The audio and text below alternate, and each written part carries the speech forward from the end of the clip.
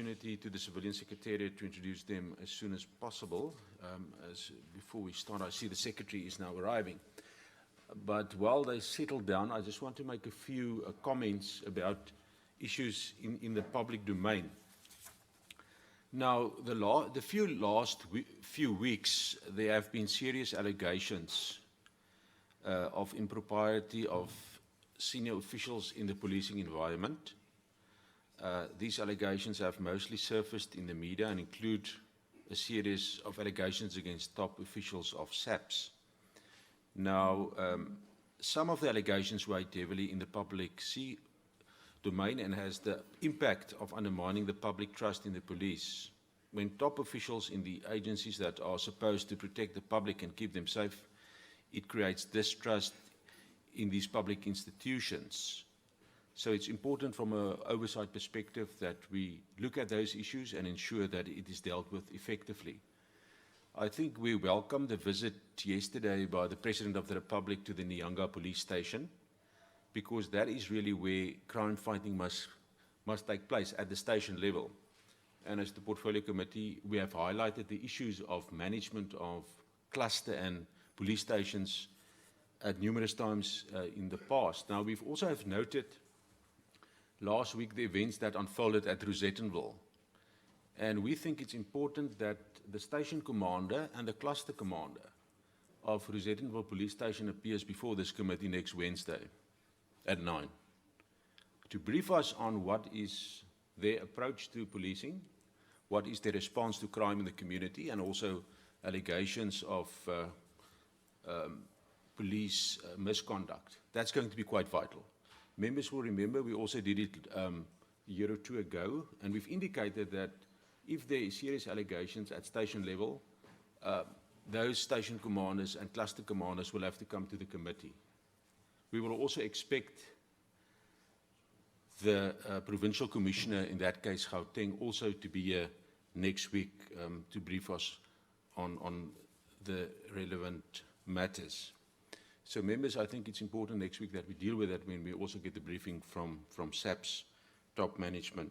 We will later today also get a briefing from IPID on the high-profile investigations. The previous week we had the acting national commissioner here, and so this week we will get feedback from IPID with regard to the matters that are in the public domain. So just that as an introduction. I'm going to now give an opportunity to members to introduce themselves, and then we'll ask the Secretariat to introduce the delegation. Morning, ladies and... Okay. Thank you, Chairperson. Good morning. My name is Akele Mbele, member of the committee. Well, good morning. My name is Philip Mhlongo, member of the committee. Good morning. Name member of this committee. Morning. My name is Pindile Mola, a member of this portfolio committee. Good morning, I'm Jerome Mage, a member of this committee. Thank you very much, honourable members. Secretary of Police, Mr. Apia, you're welcome to introduce your delegation. Good morning, Chairperson, honourable members. With me, I have Mr. Velembason and Mr. Alfred Mudau, who is the head of internal audit. My chief financial officer is stuck somewhere. There's an accident, but he said he'll be joining us in 20:15. My name is Alvin Pumuzorape, and I'm the Secretary for Police Service. Thank you, Mr. Apia. We'll then ask the Content Advisor, Mr. Irwin Kines, just to give us the short introduction of the focus areas for today and what's outstanding. Mr. Kines. Secretary, I forgot, there's also Mr. Moremi, who is acting Chief Director in the Partnership Unit. And we also have the Special Advisor Legal from the Office of the Minister, and Mr. Dixon is also hear from the parliamentary office in the ministry and of course Mr. Mahote. Thank you for that additions. Mr. Kines, you're welcome. Thank you, Honourable Chair and honourable members. Yeah, thank you. I'm going to, I've put this up, I'm sure that the members have received this particular copy. And I've just color-coded the recommendations where there's been progress from the Secretariat. Green would indicate that they've complied and implemented. Orange would indicate that there's still more work needed, and red indicates that's not implemented. The implementation of the AG recommendations, the recommendation that the committee requires the Secretary to reconsider the specifics of the corrective measures on the AG recommendations it proposes as it is to broad and generic. This was presented to the committee in November 2016 by the Secretariat. The performance targets, the performance indicators, Chair, they have been revised. The recommendation was that the committee, that the Civilian Secretariat revises all its performance and financial targets to keep in line with the SMART principles. That it has been revised, but the committee must check and engage on where and how it's been revised. Also AG recommendations, Chair, we recommended that the Civilian Secretariat set SMART targets with specific reference to its timelines and implementations of each of the AG recommendations. That was presented the 8th of November to the committee. And then number 4 there, the committee recommended that the Civilian Secretariat appoints a mandate holder with authority to implement AG recommendations within the stipulated timeframes. In the report, a list of AG recommendations with responsible officials must still be submitted so that the committee knows who is supposed to take responsibility for that. And that clearly must be work in progress. The turnaround strategy, we've asked that there be a turnaround strategy for the implementation of all the recommendations by the end of November. We didn't receive it at the end of November, Chair, but the committee should probe and ask for a copy of the turnaround strategy so that we're able to probe it at least. And then the strategic management, the recommended Secretariat strengthens the strategic management component.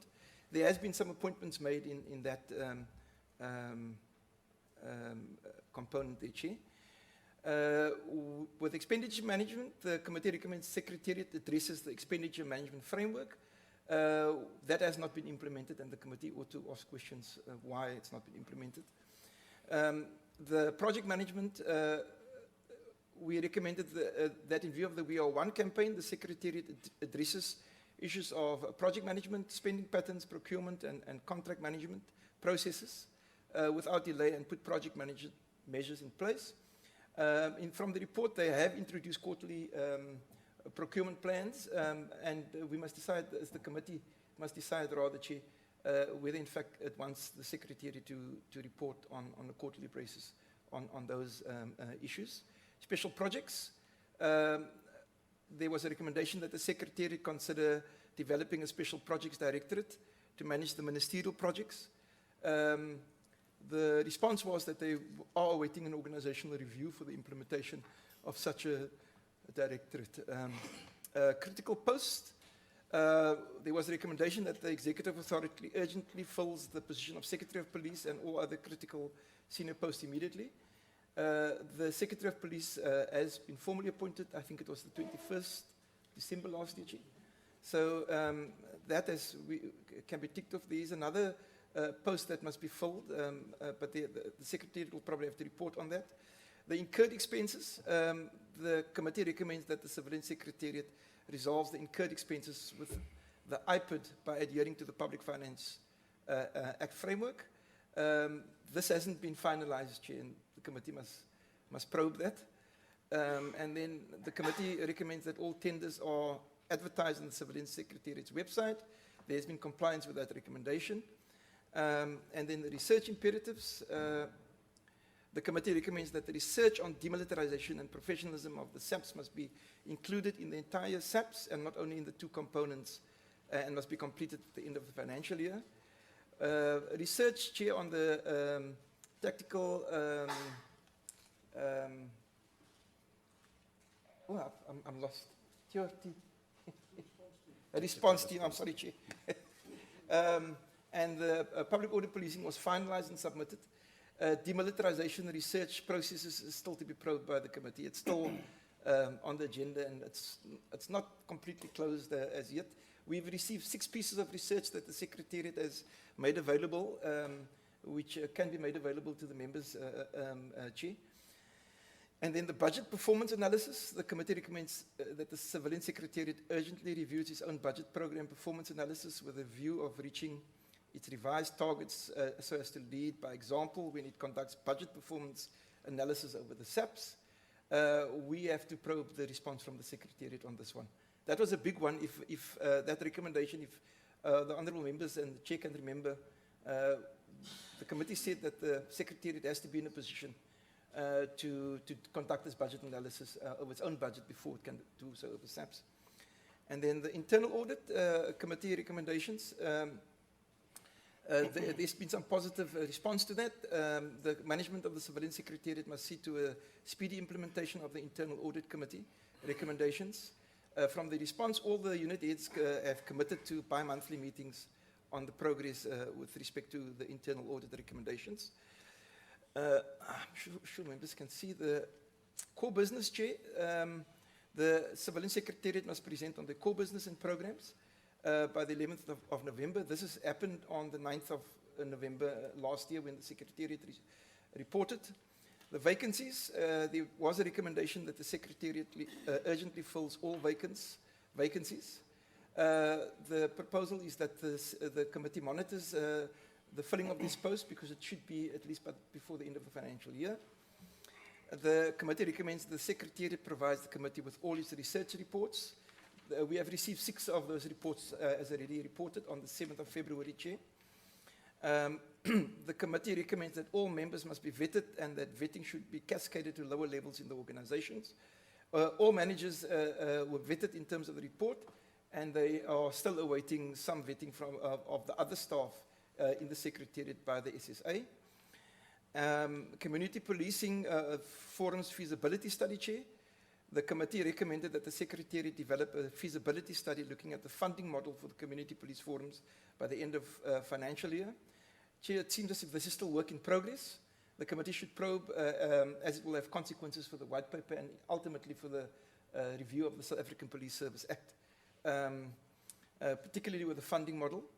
And then when we come to the funding model, there was a recommendation that the Secretariat considers the funding model of additional mandates, such as the funding of the DPCI judge and other projects delegated by the minister. This was a big issue because it was unfunded. The other one, I think, was the DNA board. The funding model to be discussed as National Treasury now, it appears, has declined to fund the additional mandates. So it's something that the committee must just keep its eye on. And then the last one there, Chair, is the committee recommends the audit committee appears before it to report on its own financial controls and adherence to the implementation of the AG recommendations. Chair, the audit committee presented to our committee last year. Thank you. Thank you. There's just one issue. There was one document that wasn't submitted in time, or what? It's not with this one, Chair. It's with the IPID, I think. Thank you for that presentation, members. I think that, yes, Honourable Member. No, Chair, it's just a view from my side that and also a warning to the committee and also to Civilian Secretariat and also the uniform members that if you take recommendation number 13 that talks to demilitarization of police, I will raise this, Chairperson, because it has been a worrying trend that I've been observing very quietly, particularly abuse of men and women in blue in the National Assembly. Because this thing of using security forces against certain party members will escalate to the community, as we have seen even in the areas of Cleveland, in KZN. We know what happened even under apartheid, when the Nationalist Party orientated security forces to act against certain members of the liberation movement, that many people had to lose their lives. So it will be very much prudent, and I think our national leadership, particularly as the FF, has actually taken this matter up with the IPID, which I think they will appraise us during their term of presentation. Related to the abuse of security forces in the National Assembly, particularly from the police, who are pushed for a particular short term, Honourable Member, at the end of the day, then committing heinous crimes against Honourable certain Member, party Honourable members. Member, sorry. And I think that thing needs to be Honourable stopped by Member, this yeah, committee. yeah. Thank you. Yeah, Honourable Member, you're welcome to make your point, but just remember that that matter of the National Assembly was referred to the Rules Committee to look at. So it's at this stage, but I mean, you're welcome to put your point of view. No, thanks, Chairperson. I'm raising it, Chairperson, as a member of this committee, because it will be very wrong for this committee to remain quiet when actually police are actually used against civilians. And I think it is prudent for this committee to actually then stamp its authority, so that even the National Assembly will take cognizance that we are actually doing our job of an oversight, of exercising oversight role. When security forces are abused for narrow political ends, I think that is why then I am actually then raising this particular point, because it's wrong. Thank you. Is Honourable Ramatlakane? Chair, there is, I thought we were going to deal with this differently. Now, Honorable Mhlongo raises his opinion and wants to make his opinion the facts. Now, I have a problem with that because that's an only opinion. And so it needs to be tested. And there is a different process, as is explained yesterday. And I know he was not in the house. There's a different process in investigating those allegations.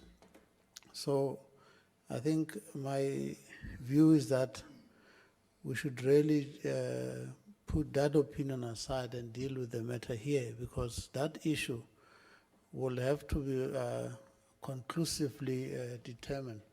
It's not a fact that security forces have been abused.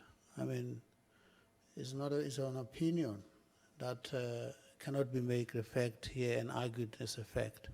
So my appeal, Chair, to you is that perhaps if we want to have that discussion, let's have that discussion, arrange for it. Let's come here with facts and say this is instances where we're talking about National Assembly and abuse. And I don't believe that those civilians has ability to abuse the armed forces. I think it's a far-fetched, it's a view, it's an opinion. I would appeal that rather let's focus on the main agenda that we have and suspend that kind of focused discussion.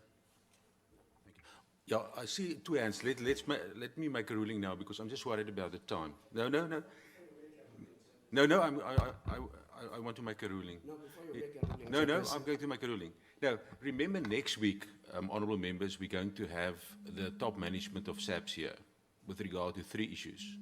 And it's now 4. Remember, I don't think the other members were here, apart from the issues with regard to the back to basics, but also in terms of dealing with the festival period, the crime stats, the 2 terms, but also we're going to call the station commander of Rosettenville and the cluster commander and the Provincial Commissioner of Gauteng with regard to the issues that happened there the last 2 weeks.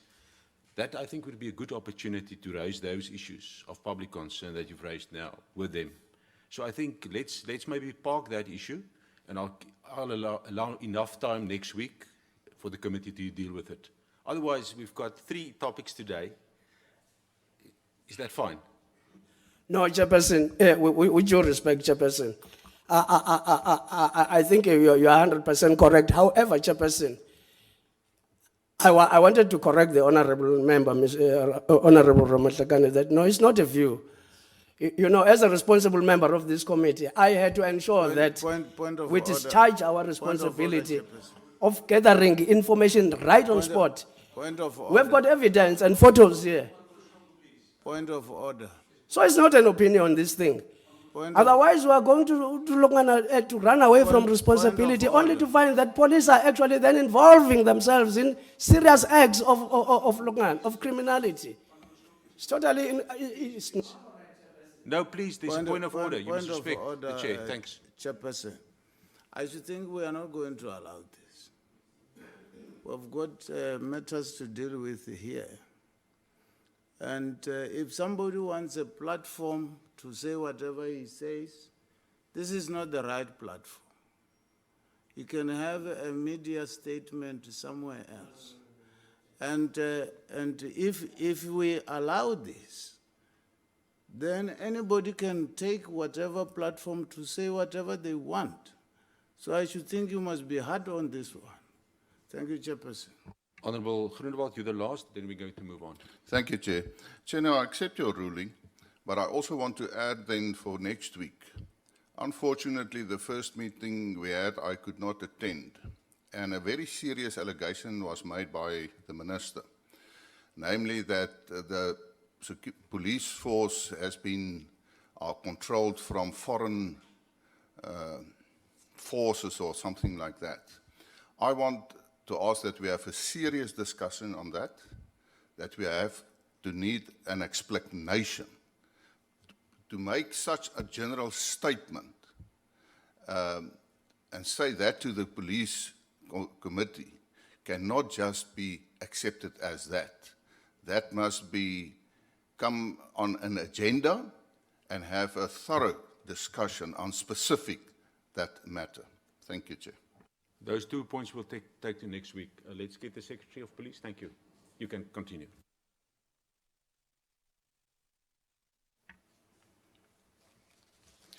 Thank you, honorable members. Chairperson, the presentation that was made actually has put me off balance because it has dealt with all the issues that if I have to go through the presentation that I have given, I will be repeating what has already been presented. So I will just go to the some areas where there is a highlight in terms of areas that we haven't addressed, but then there will be a detailed presentation on the budget. That's the detail that we will give if that is correct. But the presentation that was made by the secretary, it covers our presentation. So can I get that I just highlight those areas? I think go through the presentation because there are a lot of responses we still need clarity on. So let's go through it. I mean, I will indicate if it's a repeat, but I think it's important that we ensure that we get a full briefing on all the salient issues that's outstanding. Thank you. Okay, thank you very much, Chairperson. As an introduction, we had to remind ourselves where this presentation come from. Section 5.2 of the Money Bills Procedure and Related Matters Amendment Act provides for the Portfolio Committee to compile a budgetary review and recommendation report, which must be tabled to the National Assembly. And Section 5.3 provides for the budget review and recommendation report that contains the assessment of the department's service delivery performance given the available resources, an assessment of the effectiveness and efficiency of the department's use and forward allocation of available resources, and the recommendation on the forward use of the resources. Based on that, the Civilian Secretariat briefed the Portfolio Committee on its 2015-16 financial year annual report on the 13th of October, and then the Portfolio Committee released its final budget review and recommendation report on the 21st of October 2016. So the purpose of our presentation is to brief the Portfolio Committee on, firstly, progress regarding the reporting requests, and secondly, the response to the Portfolio Committee recommendations. On the reporting requests, regarding the action plans to address the findings made by AXA on material misstatement, including action steps, timeframes, and target.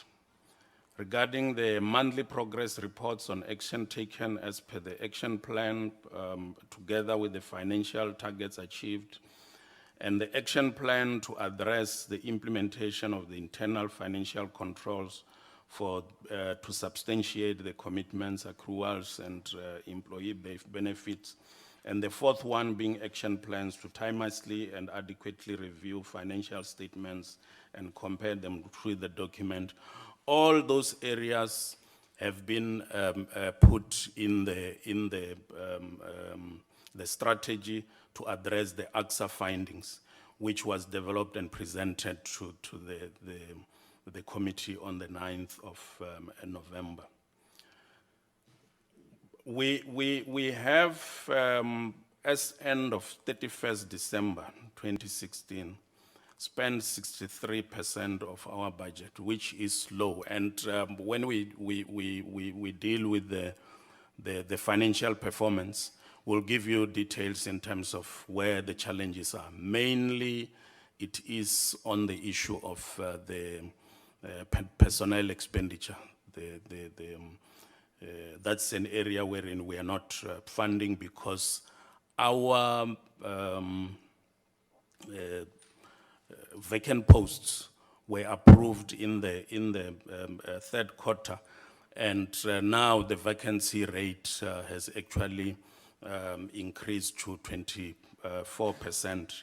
So in terms of the expenditure, that is one of the issues, but the details in terms of that will be presented later on in the presentation when we deal with the issue of the finances. Then on the issue of the appointment of skilled staff, the critical skills, we have filled in all the SMS post. I've got a full, there's only one vacant position for the chief directors. That is the intersectoral coordination and strategic partnership, a position that has been advertised, and the interviews will happen before the end of this month. So at positions which are below me, we only have vacancy.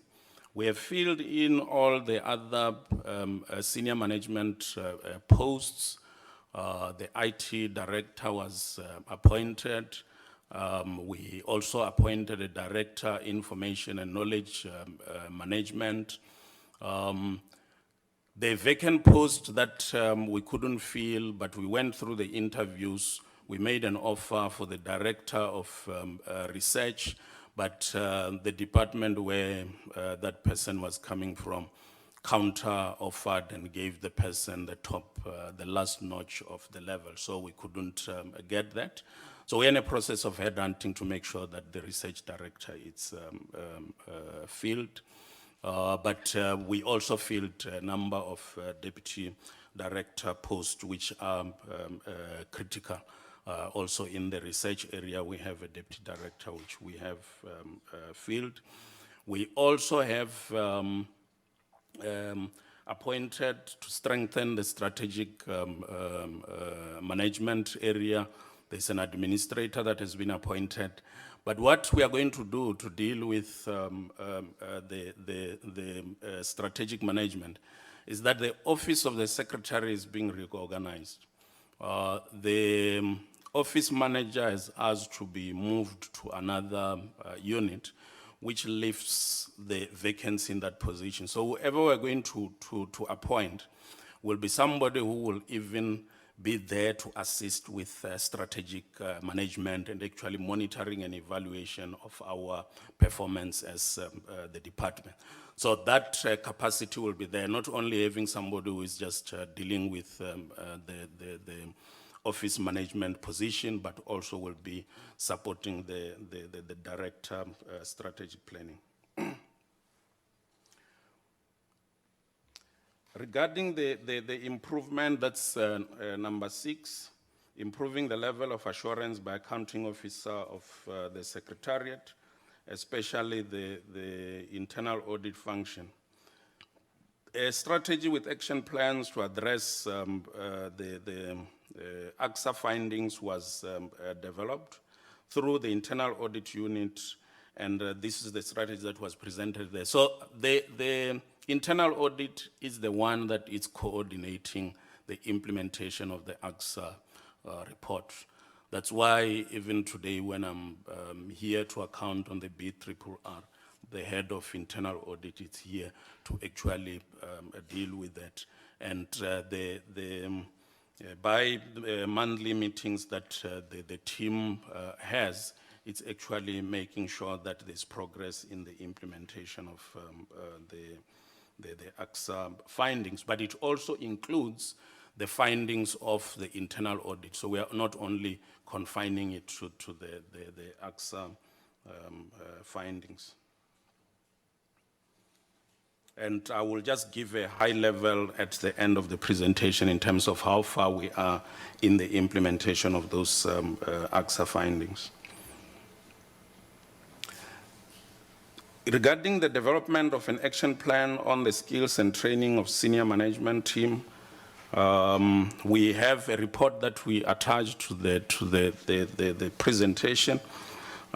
We have a departmental workplace skills plan which is being implemented, and our senior management team has attended the executive development plan. The executive development program, which is offered by the National School of Government, and there's another group which is going to be attending in this last quarter.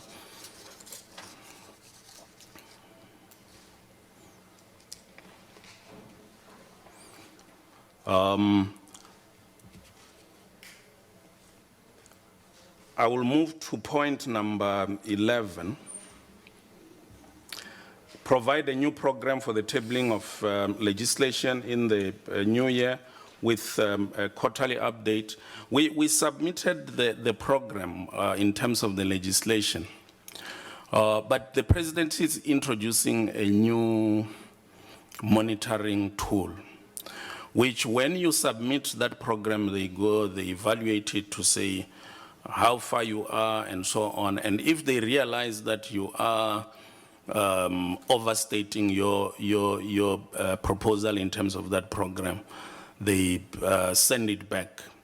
So for this financial year, the only legislation, the bill that we believe will be able to submit to Parliament, is going to be the critical infrastructure protection bill.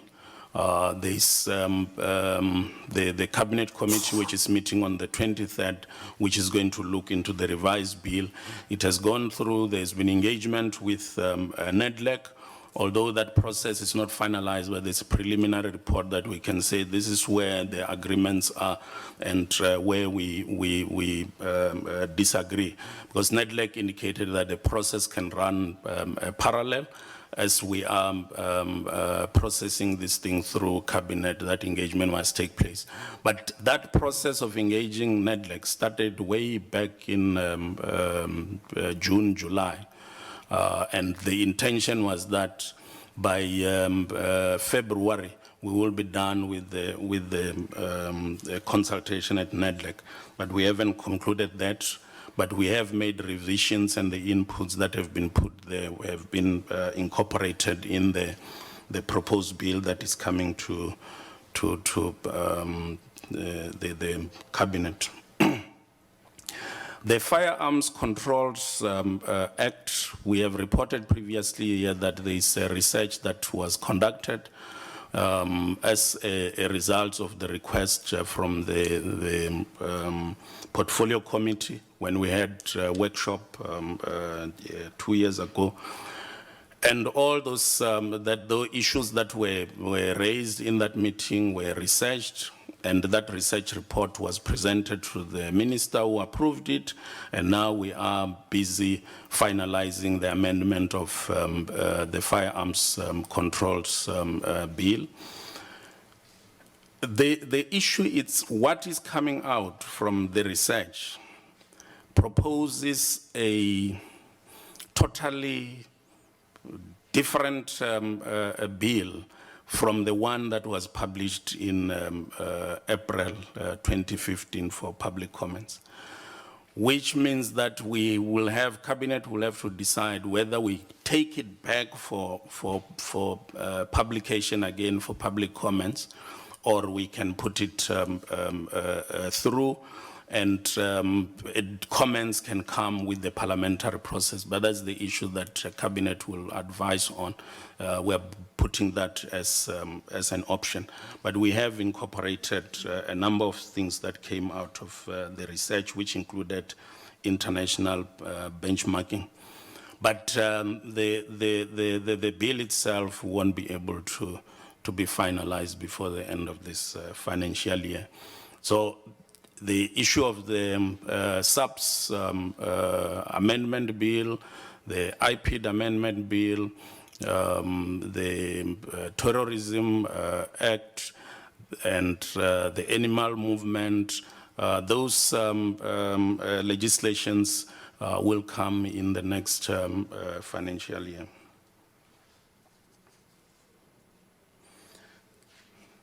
There was also a request that we should provide progress report on the functioning of the DNA Forensic Ethics and Accountability Board. And we have, we are going to, when we present our third quarter report, we will include a section that will deal with the DNA board. And I must indicate, in the positions that have been approved by the minister, it includes 3 positions that will be for the board. It includes the position of director who will serve as the secretariat to the board. It includes an investigator and an administrator. We've already advertised the position of the director, applications closed. It must be last week that the application closed, and we are busy with the process of shortlisting.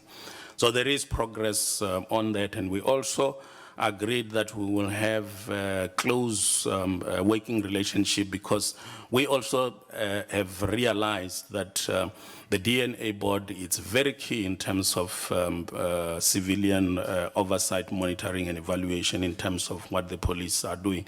So it's an institution that we need to make sure that it's strengthened to make sure that the police effectively do their work.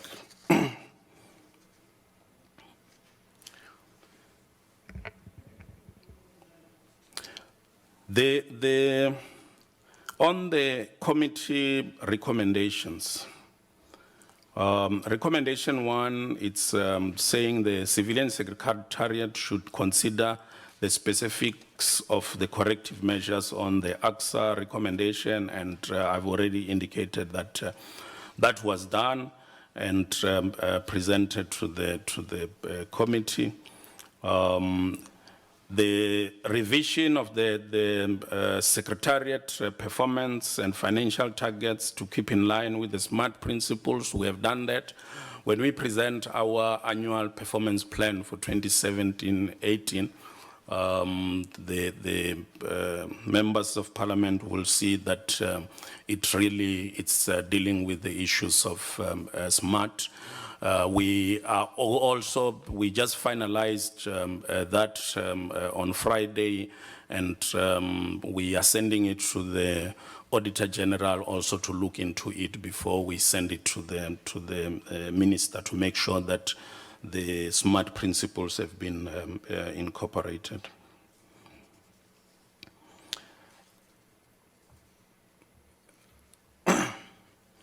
The appointments, it says, one of the recommendation here is that the Civilian Secretariat appoints a mandate holder with the authority to implement AXA recommendation within a stipulated time. The authority to implement the AXA recommendation rests with the line function. So what we did is each one of the line managers signed and committed that they are going to implement the areas that pertains to their own responsibility. They've signed that commitment, and the Director Internal Audit is coordinating the implementation of those findings and the recommendations.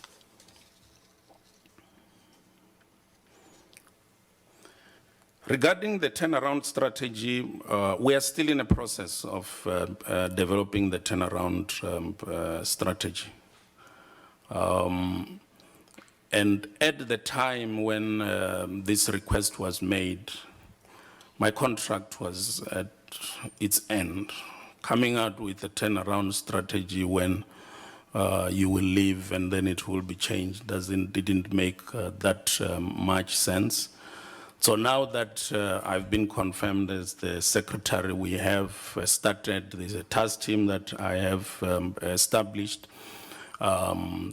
Firstly, the first one was to deal with the issues of capacity. Do we have the capacity to implement our mandate? And an assessment has already been done. A presentation was made to EXCO. There is a task team that we have established, which is going to be looking into the organizational structure. There is also a task team which will look into the organizational structure, will specifically, as the first step, deal with the issue of our partnership unit.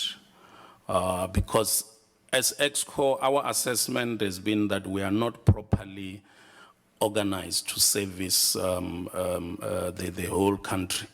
And that task team is going to come out with the recommendation. There need to be reorganization. So these are the first steps that are there. And we can share this with the committee in details if that's required. But we haven't put it in one turnaround strategy. As I indicated, the challenges at the time.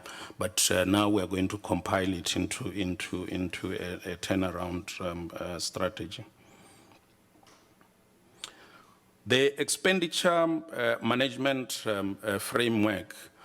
One of the key issues on the expenditure management framework is the implementation of the LOGIS.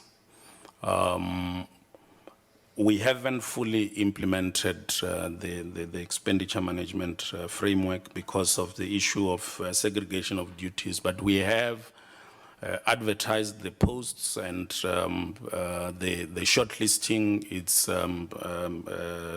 finalized. So the positions will be filled by the end of February. And that is the piece of puzzle that actually will bring in the issue of the expenditure management framework. And we also, in the positions that have been advertised, 9 of those positions are from finance to fill in, to build the capacity in there, and it will actually assist in strengthening the unit. But also at the same time, the audit committee has recommended quite strongly that before we finalize our annual financial statements, we will need to give it to an external person to actually look into that. And we are in a process of finding that support for an external person who can look into our finances before they want that to be done before it comes to the audit committee. So those are the things that we are doing to address that. Regarding the establishment of the project management office, what we have introduced at this moment, it's the quarterly procurement plans, because if you have quarterly procurement plans, you also, it forces you actually to look into your projects and make sure that they're implemented. But we will look into the issue of the project management office when we finalize the organizational structure. And I want to indicate that the white paper on policing, it actually calls for the Civilian Secretariat for Police to become the Department of Police, which means that the Ministry of Police, the Office of the Minister, becomes part of the Civilian Secretariat. And they have a program management office that have been established. Part of looking into the structure will also include how we can bring that program management office into the Secretariat. So all that will be addressed in the revised organizational structure that we are working on.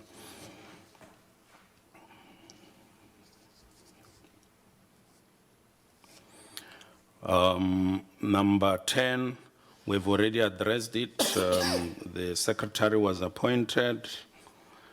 Number 11 deals with the issue of the costs incurred on behalf of IPID, the legal costs.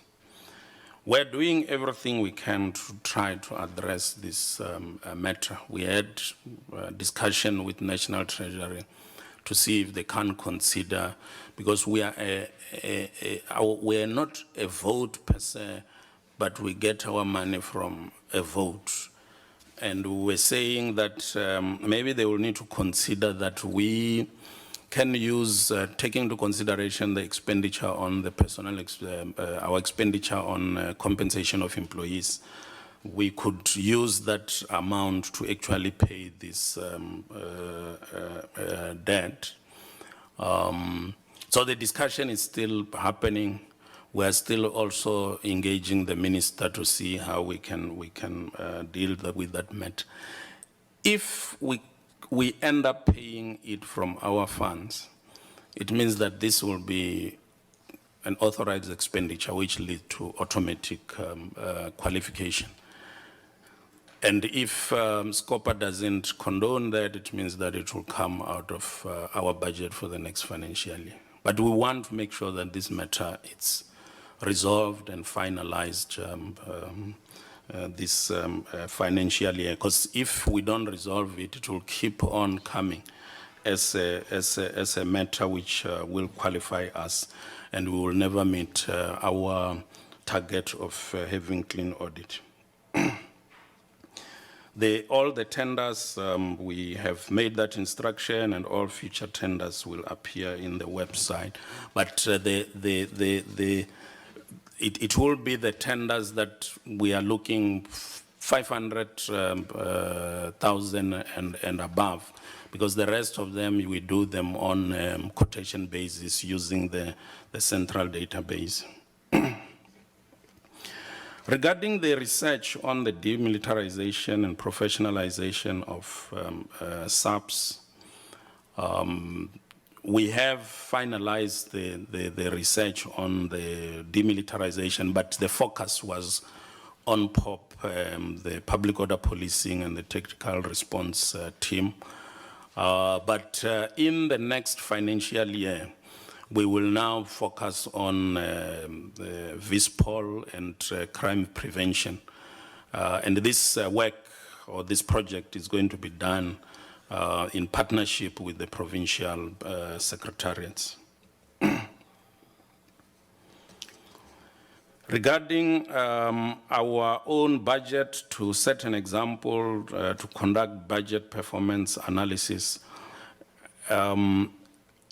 we are strengthening our finance unit, but at the same time also we are, as part of reviewing the organizational structure, we are also going to look in terms of the financial analysts in the civilian oversight monitoring and evaluation unit, so that we have people who have got skills, financial skills in our M&E, and they can actually even do the same analysis for our own budget to make sure that we are strengthened. So we are looking into that matter, and we feel it's key if we want to see a turnaround of the management of our finances.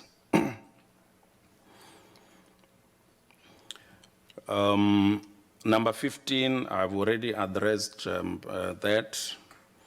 Number 16, which we have already presented.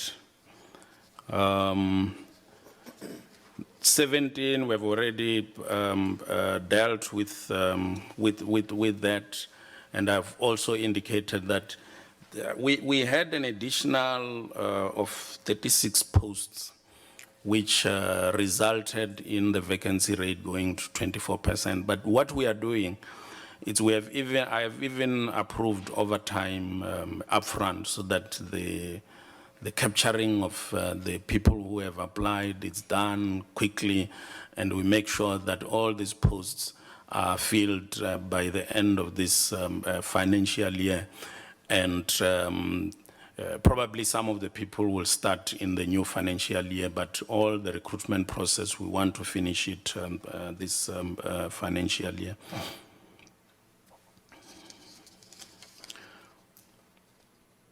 The research reports, we already submitted them on the 7th of February.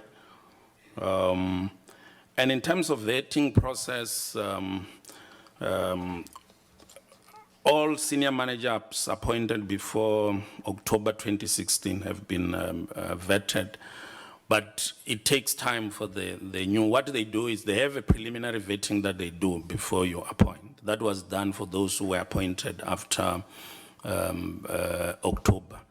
The preliminary vetting was done, but now, because especially the chief directors, they need top secret vetting, and that process takes longer, but they have already completed all the required forms. We're just waiting for the process of the State Security Agency. We have requested the State Security Agency to assist us with the vetting of the rest of the staff, and it will depend on their capacity. But we are engaging them to make sure that that is done. Maybe when we do our quarterly reports, we will brief the portfolio committee in terms of the process, the progress on the vetting process. The feasibility study, or the funding model for the Community Policing Forum, the funding model, what we are looking into is that we are revisiting the policy, the CPF policy. And this work has started. There's been engagement with SAPS. There's been engagement with the chairpersons of provincial CPF boards. SAPS has requested that we make further consultation with 4 provinces on the policy. And once that policy is finalized, then we will address the issue of the funding model. Different provinces have got different funding models that they have shared with us, and we will look into that funding model to come out with a funding model which will be for the whole country. Regarding the funding model for additional mandates, such as the DPCI and other projects related to the minister, we are engaging National Treasury in terms of the additional mandates that we have.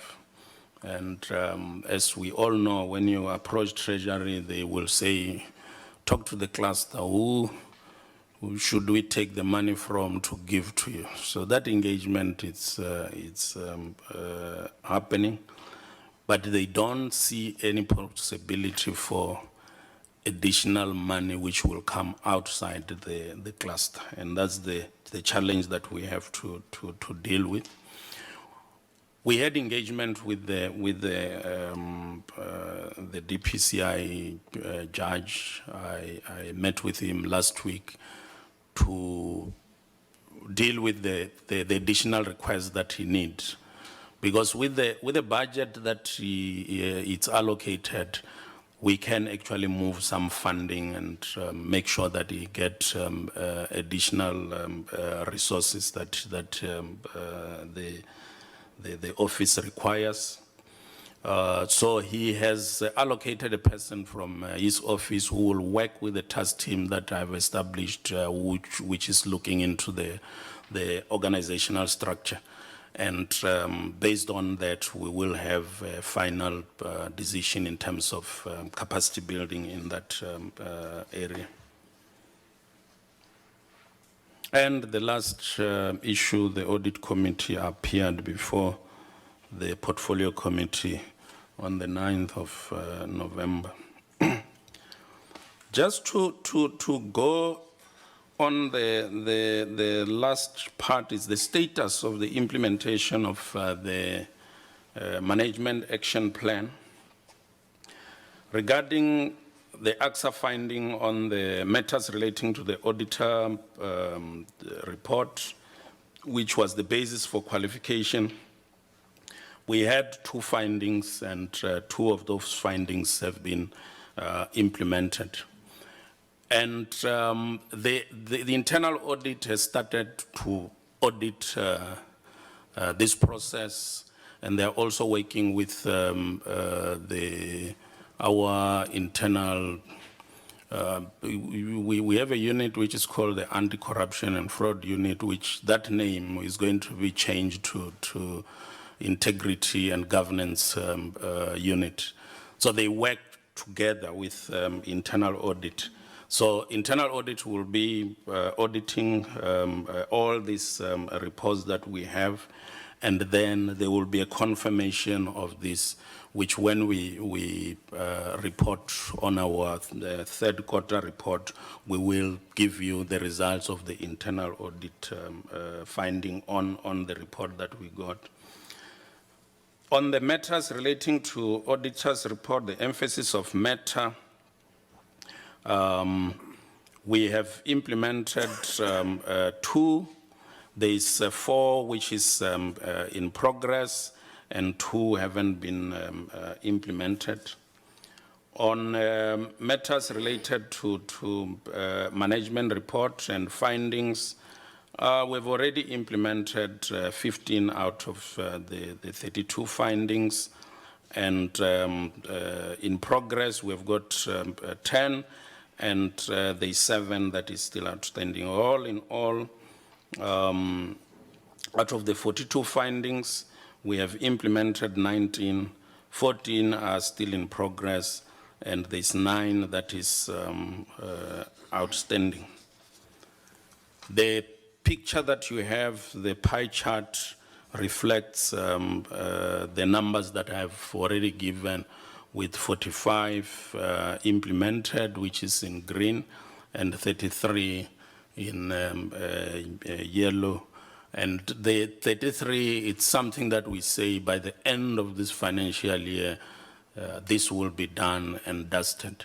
So the red, it's one which we're saying we might not finish the implementation of the red by the end of the financial year. That's why it's we are in danger on that one, but that number could reduce. My CFO is here, so he's going to deal with the budget expenditure report, and the report that we're presenting will be as at 31st December 2016. But I'm sure he will be able to answer questions regarding the recent figures. Can I hand over to the CFO, Chair? Thank you, Mr. Appiah. CFO, you can continue. Thank you. Thank you, Chair. Thank you, members. Good morning, colleagues. I'll just present the status of the department as at the end of December. The last line will show that we had a budget of about 592 million, of which we've already spent 69.6 million of that, which actually translates into 63%. So that is as at the end of December. But maybe I may share with the House that as at the end of January, as the department, we had already spent about 70% of the budget. And you'll also note that our projections in terms of how far will you go as the department, as the Secretary has indicated, that with the issue of us not being able to fill all the vacancies on time, our projection was that as at the end of the financial year, as the department would have spent about 88.6%. That was the view as at end of December. But with the recent view, looking into the January expenditure, we've actually revised that figure from 88% to about 86%, which in essence means that as the department, we might have an underspending of about 15 million. And of that 15 million, the 12 million will relate to compensation of employees, and the 3 million will actually be some funds that we're trying to intensify the cost curtailment, with the view that we might have some money that we save there in order for us to be able to pay the IPID money. And is the 12 million of which we had actually engaged even Treasury to say to what extent can they actually allow us to use that money in making sure that we can use it to pay the IPID. As you know, that the compensation of employees is reinforced in all the departments. But we have actually requested them to see if maybe we can have an environment for them to allow us to move that money. The next slide, slide 23, it will talk to economic classifications. So as I've indicated, when you look at the current payments, which talks to compensation of employees and goods and services, as the department, for compensation of employees, we had a budget of about 79.4 million, of which we are saying that we spent as at the end of December, we had spent 48.6 million, and that translates into 61.2%. But as at the end of January, our expenditure is now standing at about 54.5 million, which actually translates into a percentage of 69%. So that is in terms. The goods and services, as at the end of December, we had spent about 19.8 million from a budget of 29.3, which actually translates into 67.9%. And as at the end of December, as at the end of January, the expenditure for goods and services was standing at about 71%. But as I've said, that we've tried to intensify the cost curtailment in order to make sure that, with the hope that we might make some savings to make sure that we pay the IPID debt. And in terms of capital assets, our expenditure as at the end of December, it was 794 from the 1.5 million, which means that there was a saving of about, there was an underspending of about 737,000. When it comes to this, we also foresee an extent that we might also somehow underspend on this one, maybe by about 400 to 300,000, due to the fact that some of this money was actually allocated for the new staff that we are hoping to employ. But with us not being able to have employed everybody by the end of the financial year, it seems that there will be some savings on that thing. But as you may know, that money is also ring-fenced, so it means that even if you don't spend it, there's no way that we could use it for any other function. Slide 24 is just giving us details of compensation of employees as at the end of December. We are saying that within the administration program, we had a budget of about 33 million, of which we are saying that 21 million by the end of December had been spent, which actually translated into 63.4%. When it comes to intersectoral coordination and strategic partnerships, there we had a budget for COE of about 15.4 million, of which we are saying that 9.9 million we had already spent by the end of December, which actually translates to 64.3%. And when it comes to legislation and policy development, which actually is a program that includes the DPCI judge budget, as at the end of December, we had spent about 9.3 million out of the 16.3 million, which actually translates into a 57.4%. Civilian oversight, monitoring and evaluation, we have a budget of about 14.3 million, of which as at the end of December, we had spent 8.1 million, which translates into 56.5%.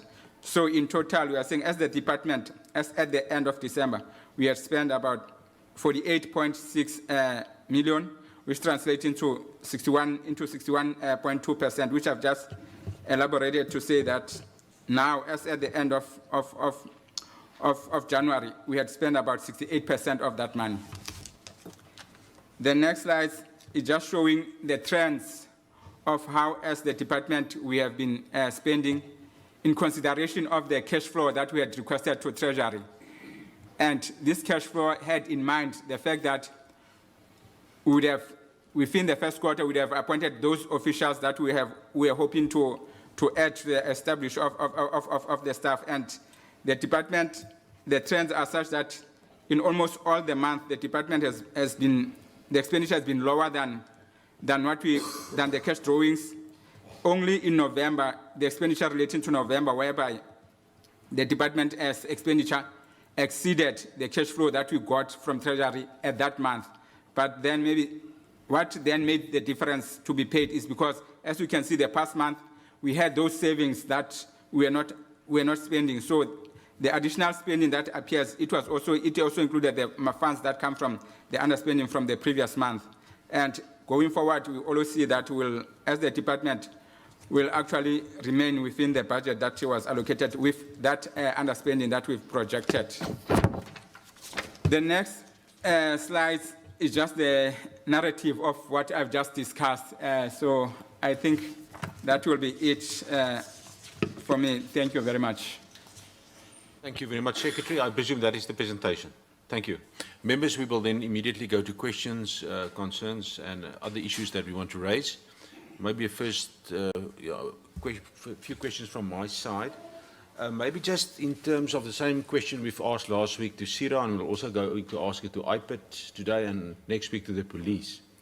In terms of your declarations of interest of your top management, whether it's in place, and if you can provide that to us as a committee, those declarations.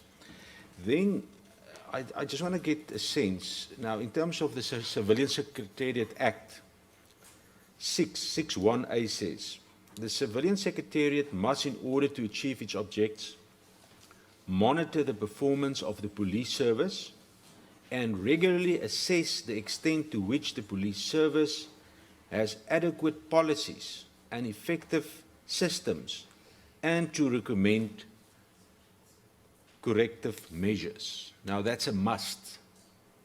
So I want to get an indication from you, sir, what corrective measures have you made available to the police service in the last 12 months with regard to that main function that you have?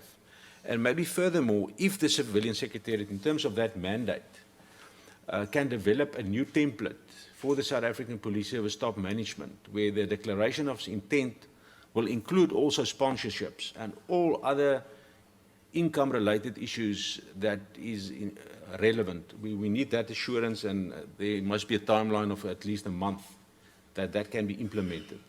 So we need assurances in our cluster that all top management, and it is all managers, do the necessary declarations of interest, and that declaration of interest must include everything. whether it's assistance, sponsorships, gratuities in kind, we want that. And we also want the physical forms lodged with this committee. We need that. I just want to stress the importance of that factor. Let's go to Honorable Mula. Thank you, Chairperson, and thank you for your presentation. I heard that the post of the Secretary of Police has been filled. When was it filled? And I want to congratulate you on your appointment, Mr. Rapier. My second question, advertisement of post. You are telling us here about the shortlisting interviews will take place before or month end of February. Can you please be specific about the dates? Because before and month end does not say anything. My second question,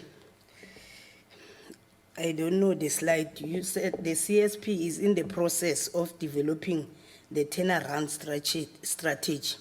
How far is it going to take place? Is it 6 months or a year?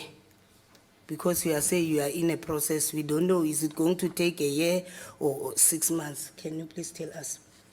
In slide 19, you said 9 findings are outstanding. What are the reasons for not being implemented, and when are you planning to implement them? You are talking about the additional of 36 posts. Are these posts funded or what? Thank you. Thank you, Honorable Mula. Honorable Mavunda, are you fine? Honorable Groenewald, thank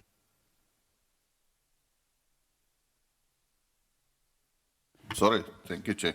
Chair, now I want to come back to what was said about the amendment, the Firearms Control Amendment Bill.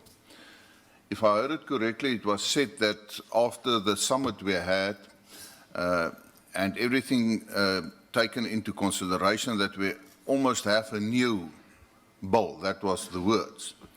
Now, Chairperson, I want to know what assurance do we have that if the bill is then finalized, the amendment bill, that there will be an opportunity for the public, according to the normal process, to give new inputs as far and comment on the new amendments made in the bill. Thank you. Honorable Member, Honorable Marke. Thank you, Chairperson. On slide 17, the funding model for community police forums.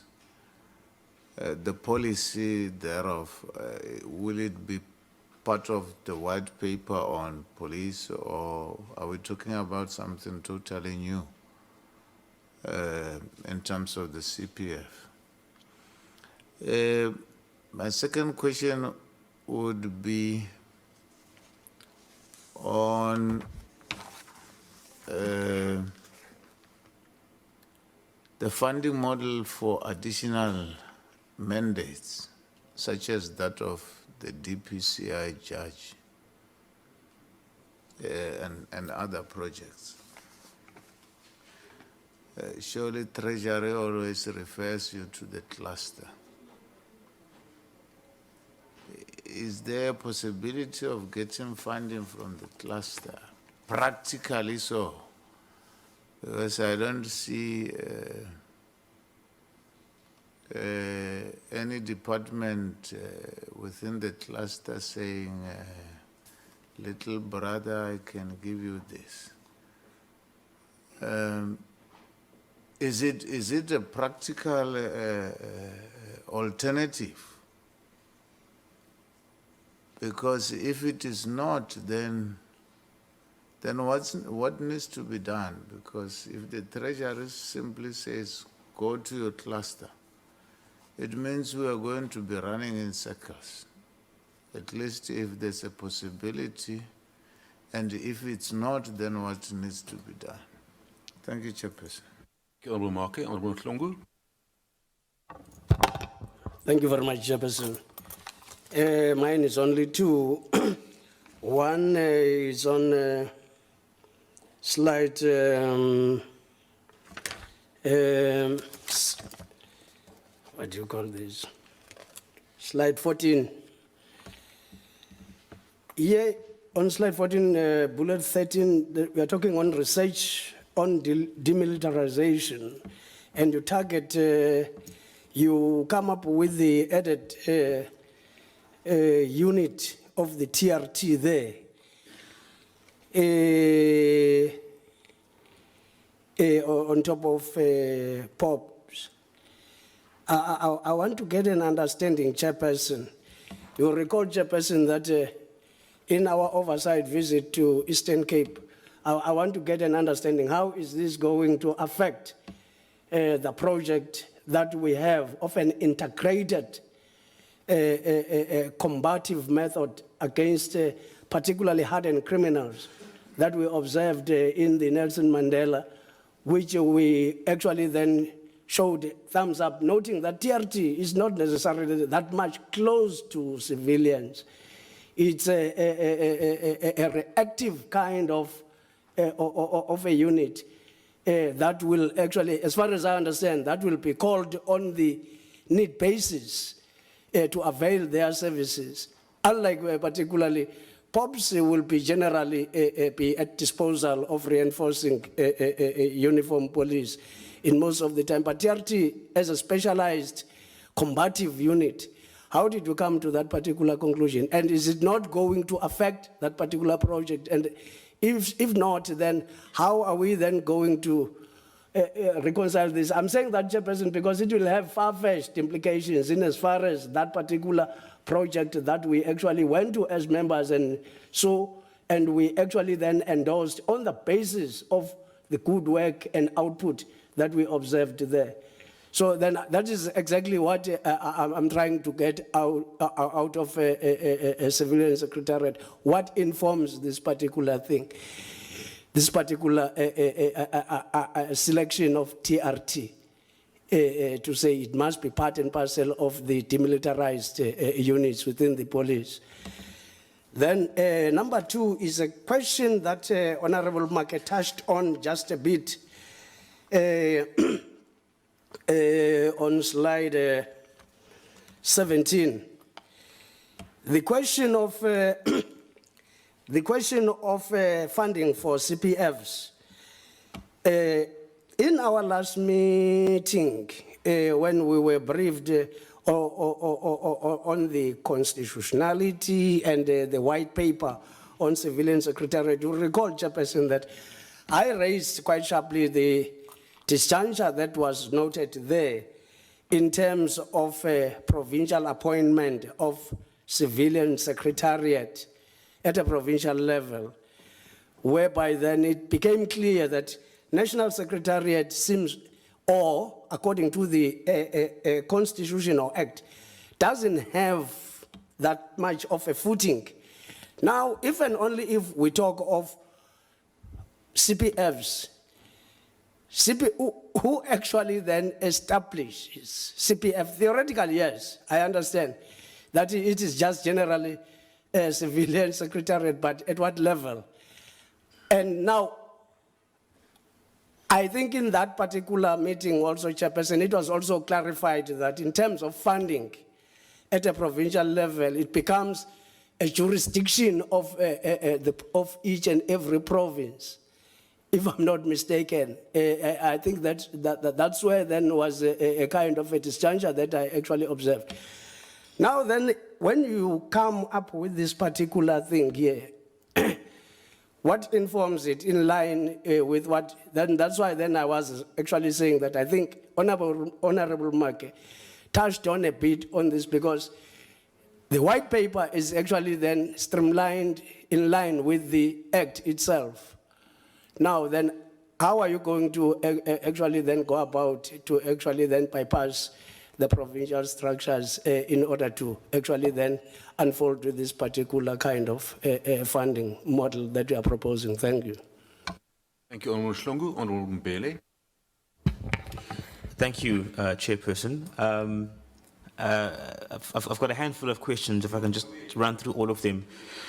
I mean, just the first observation is that the feedback from the Secretary about the vacancy rate of 24% that has emerged over the past couple of months, it sounded like, is concerning. That's way above the Treasury stipulated threshold of what would be acceptable. I hear that there are plans in place to address that in the next short while. In terms of advertising posts, there's overtime funding allocated to expedite the processes, so hopefully that addresses it.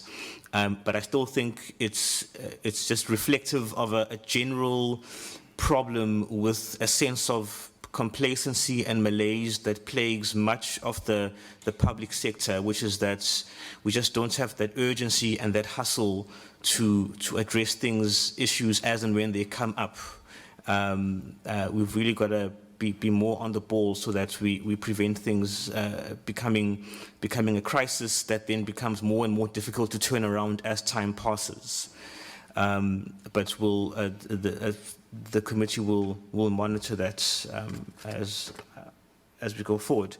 My first question, Chair, relates to the feedback, the status updates on Committee Recommendation 7 that we got in the presentation. That was on slide 11, in which it's explained in terms of addressing the expenditure management framework. The feedback is that they haven't been able to activate LOGUS due to staff shortages, which blocks the department's ability to segregate duties on the system. The question that comes up for me on that one is, the Civilian Secretariat has been a designated department since 2014. So one would have assumed that the requirements in order to implement and interface with all these government systems, LOGUS, BAS, there's any number of acronyms floating around, would have been planned for from the beginning, so that as you roll out operationally, you just plug in and play, essentially. So why was this requirement not planned for in terms of making sure that the post establishment is set up such that you are able to interface with LOGUS to implement it the way it's supposed to be?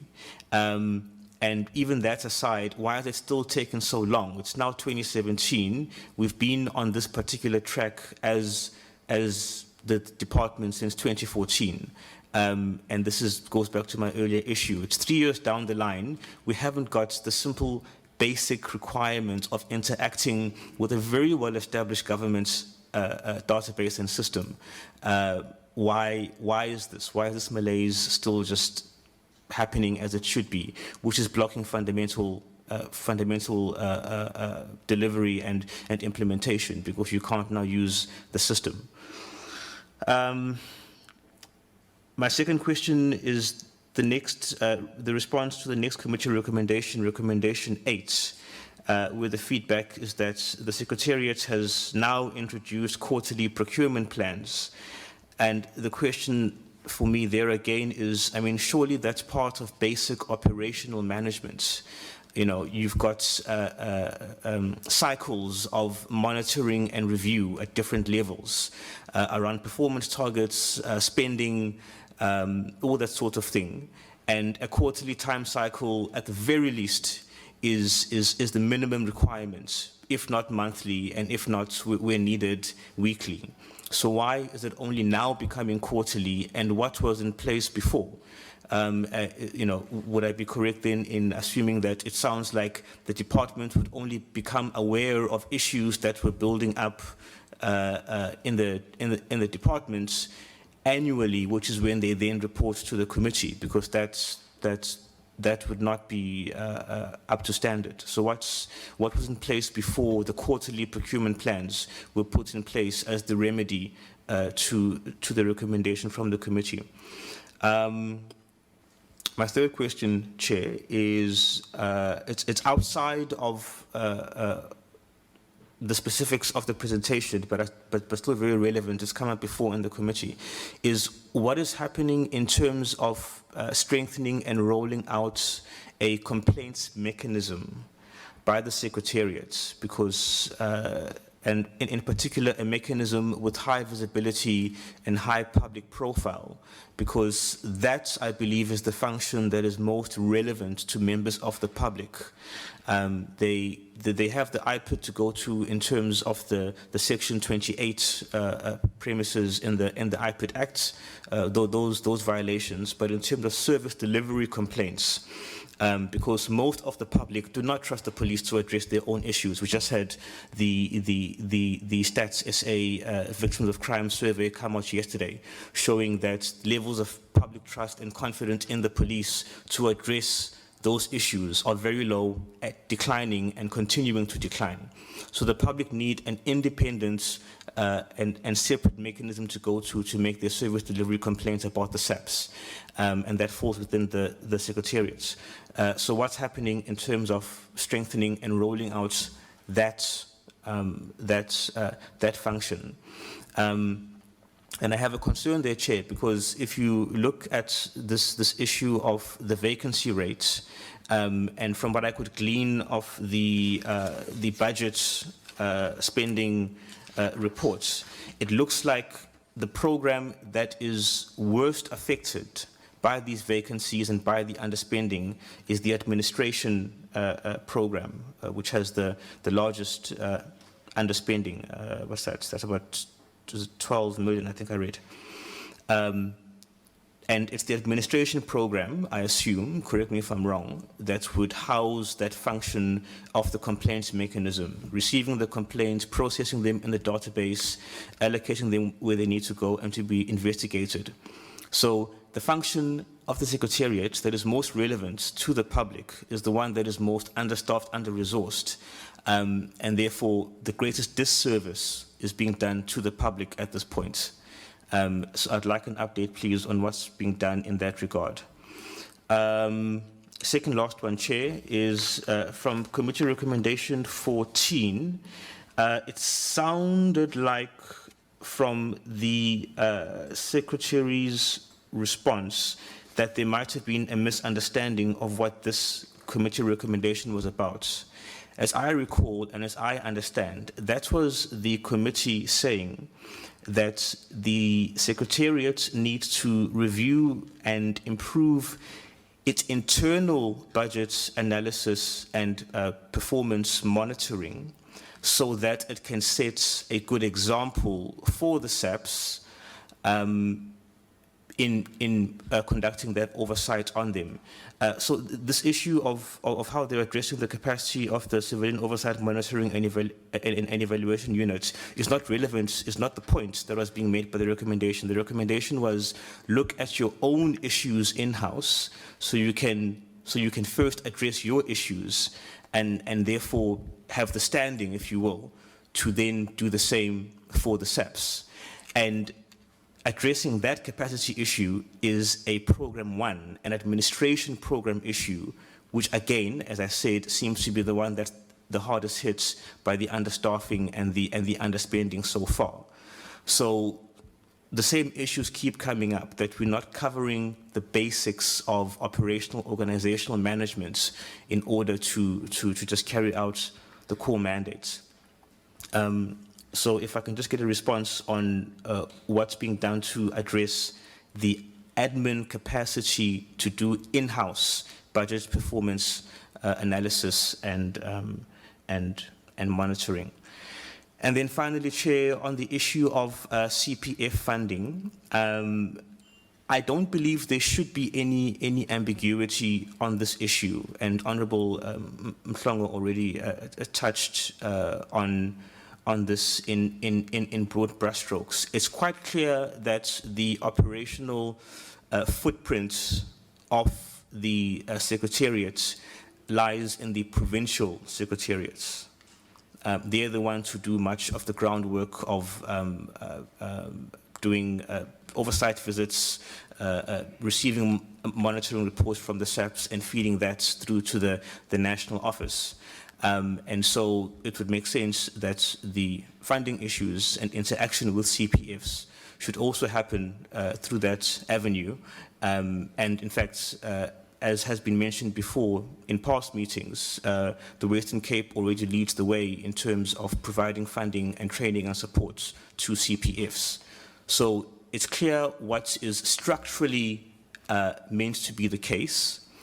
We already have the model and the example in the Western Cape as to how you support and you channel funding in that regard. So I don't think there's ambiguity there, Chair. It's simply a matter of refining and fleshing out whatever might be needed to upscale that at a national level. And the concern I have here, Chair, is I started looking at there was the policy on the community safety forums that was sent out to the members last week or earlier on this week. And I haven't finished it, but I started going through it, and from what I can tell, it's a bit of a wishy-washy concept. And I'm worried that because CPFs form part of that, what's going to happen is that the funding obligation is going to be fobbed off to the CSFs, which are this amalgamation of every Tom, Dick and Harry in the public sector, and things are going to fall through cracks because nobody will take responsibility for specific functions and for specific responsibilities, as we see in the border security environment, where nobody wants to buy vehicles, truck scanners because no SARS must do it, no Home Affairs must do it, no SAFs must do it. No, we've got the blueprints, we've got the example and the model. Let's just charge forward with that and replicate across the landscape, as opposed to trying to reinvent the wheel. So just a response as to whether the Secretary and his department do not think that there is no cause for ambiguity here. We know what needs to be done, and it must go forward in that way. Thanks, Chair. Thank you, Honourable Bailey. Honourable Ramtakani. No, thank you very much, Chairperson, and thanks to the Secretary of the presentation. I've got just a few questions, but before I get to those questions, I think from where I'm sitting, the community policing forums, in a broad sense, has a role to play in a fight against crime. It's actually not as prescribed Dr. Duke and Harry. It's actually an important structure that brings all, if you like, actors that has to do with crime in a locality. So it is very important because it's an integrated way of dealing with crime and solving problems, rather than only depending on the reaction program of CPF. CPF is the only one structure that is linked to the police. So the integrated approach we support from our side. I mean, the Community Policing Forum, in my view, they have been very slow, uneven, sometimes not even driven for them to be able to realize, to implement.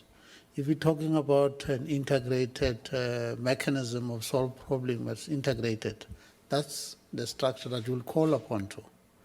And each role player has a role to play in that. If you're talking about the Department of Social Development, they have a role. Every department has a defined role in the Community Policing Forum, but it's CPF, the broader forum of communities. I think this issue about the CPFs and the funding of CPFs and the recognition of the CPF, I'm equally concerned about in terms of funding for it. And I mean, there is various provinces funded differently, but there isn't any aggressive policy directives in terms of that funding. It takes time for it to happen. I mean, the Western Cape will do their own implementation, but by and large, it will be more of a fusion of not necessarily a CPF, but a neighborhood watch who are infused as if they are CPF when they are not quite CPF, they are neighborhood watch, which is a project that is linked to the CPF. CPF is supposed to be the main.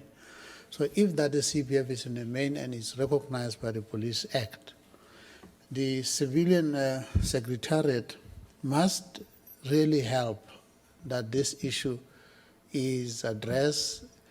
At the moment, if an MEC likes it, secretariat will support because it's part of the department. Others, if they don't, they will say there's no money for it. So directives in terms of policy becomes critical going forward on that.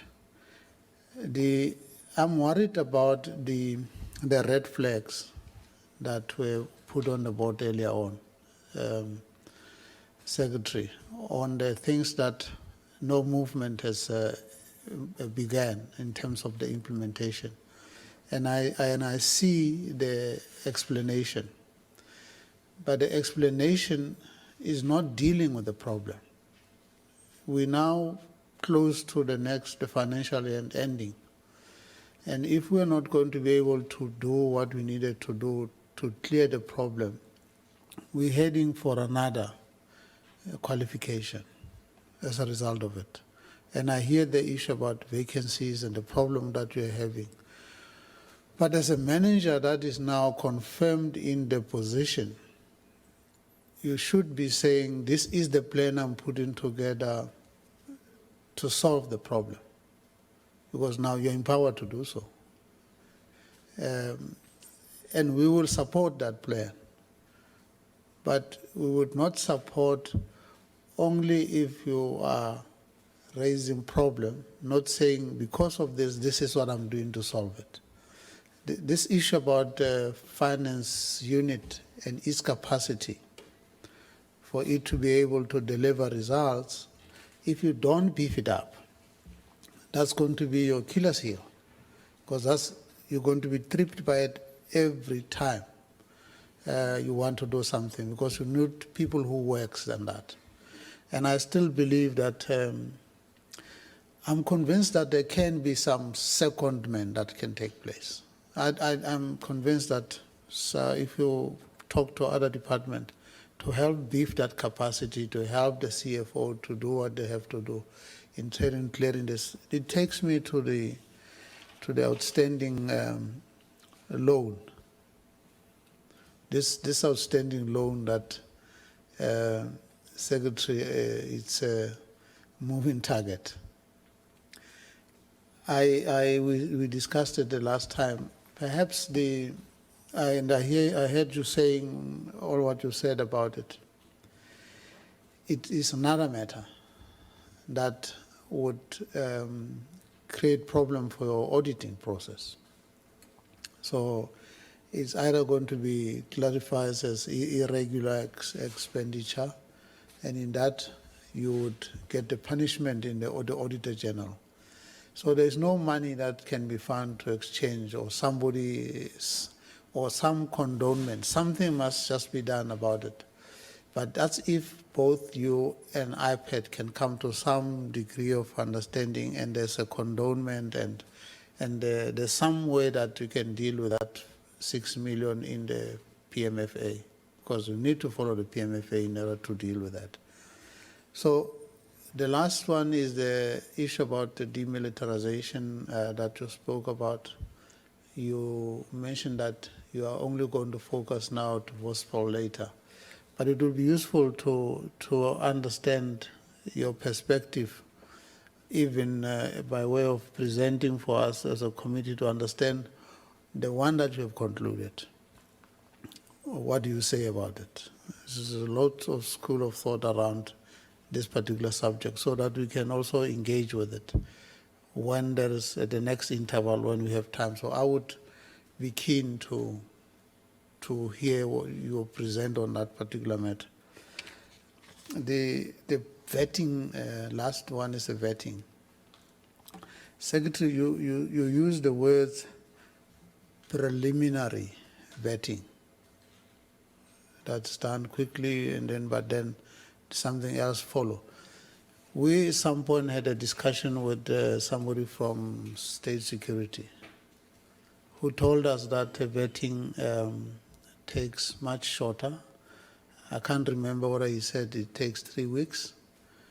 But he came to say we should not worry about vetting. It takes shorter, 3 weeks they are able to finalize it. But if you say it's preliminary vetting,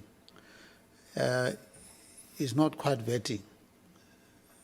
It's not vetting, it's basically just checking records. But vetting is subject, or it concludes whether you get employed or not. If your job that you're going to be working is a sensitive area. So if it's preliminary, what then happens from preliminary to finality? How long that process take? That which you call preliminary forms and so on. Those that fall within this category, are they now completely vetted? Or are they still working with the status of preliminary being vetted, which does not take you to secret or top secret, it's preliminary. And I don't know exactly what does it mean, this preliminary vetting. Thank you, Chair. Thank you, members, for those questions. Let's get the responses. Let's keep it concise, to the point. We're running a bit out of time. Thank you. Thank you, Chairperson, honorable members. The first question that I want to do is from the chairperson on the declaration of interest. Is it in place? Yes, our declaration of interest, we have declared, all the senior managers have done it within the time frame, 100% declaration. And we even got a report from the Public Service Commission, which says, because we do it electronically now, so it's much easier. We got a report from the Public Service Commission where they highlighted certain things to the minister and say, we have identified that the following people have got certain business interest. Minister explain in terms of doing remunerative work outside the business, where those approved and so on. So we can provide the report for the declaration of interest. In terms of the details, or even if we get an independent report which comes from the Public Service Commission, it will even be better. I don't know whether we should request that and then they submit it to you. I think it will be much better if it comes from them, including the details. Because some of the declaration, some of the people, they wouldn't want them to get into our hands. But if it's coming from the Public Service Commission directly to you, then I think the issues of confidentiality will be preserved. The issue of the monitoring of the performance of subs, we've done a number of, because usually the performance we will measure it like we'll go and we say the police station performance, there's reports that will deal with those, and there will be recommendation to say these are the interventions that the police need to take, and we will have a letter that comes from the minister which says, please also submit me an implementation plan for the recommendation that comes from those reports. We can actually come out with a report that gives you everything that we have done, the same as what we do with the DVA, which we submit regularly. It goes into the details, what are our findings, and we also do the recommendation, and in most cases we'll work with them to improve those. So we can make, I don't know whether it's a written submission that you would want, or should we have a presentation? Just a written submission of all the issues you've dealt with in terms of Section 6, because it raises, I mean, it's the issue of oversight. And it's also about the implementation of the Secretariat plan, but also the issues that's in the public domain about SAPs. Our view as the committees, we must ensure that SAPs, they must act in terms of the law, the top management must act in terms of the relevant prescripts. There can't be shortcuts, there's no exceptions. So, that is the approach we're going to take. So we'll await that list. Yeah, we will present, submit that report in writing. The next question is, when was the position filled for the secretary? Cabinet approved the appointment on the 7th of December. But then there is a process, because the Department of Public Service and Administration, for all heads of national departments, they are the ones that will inform. So once the minister got the letter from the Minister for Public Service and Administration, he effected the appointment from 21st of December. So it's from 21st December, and it's for a 5-year term.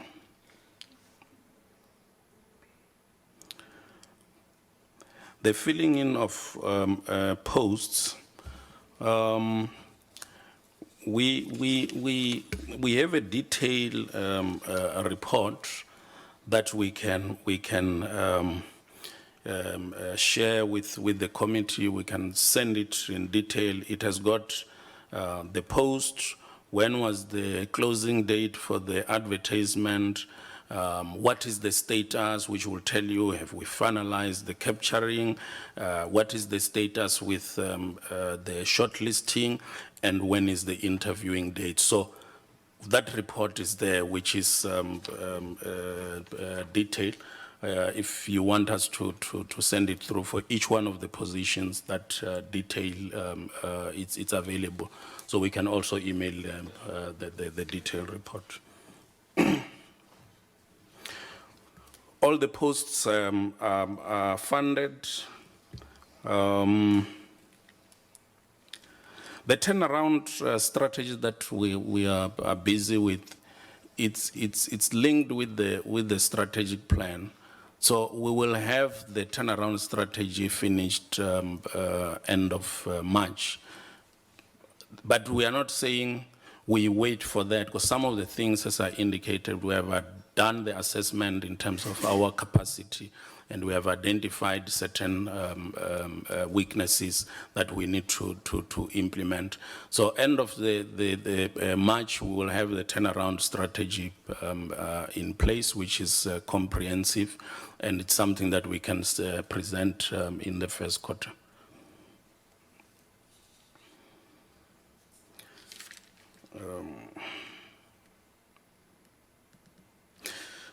On the issue of the Firearms Control Act, the amendment bill,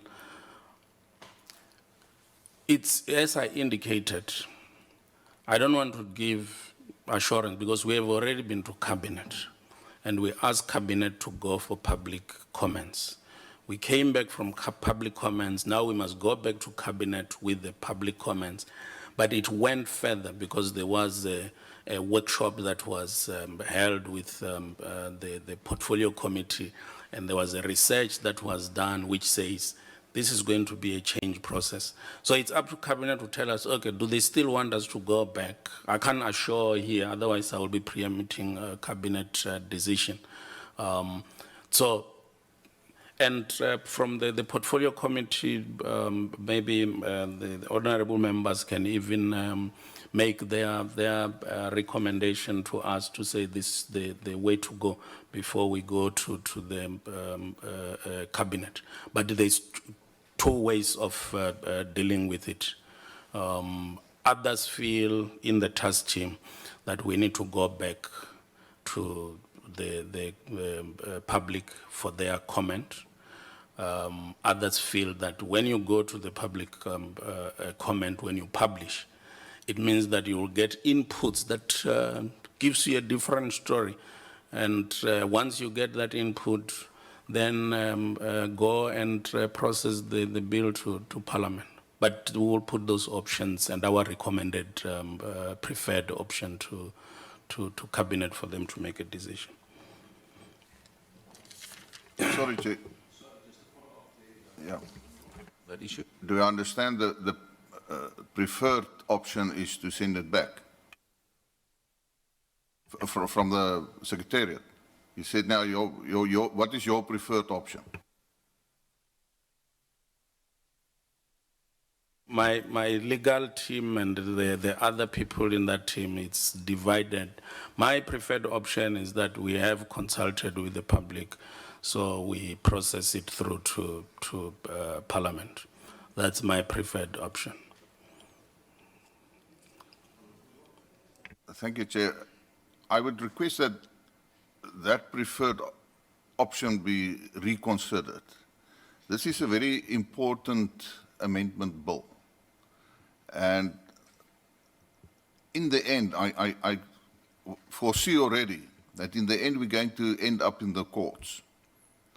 And I would ask the Secretariat to reconsider to make sure that the public have ample time to give their inputs.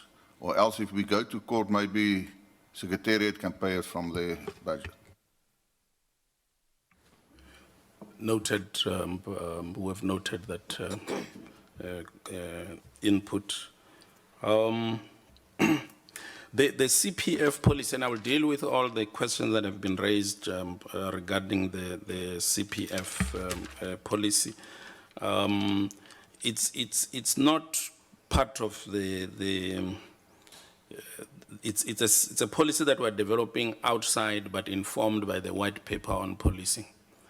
So we are looking into it, informed by the white paper on policing, but it will be a standalone dealing with the issue of the CPFs, which will also include the issue of the funding model. It is actually to come out with a common approach to fund the CPFs. And we will find something which is the best practice that we can use, be it Limpopo, because Limpopo has got a model that they have, the Western Cape has got a model that they have, when we are looking into all those things so that there is uniformity in the country. And we are taking into consideration, that's why there is the consultation. The SAPs in our consultation indicated that you need to consult 3 more other provinces, because we thought now we're done, we can deal with the police, but that consultation, it's going to happen further. And once there is that consensus, because we are working with the provincial secretariat, we will find common ground, and whatever the policy is going to be approved, it will be informed by the inputs from the provinces, and without taking the constitutional mandate of the provinces. There's also the issue about the CSF policy. We would welcome the input in terms of the wishy-washiness of the policy, so that we address it. But as Honorable Ramatakane indicated, when it comes to the CSF, it's about an integrated, inclusive approach to deal with crime, and it must include all the role players in all the government departments must be involved wherever they are in their locality.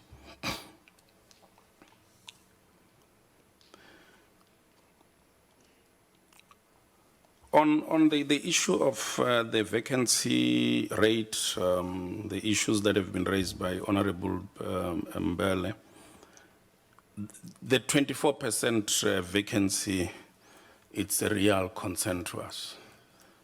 And the reason why I even upfront approved that there should be overtime and we should have this action plan with specific dates is to make sure that we come back And one of our targets for next year, we've included in our APP the target to reduce the vacancy to the 10% minimum that is required from the Department of Public Service and Administration. So we are doing everything to make sure that we strengthen the department. The issue of the implementation of some of the basics, we come, and when I came also, I assumed that these things are there, it's obvious. It's only when you start getting reports that you realize, no, the basics that we expect every department to have, it's not there. And I even made instruction to say, no, this position, you create this position and make sure that the posts are done. But the process of approving posts, it takes a while. At some point, I even said to my team, go ahead and even advertise these posts before even minister approve. I will get the job, it's fine. But you do that, and the Auditor General comes and give you a different thing. So I was advised to say we can't go that route because you will be doing exigent things, but at the end of the day, you will get a finding. So we had to wait for that process for approval so that we put this in place. But now that the process is in, we are accelerating it so that we finalize that.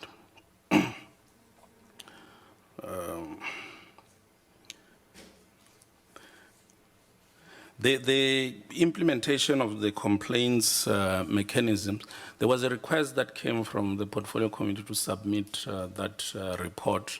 Maybe we can come and, because I don't have the details of it from the CAF. I think on that issue, I think the experiences this last few months, again, that is a pertinent issue. I mean, we get a lot of complaints, service delivery complaints, as members as well, in our constituencies. And I think there was the joint meeting a year or so ago in terms of the implementation, but I think we will have to have a follow-up. So we will create the opportunity again for SAPS, IPID, as well as yourselves to come and address that issue. You can go to the other responses. Thank you.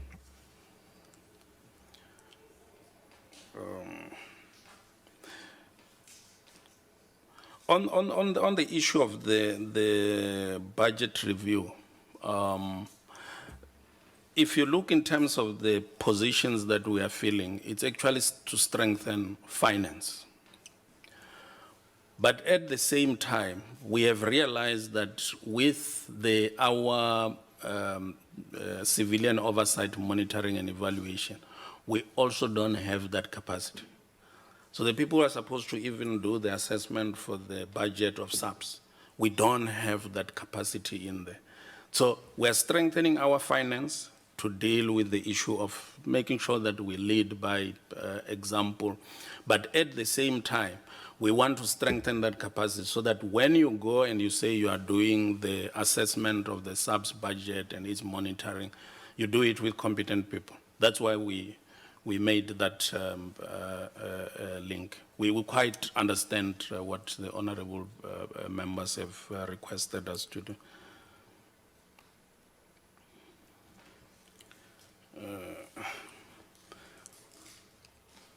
think on the issue that was, the questions that was asked by Honorable Ramatlakane, it's on the support. We welcome that comment regarding the support for an integrated approach, and that's the approach that we are working on in dealing with the CSFs. What's this? The red flags, I would ask the Director Internal Audit maybe just to deal with that issue in terms of which areas are those that have got the red flags. I'll give you give him a time. Let me just finish all the other issues.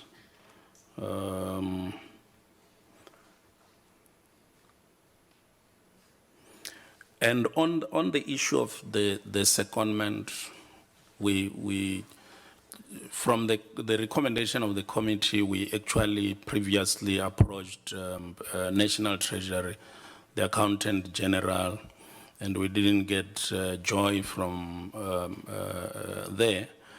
But we will do another attempt, as you are recommending, to see if you can get secondments.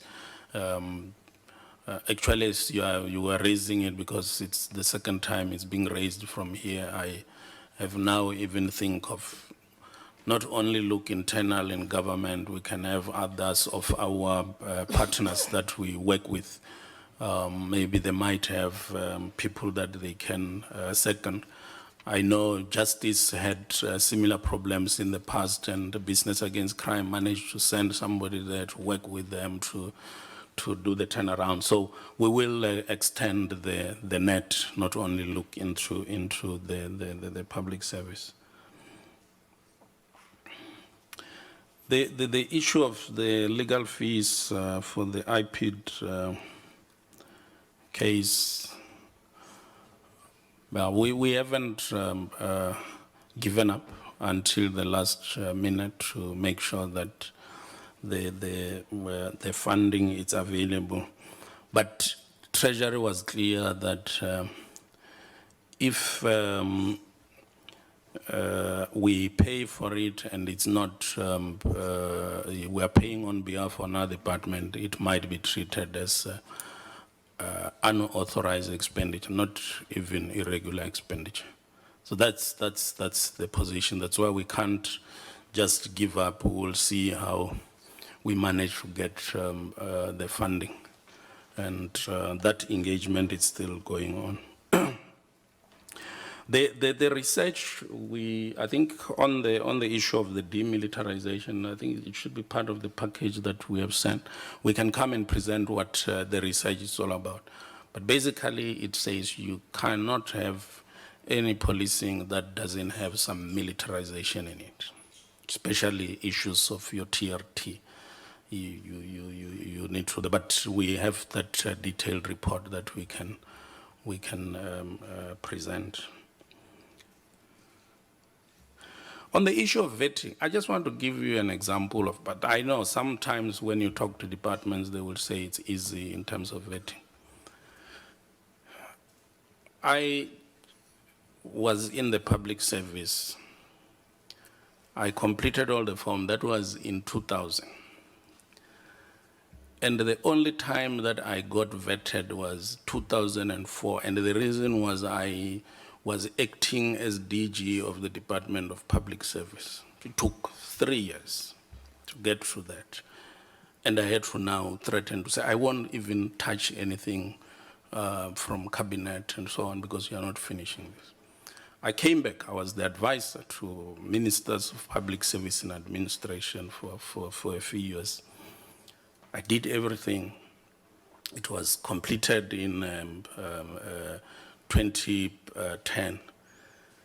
That vetting, I only got it as I was exiting the Department of Public Service and Administration. So I don't know, my example and experience in terms of that vetting process, especially for top secret, it has taken long.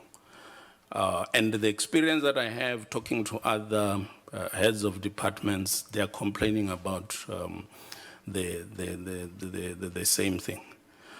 It could be quicker maybe for confidential, but secret and top secret, it takes longer because they have to go and look for your friend in the primary school in your village. Secretary, we know the process. Let's go to the responses because we've got limited time. Yeah, well, just ask the director audit to. Thank you, Director. Order. Thanks, Chairperson. Honorable members and my colleagues. I think with regard to findings that are not 100% addressed and the ones that are still addressed, I'll just talk in general.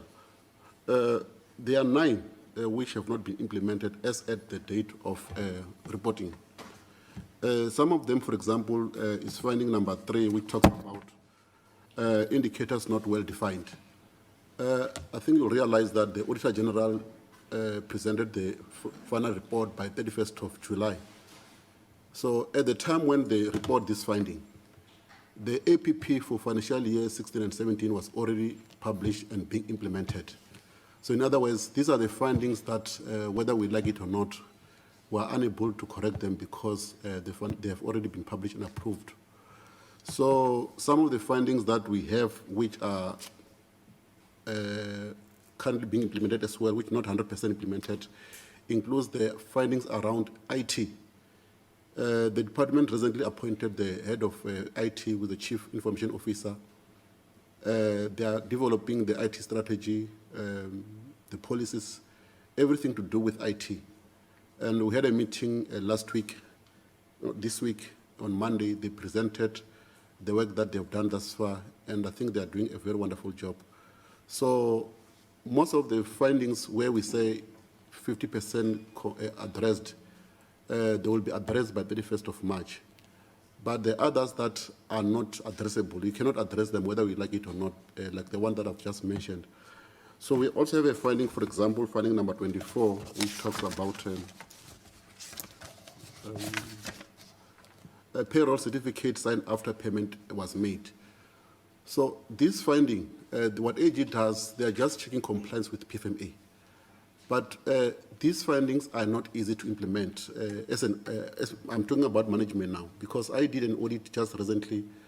The PFMA will say the payment certificate must be approved by the business unit heads before the payment date. But the department only receives the payment reports a day before from CETA. So it doesn't give the department enough time, because most of the time you'll find that most of the heads of the business units are away from the office. So by the time that they arrive, the date that they're supposed to have implemented or approved is already gone. So this finding, we also had a meeting with the AG and asked them, how are other departments doing? Because this is one of the findings which is not easy to implement from a management point of view. But what I also like to say to the committee, over and above what I've just presented, is that this is what management are saying, not what has been audited. We are conducting an audit and we plan to issue the report by the 28th of February. And we'll have a meeting with management, especially the findings that has negative influence on the audit opinion, the first 10 findings on the report. We are doing a full audit on that. On the ones from number 11 up to number 43, we're just looking at the adequacy of the action plans and the effectiveness thereof. So we'll have a meeting with the management, with the top management, and present the audit outcome. And I think the AG, on the basis of that, will be able to say, yes, this is what we've been saying over the past 2-3 months, but this is what the internal audit is saying. And on the basis of that, I think the HOD is going to put action in place to make sure that those findings that have been, that they are still not addressed, they are being addressed. But I'm also pleased to, just to add on what the Secretary said earlier on. In the past, management will just say they are doing or done. And at the end, you find that it has not been done. So there is a consequential management that has just been introduced. He asked me to prepare for him a submission where each member, the head of the unit, formally commit himself that all these action plans that they put, they will be held responsible and accountable if they are found not to have implemented. And I think that is what is being done as well. Yeah. Thank you. Members, unfortunately, our time is up, but we will make an arrangement. The Secretariat is coming back on the 1st of March in terms of dealing with the white paper, but I think let's include the issue of the demilitarization study piece as well as part of the presentation. We also need all outstanding issues and the issues raised by the members, especially in terms of the template recommendations that hasn't been completed. So if we can have in writing from the CFO as well as from the head of internal audit, all the financial issues, those issues that you can't deal with now, the reasons for that we have it in writing on record.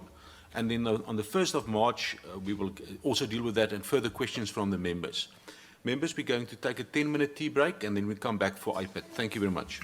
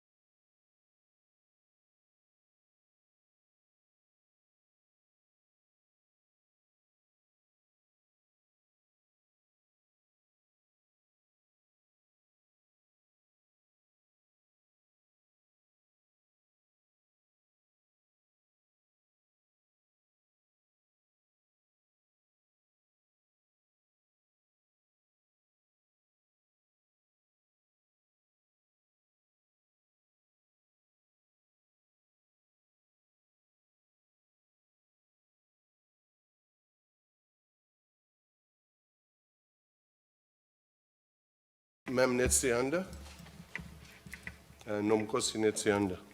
I think that's all of us, Honorable Chairperson. Thank you, Executive Director. We'll Oh, just... and there's my national spokesperson, Moses Dlamini. Thank you very much for introducing the delegation. In terms of our program, we'll just ask the content advisor, Mr. Erwin Kines, to go through the evaluation document, what's still outstanding, as we did with the Secretariat, and then we'll give an opportunity for IPID to deal with a progress report, and also then a report on high-profile cases, and then we'll go to questions. Mr. Kines, thank you. Thank you, Honourable Chair. I must apologise to the members. There was some technical glitch that I couldn't get the presentation onto the data projector for some reason. But this was circulated to the members yesterday. It's exactly the same format that we did for the Civilian Secretariat. Honourable Chair, there were 14 key recommendations for IPID. The first one related to the committee recommends that special funding be allocated and ring-fenced in the budget of the Directorate for the Farnham Commission investigations. It's clear there that the response indicated that no funding is available, and this has affected investigations into the Farnham Commission. And the committee, Honourable Chair, cannot allow the investigations to be stopped because of funding. Those investigations have to continue. It's something that the committee must now look into. To the administration, the internal audit, the committee recommends that the Directorate implements the recommendations of the Auditor General and appoints a mandate holder with clear timelines to ensure the implementation of each of the AG recommendations. IPID is supposed to report on that by the 31st of March 2017. The CFO administration, the committee recommends the Directorate work towards the reduction of underspending in all its programs for the current financial year. IPID has given us a spending breakdown up to the 31st of January, Chair, and the committee must just check that IPID remains on course and that it doesn't overspend its budget.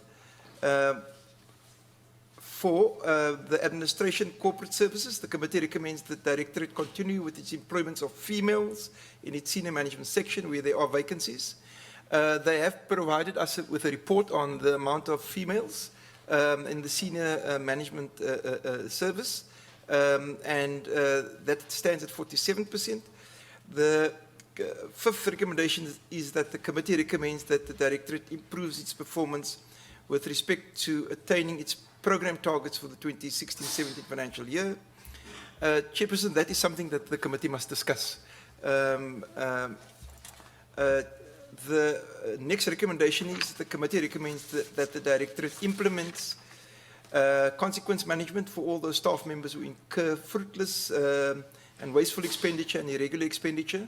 There appears to be some progress there in that respect, Chair, with that recommendation. The seventh recommendation is that the committee recommends the Directorate find innovative ways of cutting its reliance on the SAPs when it comes to using equipment and tools of trade in investigations in order to preserve its independence. Again, the issue there with that recommendation, why it wasn't attained, it appears that funding is the problem, Chair, and it's something that the committee must discuss.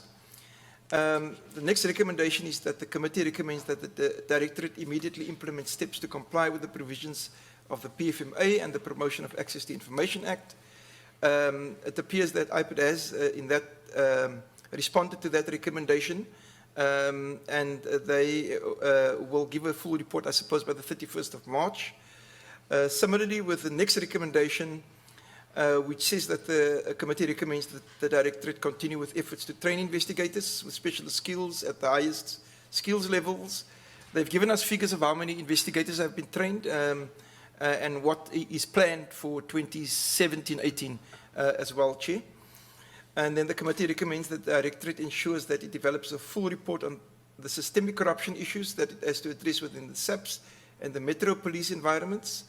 They have given us a report of the number of cases they're dealing with. At the moment, it appears there's only 2 cases, and the committee it's something that the committee must flag and discuss with IPID. 11, the committee recommends the Directorate develops measures to make the SAPS members aware of the consequences of rape of victims in police cells through the public education program. If you can remember, Honourable Chair, there were rapes in police cells over the last year. That is a red flag there, Chair, because those investigations were stopped, or the public education program was stopped because of budgetary constraints. It's something that the committee must deal with. And then legal services, the committee recommends that the Directorate develop a report on steps to reduce civil claims against the department. And IPID has reported on that and what they intend to do about it and what they've issued. They've issued practice notes, and maybe they can report more on that, Chair, on that recommendation. And then 13, the committee recommends that the IPID meets with the NPA to discuss what steps it plans to take to reduce the backlogs with IPID criminal recommendations and provide the committee with a report by the 30th of March. They have given us a provisional report here, Chair, that they have met with the NPA and that further meetings with the provincial directors of public prosecutions are then planned. And then the last recommendation is that the committee recommends that the Directorate finalize the appointment of a service provider to provide trauma debriefing service to its investigators as a matter of priority, and it appears that there's been some progress there. Those are the key recommendations that the committee has made, Chair. Thanks. Anything outstanding? Chair, on the reporting request, if I can just go to the reporting request, if you, that's in a minute. The reporting matters, Chair. The one thing that's outstanding with the reporting matters here is the issue of station lectures has been put on hold. We've asked them for a report on the station lectures because of budgetary constraints. Then the second thing that was not provided was the terms of reference for municipal police in disciplinary cases. That has not been provided to the committee. And then the copies of the monthly recommendation meeting reports with SAPS. We have not received that. And the progress report on the progress of prosecutions, that wasn't implemented. And then the last one is the progress report of consultative forum meetings wasn't provided. So it's those four areas, Chair. Thank you, Mr. Guinness, for that report, members. I think everybody's received the report, so everybody's now on the same page for the interaction. Thank you very much, Mr. Guinness. We'll go now to the Executive Director and his team for the presentation. Thank you. Thanks, Honourable Chairperson. I think before I get into the presentation, there's just a basic background historically on IPID. IPID came into existence in... Just the microphone, maybe. That, yeah, thanks. Thank you, sir. 2012-2013 financial year is the advent of IPID and the changeover, the transition from ICD to IPID. IPID then having a new mandate, additional mandates, more detailed investigations required. IPID takes its first steps as an independent organization. As it's still finding its feet, the first financial year, there's significant underspending. And then 2013-2014, it continues. There is underspending. But from 14-15, there is no underspending. The 99% expenditure with minimal amount of accrual. In 2015-2016, it's the pattern is the 99% expenditure with limited negligible accrual. So it took 2 years of functioning of its existence during the transition from ICD to IPID to get its feet, to appoint all the necessary people, and the pattern now is complete expenditure without any under expenditure. 2016-2017, the projections is that unless we mitigate it, there will be over expenditure. The over expenditure is due to a number of factors, objective factors, like the fact that we were never ever properly funded. If you look at the history of ICD, what was agreed to, and with the advent of IPID, the simple truth of the matter is that IPID is underfunded. For example, certain aspects of our program will not be completed. We had fallen commission recommendations, both pertaining to the Marikana incident and to general aspects relating to independence of IPID. For the recommendations relating to the investigation, we received no additional funding. At the moment, we require funding for reconstruction of one of the scenes. And those figures we can make available. And in our meetings with the Office of the National Director of Public Prosecutions, it was agreed that we should attempt to find the funding to do the reconstruction. Follow also makes recommendations relating to our independence and non-reliance on SAPs for key investigative capacity. That is unlikely to be fulfilled as long as we continue to be underfunded. Since we reached our full expenditure in 15-16, there has been reduction and continuous reduction in the budget. So we are unlikely to be able to fill key aspects of our required independence. We've taken strategic decisions as management in the EXCO that certain activities in the fourth quarter will have to be curtailed.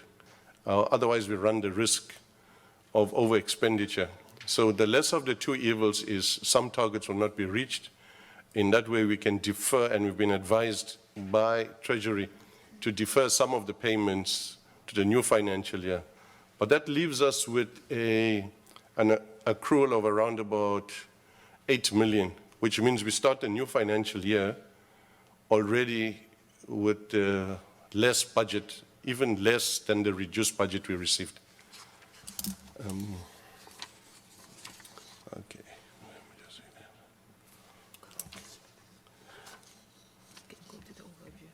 Okay. Okay. The purpose of the briefing is to present IPID's progress with regards to the implementation of the PCP's BRRR. And some of the stuff has already been covered by Mr. Kinnis.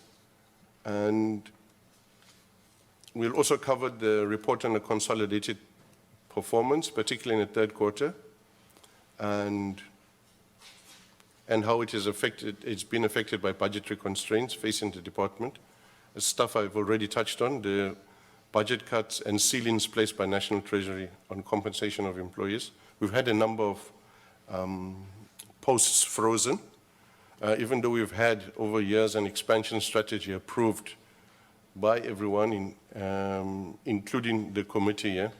Well, whereas we were growing in the right direction to what was agreed upon, we're suddenly going in the opposite direction where posts have been frozen, so we cannot grow. We cannot reach the initial size that we were intended to reach from inception.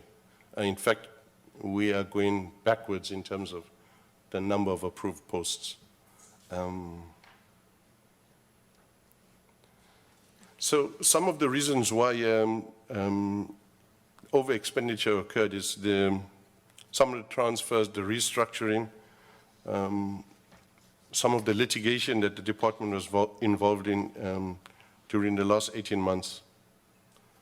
So now I'll...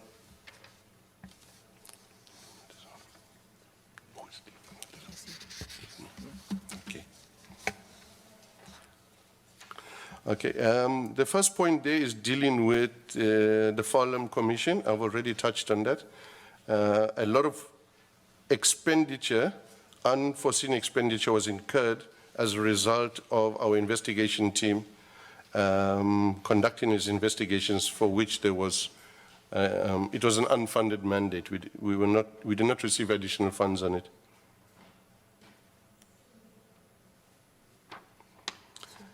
The implementation of the recommendations of the AG, which will be covered by direct internal audit just now.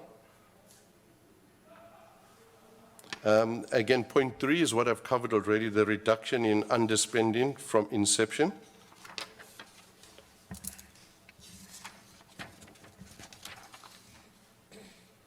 Employment of females, we had in 14-15 reached almost parity of 50%.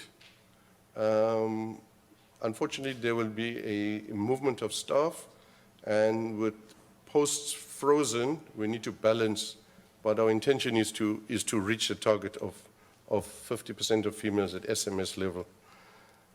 And in the future appointments, it will be made known that there will be a preference for females.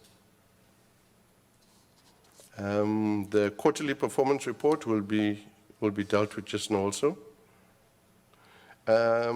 Consequences of irregular, fruitless, and wasteful expenditure. There's disciplinary actions and criminal cases initiated in some instances. The monitoring as a standing item at our management meetings of instances of fruitless and or wasteful expenditure. And it is as part of an element of financial management will be incorporated in performance agreements of all senior staff. As I said earlier, we will be unable to achieve our full independence with the current level of underfunding. Point 8 is related to point 6 that has been covered.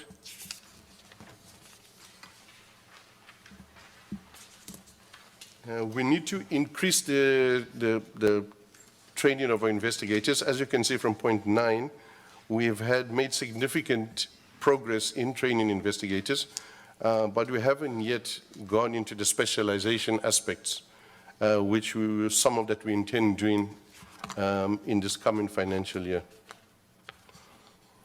Systemic corruption matters will be, some of them will be dealt with in the second part of our presentation, and some of that will be taken by Mr. Sissoko. On point 11, the station lectures, we are of the view that the station lectures require us to advise the police that rape is not good. We think it's not really our task to be involved in that. Police are law enforcement officers. They know the law. They enforce the law. They should know, like in everywhere else in the world, in every culture, that rape is wrong. It shouldn't be our role to be educating them about the law.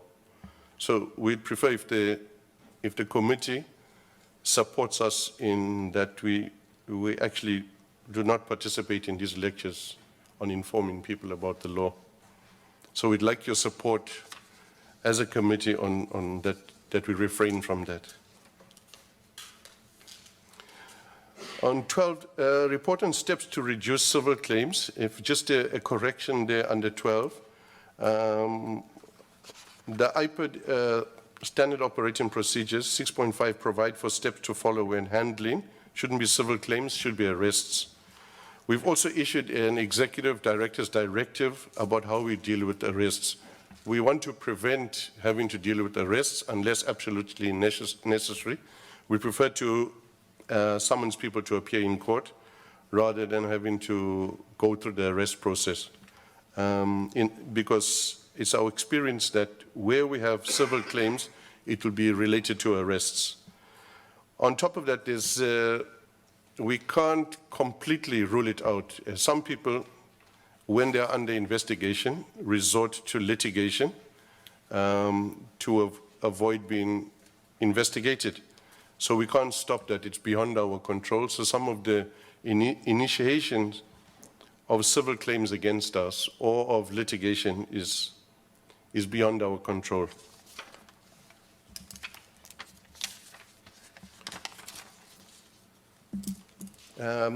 As has been mentioned already, we are engaged in regular discussions with the Office of the National Director of Public Prosecutions, and there are also meetings taking place at provincial level so that we can have a seamless relationship in which backlogs can be reduced and a better understanding of our different mandates can be achieved. We've now approved the appointment of service providers to deal with the trauma experienced by investigators. Very often investigators come onto scenes where there's been a shooting,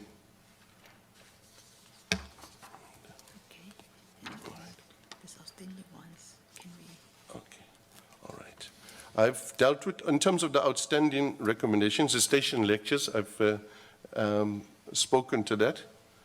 On the matter of the municipal police, I'll ask Mr. Sissoko just to deal with that one on the terms of reference. Monthly recommendation meetings, the reports on that will be provided to the committee. Progress of prosecutions and progress on the consultative forum. One issue of the consultative forum, a request was made by the Civilian Secretariat for a meeting of the consultative forum. Our view is that we should have a substantial agenda before we agree to a meeting which appears to be intended to tick the boxes for performance. We'd prefer pre-consultative forum meetings where we actually jointly establish what the agenda is so that it's a meaningful meeting and not merely a situation of ticking the boxes. So we've made that request to the Civilian Secretariat, and we will be meeting with them shortly to establish a date before the end of the fourth quarter to be able to engage with them on substantial matters. Okay, can I know what to Vivian? Sorry. Vivian. Vivian. Okay. Can... So, where's Vivian? You ready?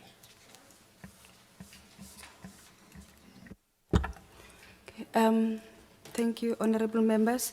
I'll just briefly take honorable members through the progress in terms of the AGSA findings. I think already it has been noted that the reporting due date is the 31st of March. However, because of the fact that indeed some action plans have had due dates that had already passed, it's just to provide progress. Just in summary, we had 28 audit findings from the AGSA for 15-16. And at the time when we sent through the presentation, we had ascertained that 15 have been addressed. The information that I received through discussions afterwards is actually 16 that has been implemented. And then out of the 28, we have 7 of them where the due date was not yet upon us. So those ones it's those ones that are still in progress. However, we also had 6 where due dates were had already passed, but because of the interactive nature of the action plans, where you'd find that a finding has maybe more than one action plan, or in instances where an action plan requires us to be liaising with an outside stakeholders like your CIPC. We've noted some delays there, but we are keeping strides that by the end of March, where action plans are due, we would have completed them. So I'll be led by members. We have about a couple of slides with each findings and progress. If there's specific ones that the members would like more information on, I would take members through, or if members prefer that I go each and every one of them, I'll be led by members on this one.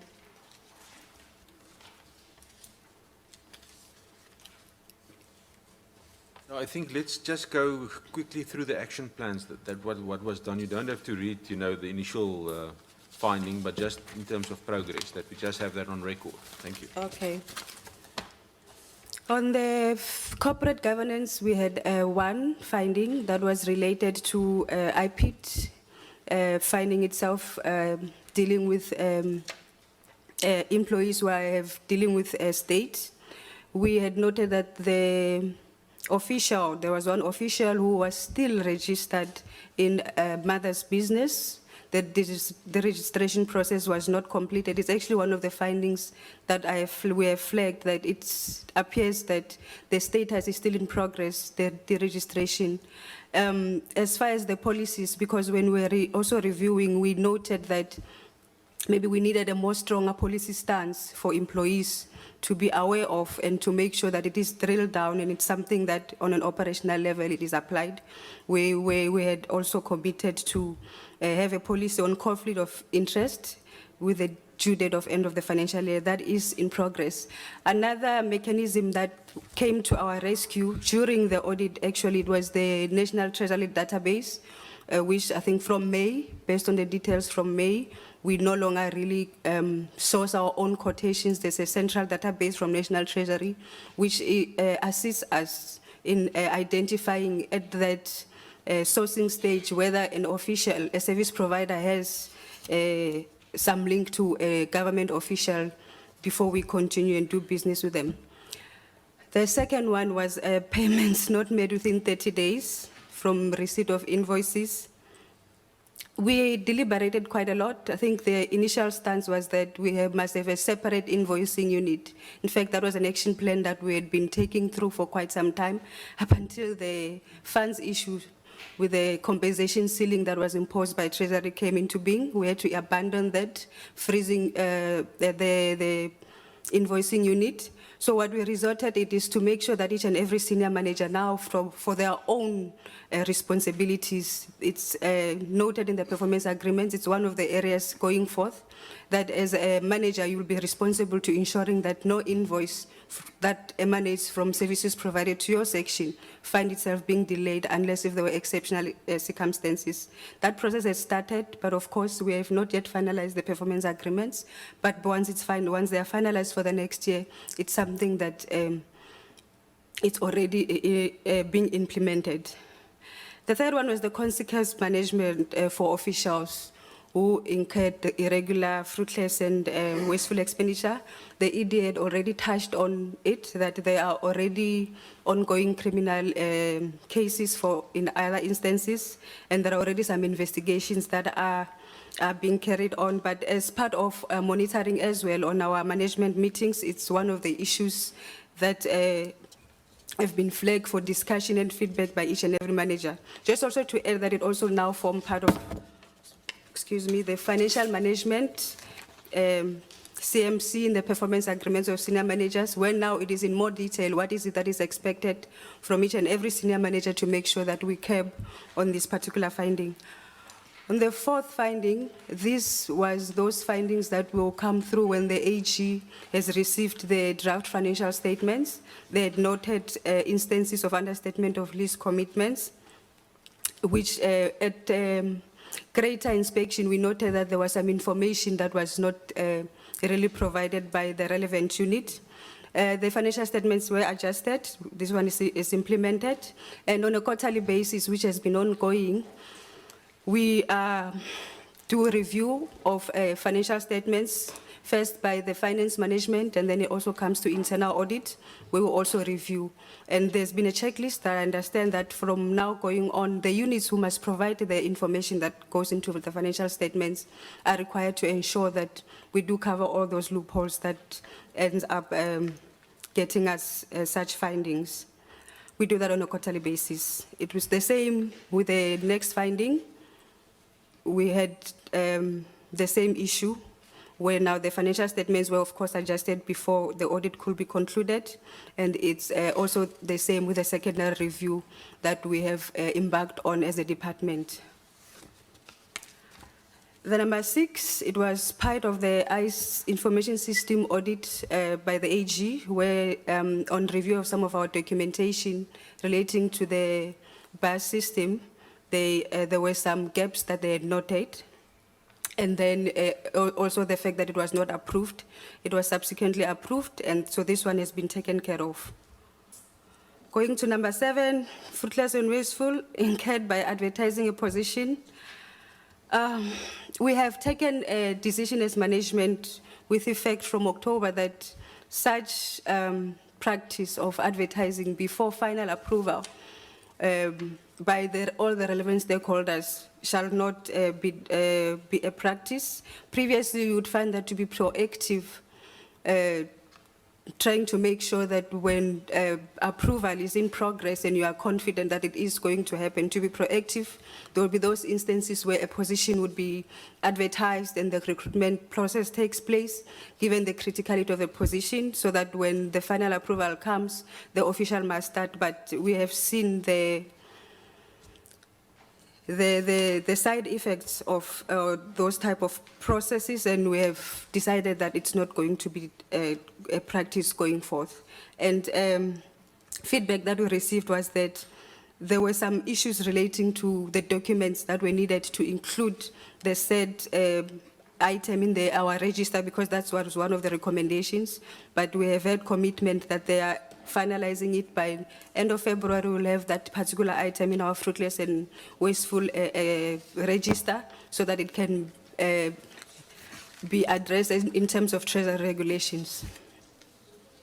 Number 8, it was also one of those findings that were unnecessary. I think in one of the provinces when the AGSA visited, they have standard leave registers that we also expect our provincial offices to be completing on a regular basis when officials take leave. There seem to have been some administrative glitches in the particular province where the register was found to be not in order, but the status now is that we're on top of that. We do not expect to have such a finding recurring. It was an administrative error that was encountered. Number 9, this was the first one we had from the AG. You know, when you are engaging with the AG, there are areas where you feel that you are foolproof up until another team comes. So we had change of teams, and when this one came, we were a bit taken aback. But after explanations and the prescripts that were shown, we did concede that what they are recommending we will implement, because there are issues about how we're implementing quality assurance for our SMS performance agreements. That has been implemented and it is being taken forth. Number 10, it was about where employees have been found to be underperforming. We did not really have sufficient evidence for the AGSA to show that there is a formal process that is being undertaken to make sure that we bring them to the desired performance. To formalize it in such a way that each and every manager, irrespective of where they are aware of what's expected. A formal system was introduced because we had prescripts and circulars from the HR unit where as managers we were expected to be complying and giving feedback. But we saw that it was not really working out as desired. So a formal system was introduced, discussed at length in the last MENCO, where managers agreed on to what exactly is it that is going to be done. It's expected for uniformity, so that when the AGSA do come, instead of a manager saying that, no, we are really busy doing something, we should have tangible evidence. That one is now done. It's just the implementation now that is in progress. I think the second action plan I've already touched on with the circulars that were already there. Performance agreements not signed by 31st May. This was for an SMS, one SMS manager, which it was the isolated incident, because when we looked at the dates in which the manager submitted and the time frame which should have been approved, there were some traveling issues between the two senior managers, but it was one of the findings that we had to accept because for that particular official we had not complied. But however, the formal performance management cycle system that I've alluded to is one of the issues that are going to be assisting in this regard. And if members can see, there's the second action plan. I think that's what I referred to earlier when I said it was 15, actually it's 16. The progress there is misplaced because after discussions, we did realize that there is actually no investigation that is going on as far as this particular finding. So the finding itself is implemented. This was misplaced. It referred to other cases that did not really have anything to do with this one. We apologize for that. The next one, 13 and 14, is about asset management. It was also in provinces where they could not locate assets which were transferred.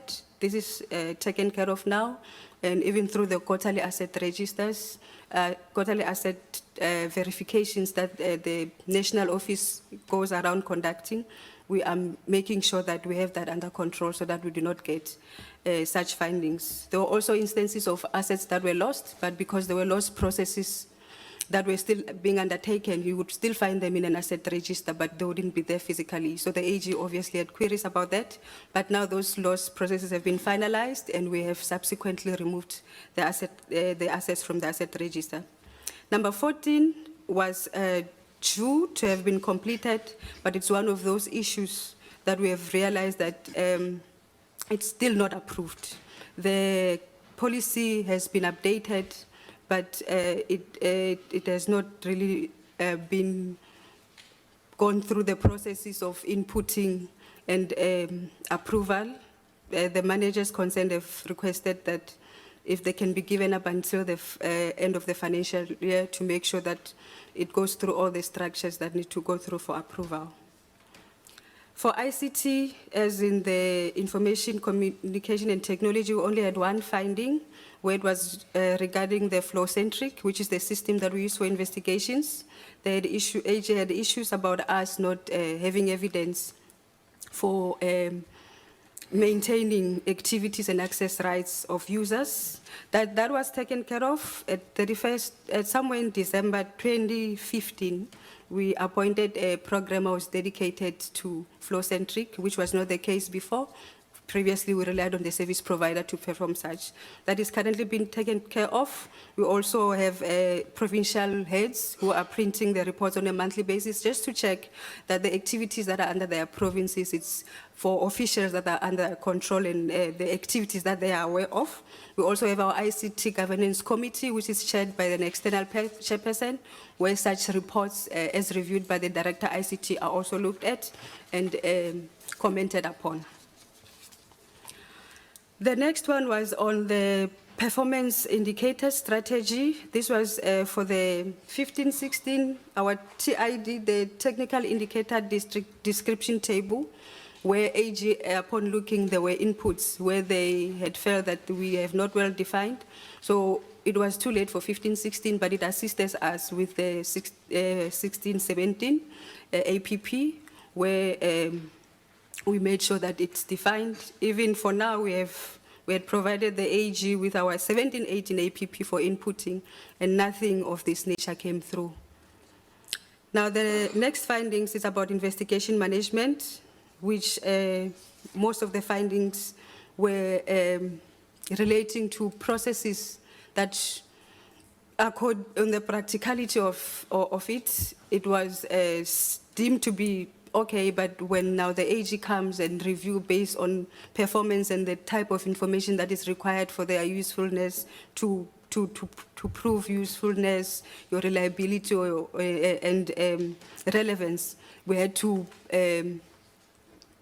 make some amendments to our processes to make sure that we cater for those requirements. The first one, it was on recommendations not forwarded within 30 days. There could still be issues. You always get those 1 or 2 or 3, given that we are spread through provinces that are not, where there would be reasons. But obviously, with the AGSA, if we have a standard and we have not met it, the reasons might be there, but it's usually a case of you can always do more to make sure that you keep these reasons. So there is frequent monitoring that is happening, that we do submit on time.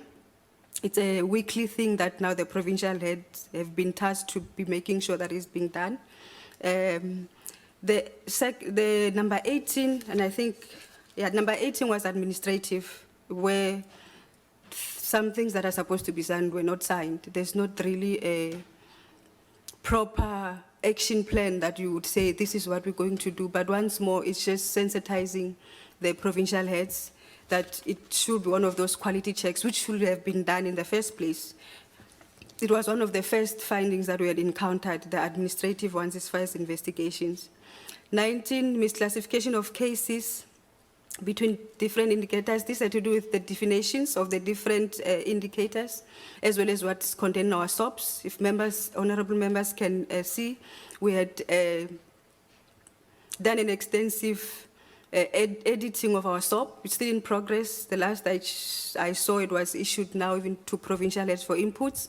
We are envisaging that by 1st of April, we should be kicking in with a new SOP, which will address most of the findings that were related to investigations. However, maybe it's for members must know that this means that there could be possibilities that when we are sitting here next year, talking about 16-7 findings, you would still get this type of findings because the SOP that is still currently in effect is the old one.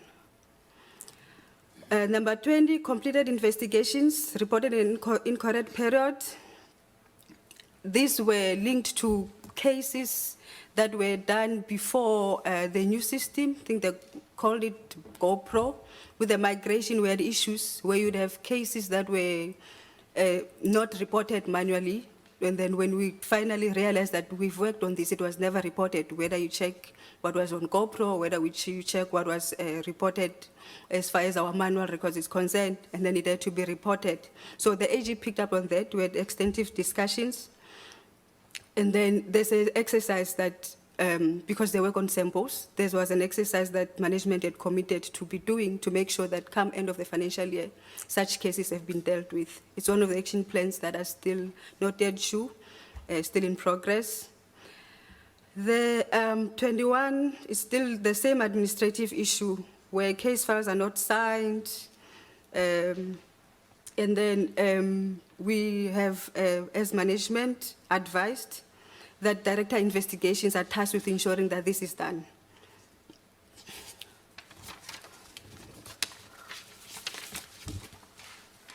The next one, incorrect classification of case, is also being addressed by the SOP, the change in definitions that are going to be effected. Same with number 23, the decision-ready cases completed.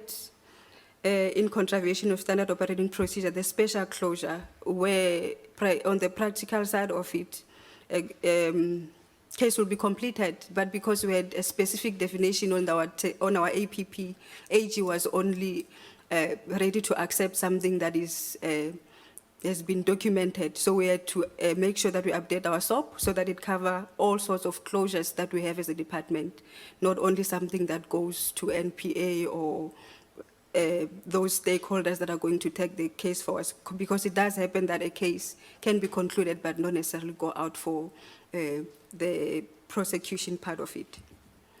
Number 24, duplication of complicated cases. It was also the special closure. It's being addressed by the SOP that's being edited. No proper internal control. Number 25, still we're also addressing it with the SOP. Here, AG was not satisfied about the evidence that we give them as far as for them to account as the source of activities, as to how many. We might have 1,000 cases registered in the system, but they wanted a source of evidence that shows them how many were actually reported. Do not show us what's in the system. Show us something that happened before so that we can be confident that what's in the system is actually what the public came through and reported to you. The forms that are going to be introduced, and also the registers, the definition of the registers that are going to be updated, is also part of the things that, with effect from 1st April, we will be going through. Number 26, it was related to the APP, where the calculations were not adding up as far as what was provided. It was also linked to the definitions that we had on the SOP, which the AG used as the basis. We are updating that. We have taken note of that when we are updating the SOP as well. And it will be implemented with effect from 1st April. The last two ones were on, in our program 4 units, where AG had noted that there are recommendations that were not in our master register. We have taken a stance as management that there should be now a monthly review of the register to confirm that it's completed, and then there should be certificates. The issue of certificates came when colleagues would say that, but we do perform a review. So to make sure that we cannot be performing a review, but the AG still comes and raises a finding, officials now must certify that it has been done, so that we can make sure that whatever completeness issue, it's a pity to be understating. It would be better if AG had said we overstated and minus, because it means that out of our performance, there are some issues that might not be reported, which is efforts lost. The last one was on media statements, where duplicate responses, duplicate in the sense that for one issue you will have at different intervals responses based on the inquiries that came. So the AG advised us that there should be critical responses that we might want to consider as something to report upon, because an inquiry can come at any time, and if we were to take into consideration everything that comes, we might find ourselves over-reporting. So now we have a register where we track inquiries and responses for each and every media inquiry, and then through a thought process, the ones that are deemed to be not of relevance for reporting, we do remove them so that we don't find ourselves in the same situation where we had to remove issues from performance. And that concludes the AGSA findings progress report. I will hear from honorable members if there's more. Thanks for that. I think maybe in terms of time that we take the summary of the IPID's performance as read, and maybe if there's any conclusions or any outstanding issues, let's deal with that quickly, and then we will go to questions.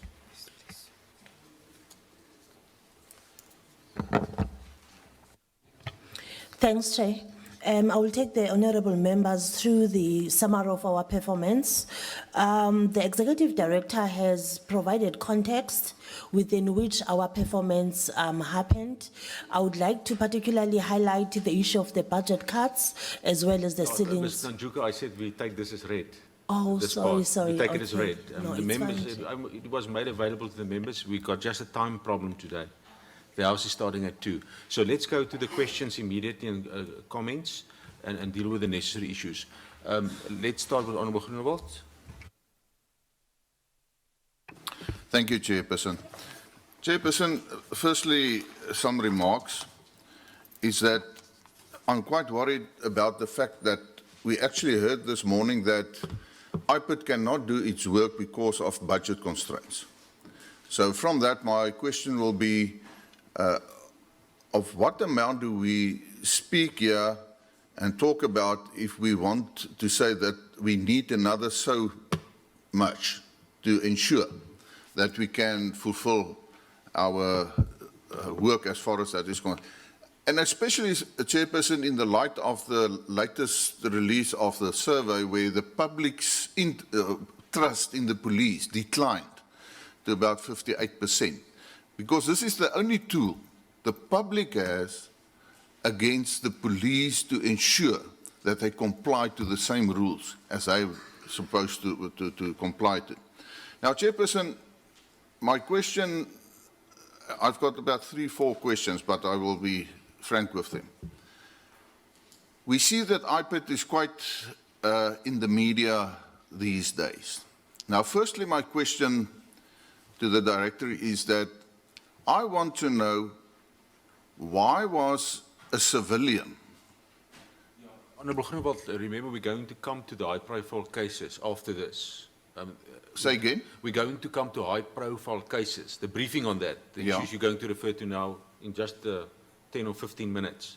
So, okay. But you're welcome to raise it now, but you know it. Okay. Yeah. Can I raise it then there? Yeah, yeah. Okay, then I'm going to raise it there. My question then further, Chairperson, is on point 12, on the information of requests from the PIA Act. I just want to have clarity on that, because, you know, we get a lot of legal costs because we do not comply and give the information when requested. My question is there.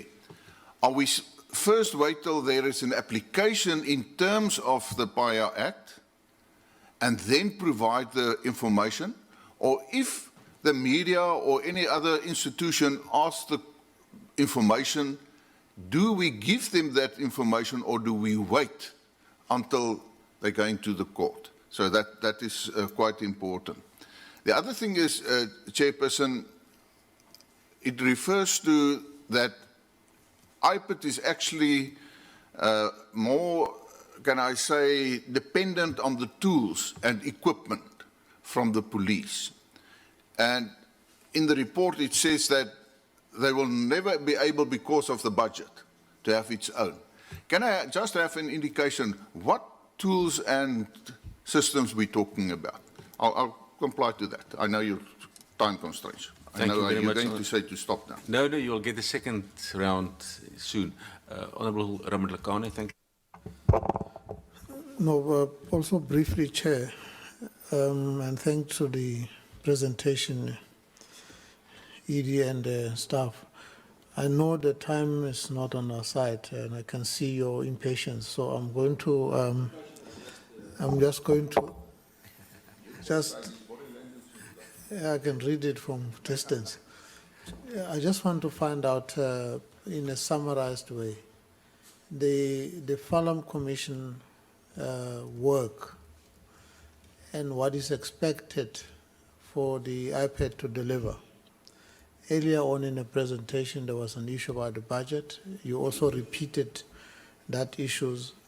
But what I don't find is, here is our plan.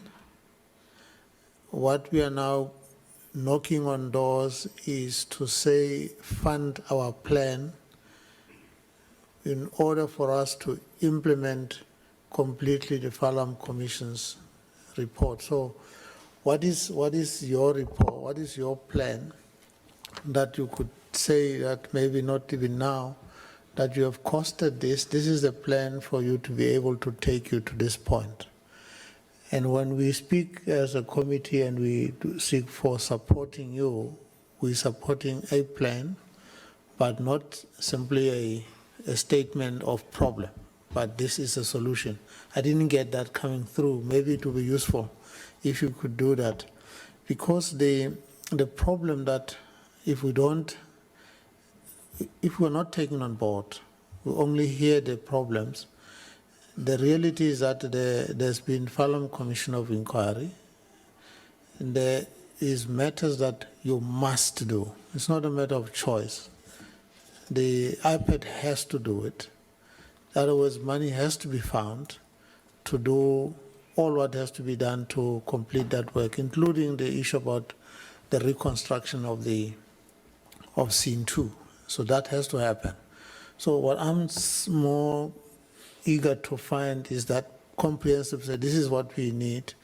That can also include this reliance, independence of IPID versus the reliance on the police and the police and capacity to do certain things. So what I'm trying to make a suggestion, Chair, is that perhaps it would be useful for you and the committee to hear from you or to present to us this plan for arriving at that. It may cost, you may say it's 1 million, you may say it's 10 million that we want.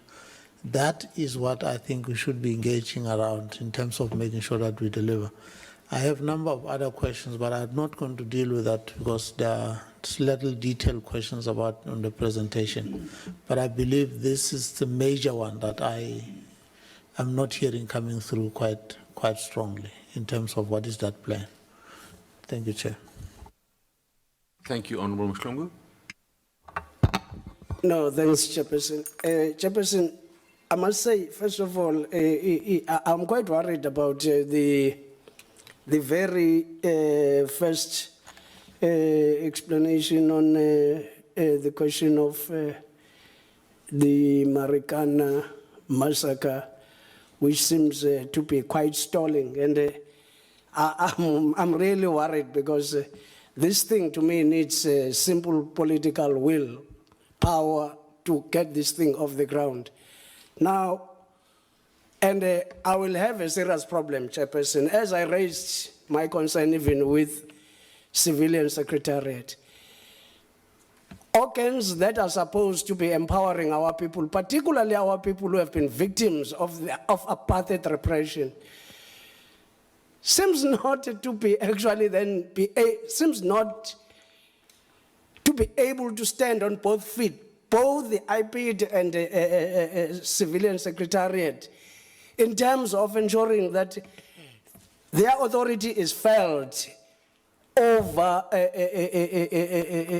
police services of our country. And I wonder even if we can allow this to go on like this, because seemingly, I understand the change of command in terms of IPID.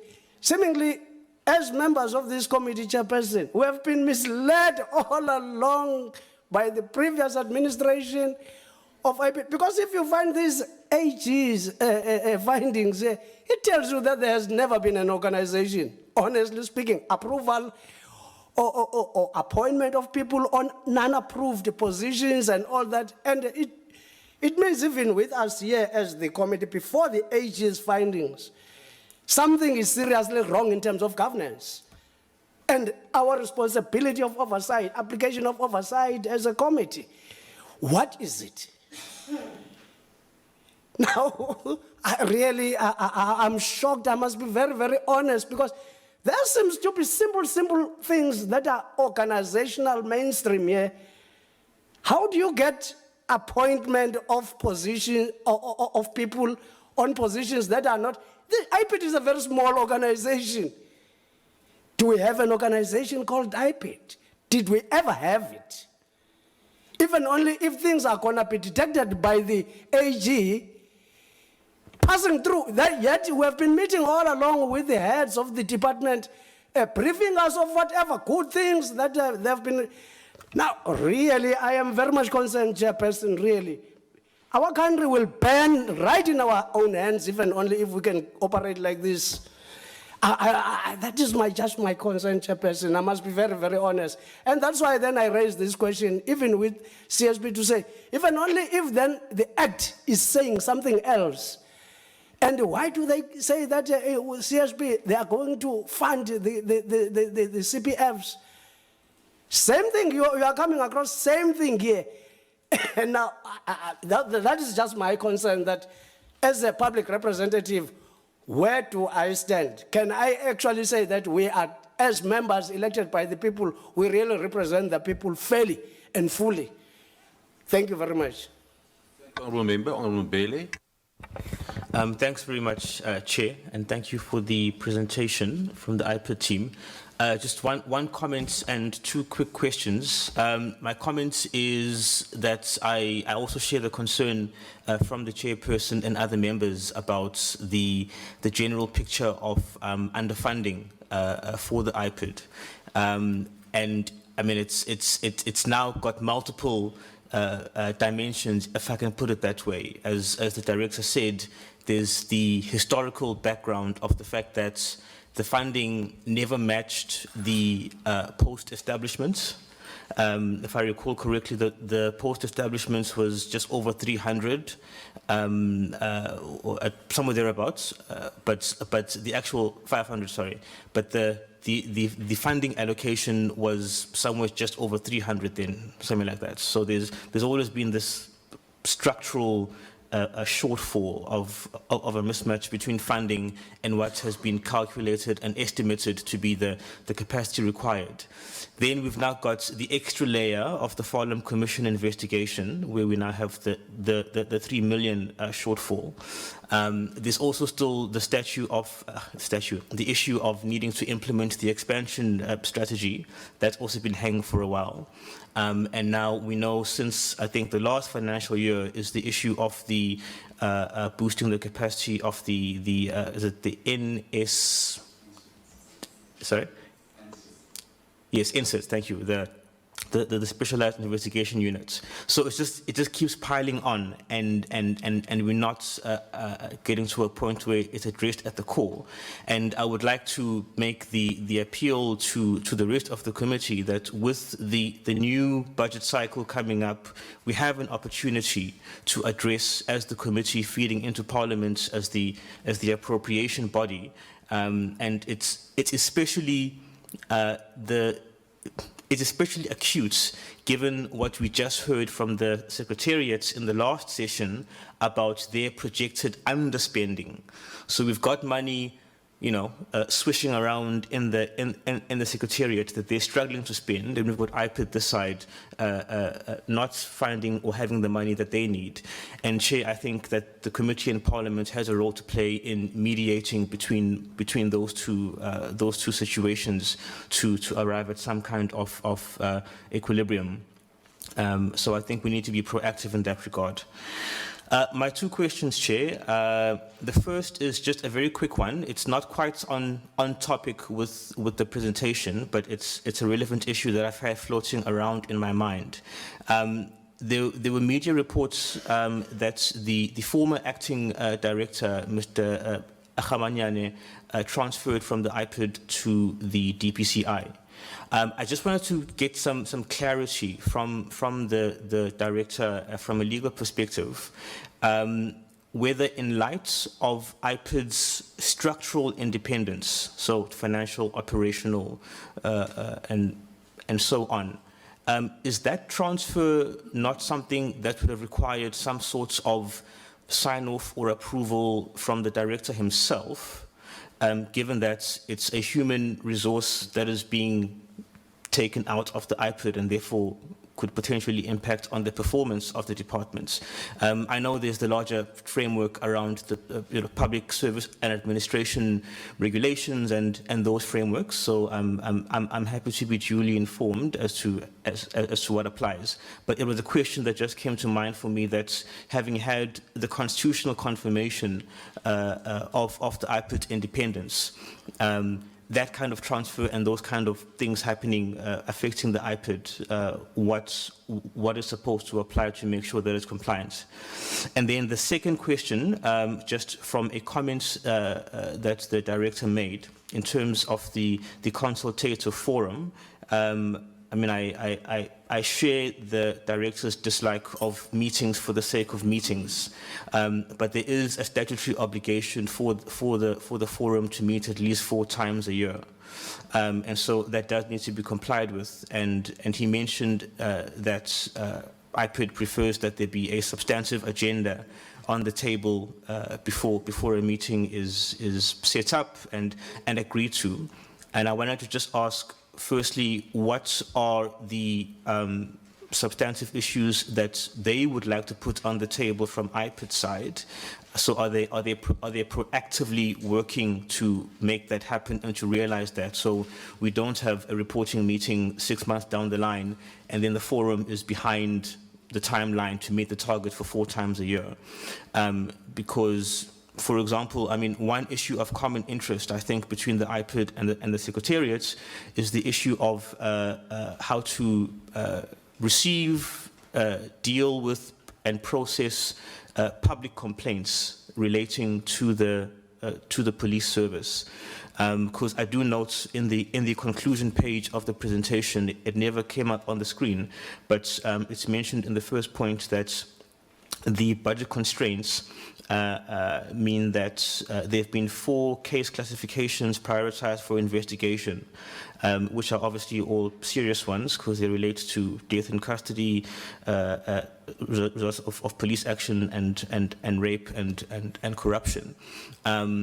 But we can never forget the issue that I think the biggest concern, because it's the largest volume and the most widespread, is the issue of assaults by police officers. So I would hate to see that being undercut or undermined because of the funding situation and the fact that we haven't got this complaints infrastructure, if you will, in place. So I think the forum is a good space for that to be addressed jointly, collaboratively between the IPID and the Secretariat.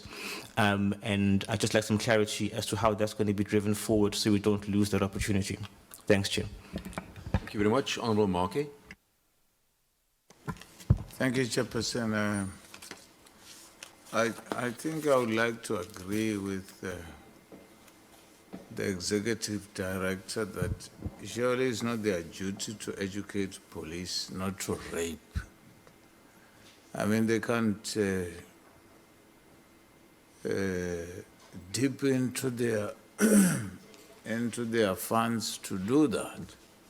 The police are supposed to know that, and I think they are taught even at training that you mustn't kill, you mustn't rape, you mustn't abuse.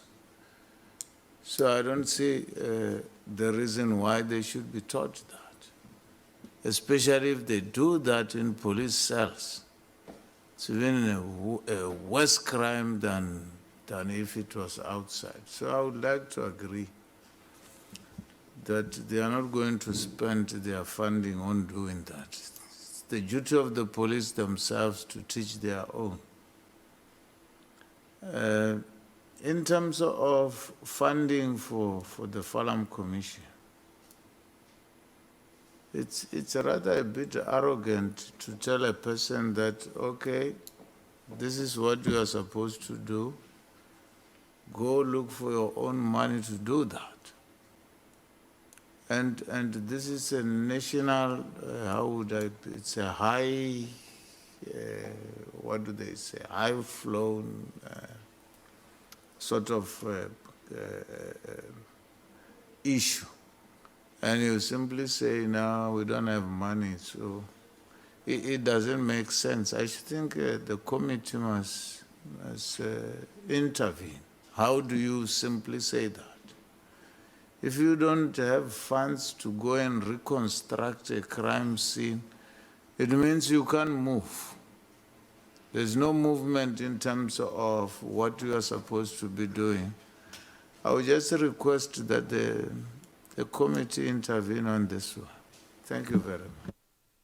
Thank you very much. Anything from you, Mamula? Yeah, just a couple from my side as well. The same questions I've asked for CIRA, Civilian Secretariat, and we'll ask next week for the police.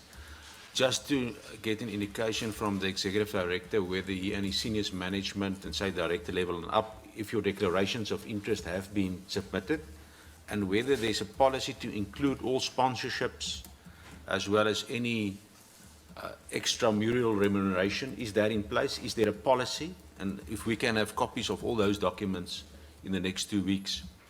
Then just the issue of funding. I think members will remember in 2015 we also adopted the BRRR recommendation that Treasury should fund the 5 million that they need for the Farnham Commission to be completed. In terms of the larger funding issue, I just want to get a sense from the Executive Director. I think next week it will be a very tight budget for all departments.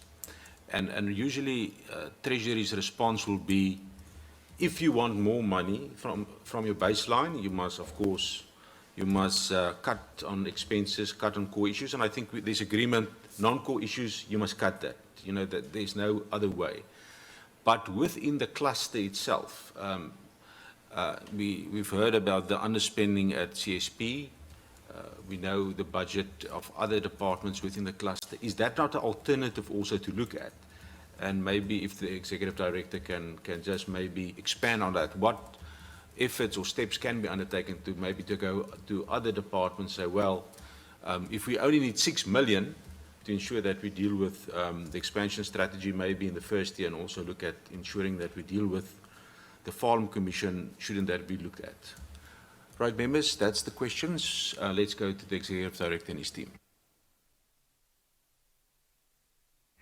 Thanks, Honourable Chairperson. I will just, on occasion, defer to one of my colleagues to deal with some of the issues.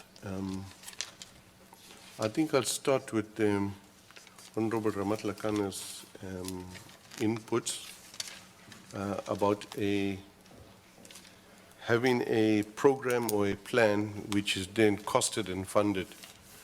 Honourable members will remember that we submitted the expansion plan, and which to the committee, and the expansion plan was approved. It's basic issue, the bare minimal, a modest expansion of IPID that is right at the bone.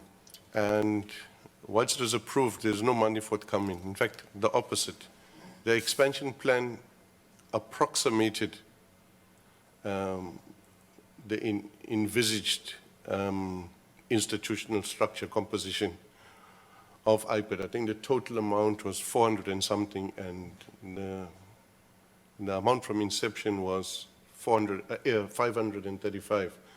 So we're still 100 off, even on the expansion strategy from what was agreed upon.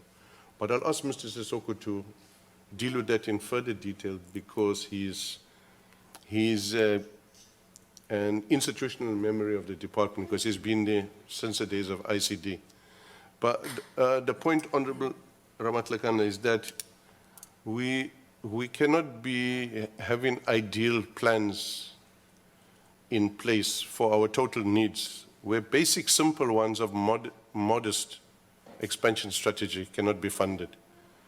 So you have many ways to deal with underfunding. Some of them you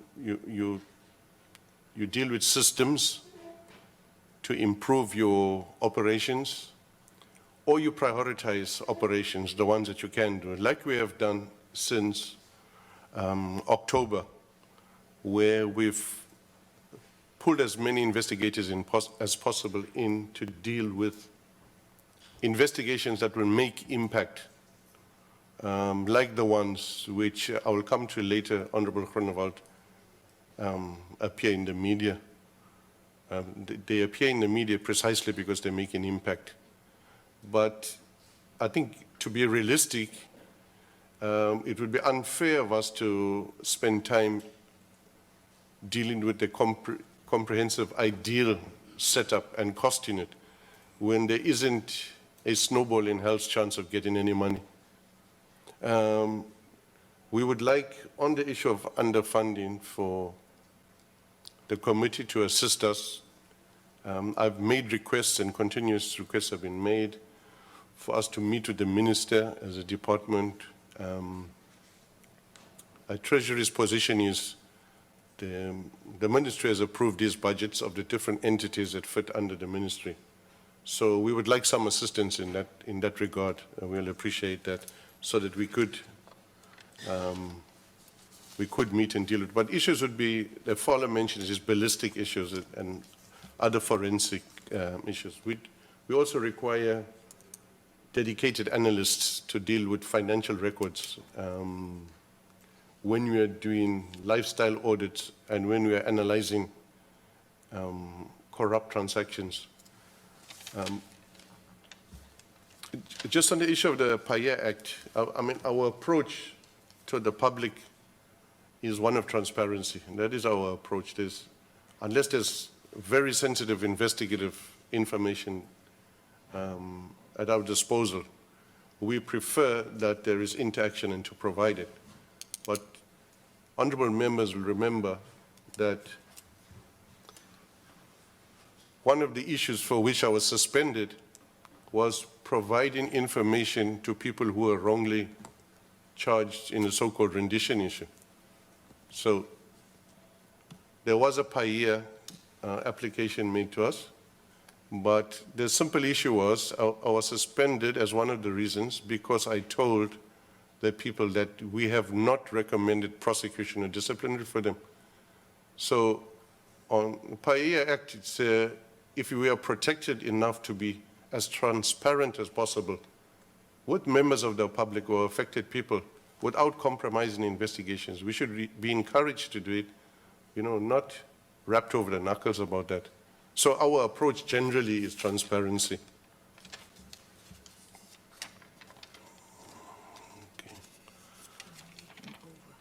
Okay, just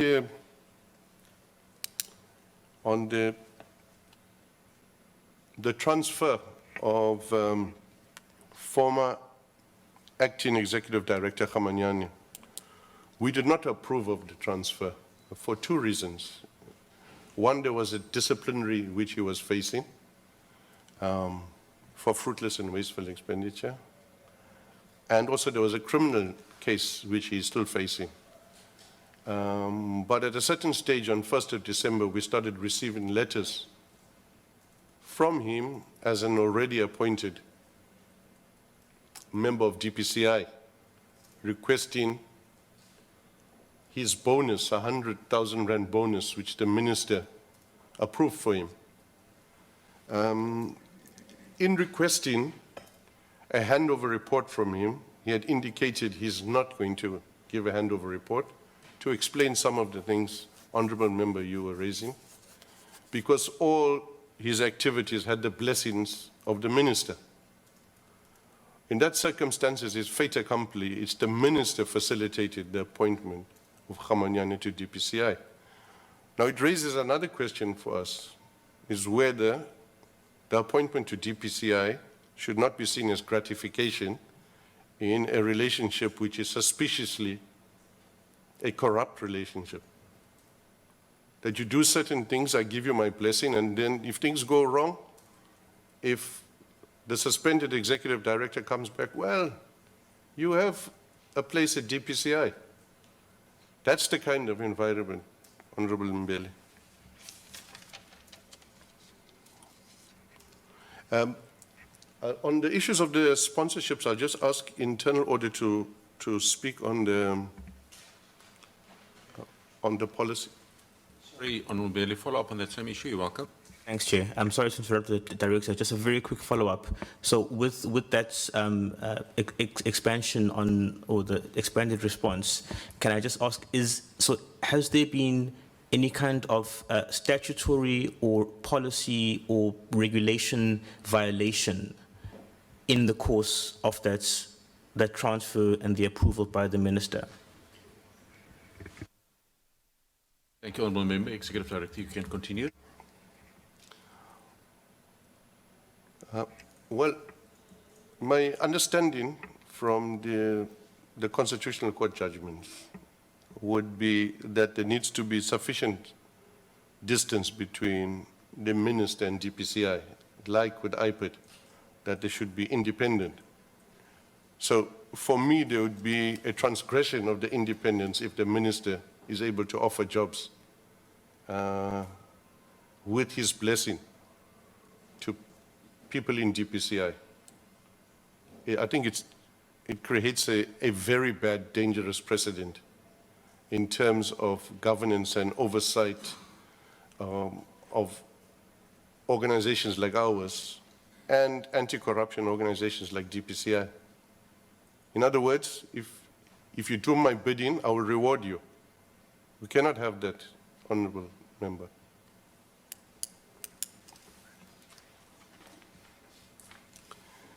Mhlongo is the short one because I want to have my members for the second round as well, and the other presentation we're running towards one. Have it short. No, I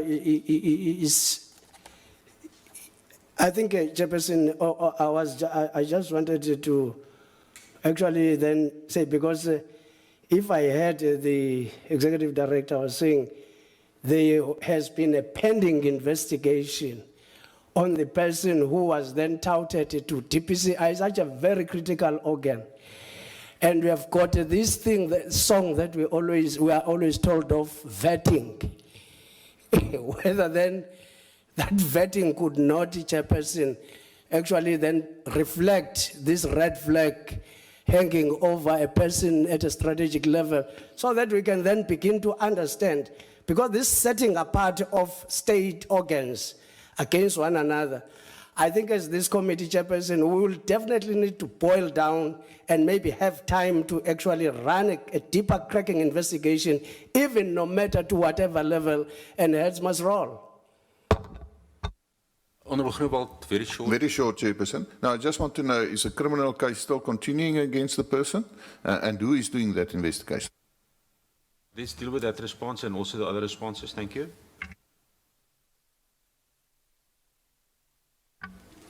Thank you, Chairperson, honourable members. The criminal investigation was initially opened with the police because the concerned person, Mr. Khamanyan, was still part of IPID. So he was a civilian. He was not part of the mandate of IPID. And then once the transfer happened, then we took over the investigation as IPID, and we even established that no investigation was done at all in those allegations.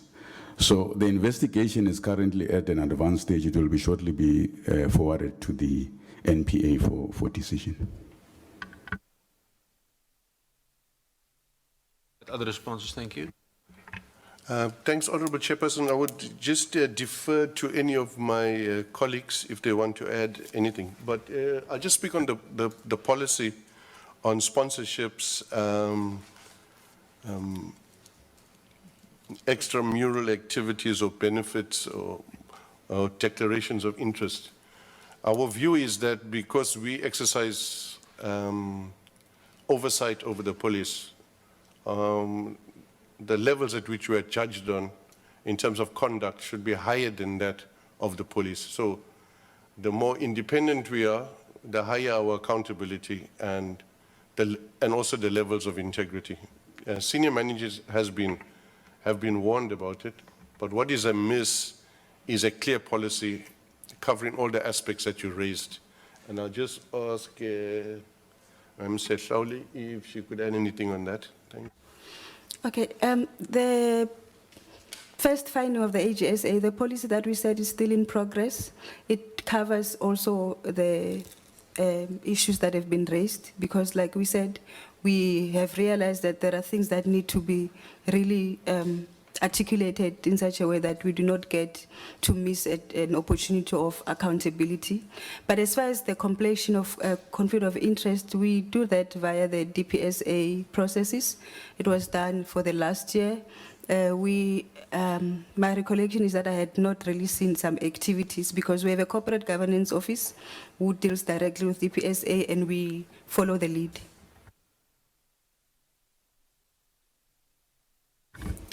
Chairperson and honourable members, on the questions of Honourable Groenewald, the tools that we need, members should understand that as IPID, for instance, we do not have forensic and ballistic capabilities, so we have to rely on the police for that part of our work. And that can also compromise our independence. But when you look at it, it's a very expensive exercise to develop that capacity for IPID. We truthfully have not even costed it, because our immediate priority was the expansion strategy, which was presented to this committee, so that we capacitated the department to an extent that we can be able to fully implement our mandate as per the IPID Act. So that has been our priority so far. When you look at our submissions to Treasury, since from the time when we became IPID, we have continuously raised the issue of our capacity, which over 10 years back when we were ICD, we were supposed to be 535, and we were still not at that number. In terms of the expansion strategy that we've developed, we had envisaged on a phased-in period that we would have the investigative capacity, only investigative capacity, of at least 516 investigators spread throughout the country, which would then be located in all regions, districts within the country. Because part of our challenge now is our response time to, for instance, crime scene, because of the distances that we have to travel. So these are the issues that we flagged in our expansion strategy, but also the levels of where our investigators are. Because currently we have to contend with Section 23 of our Act, which says our investigators must be paid at par with those of the police, which currently is not the position. We're grappling currently with labor unions on this specific issue. So part of the expansion strategy was we must peg, therefore, the levels of our investigators to be compliant with that section. So that has been the priority, honourable members. With regard to the Falam Commission, maybe Mr. Sissoko, maybe in terms of Farlam, remember you're coming on the 15th of March, the department, to deal with the Farlam in detail. So maybe just a short, concise. I think the challenge is let's say the state of the investigations. We're going to get fully that on the 15th. So maybe just the gist of the question. I think, thank you, Honourable Chairperson. I think the bottom line on Falam is that we did not get the funding. And as a result of that, we had to use our own baseline budget to do the investigations that we have done up to now on Falam.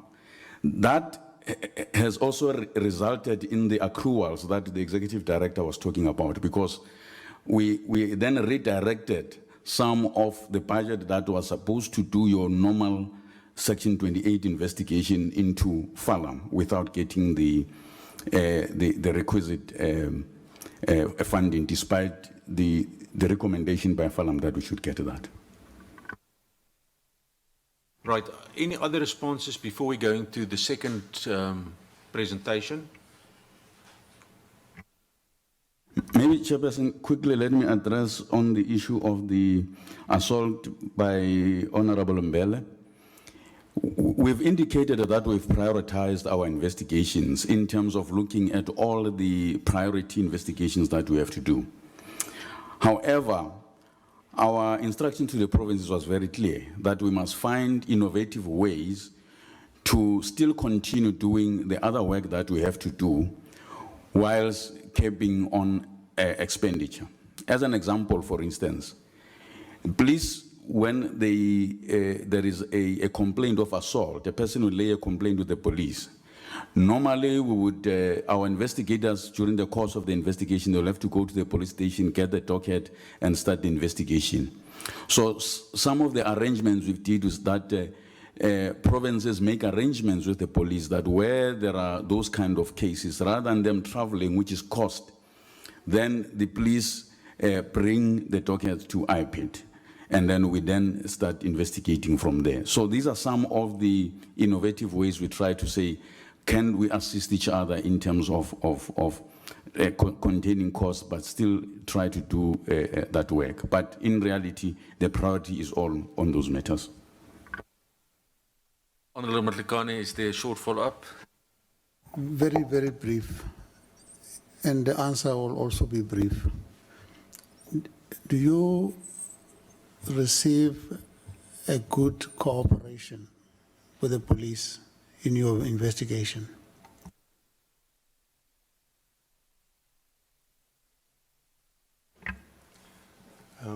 Thank you, Honourable Chairperson. Briefly, it's not clear-cut and we can't really generalize. It changes from case to case. In some instances, there's been specific and deliberate hampering of investigations. On other cases, we receive good cooperation. Right, thank you, honourable members. I think let's go to the second presentation. If there's anything still outstanding, but I mean, we will from the Secretariat monitor the documents that still needed to be given to us and also additional information. So we'll correspond with the department in that regard. Let's go to the high-profile cases. Executive Director, thank you. Honourable Chairperson, I'll touch on some of the cases. I'll just handle the first one. And then hand over to Mr. Sissoko to deal in detail with high-profile cases and their outcomes.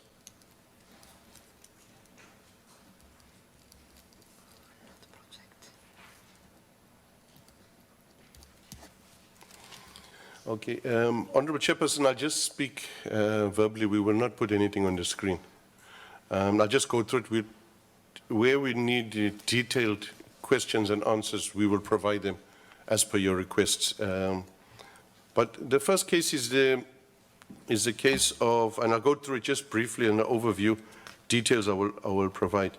We have several statements, documentary proof, including bank statements, of which, and unrefuted events that indicate corruption, money laundering, fraud, defeating the ends of justice, as it relates to the Acting National Commissioner of Police and some of service providers to SAPS.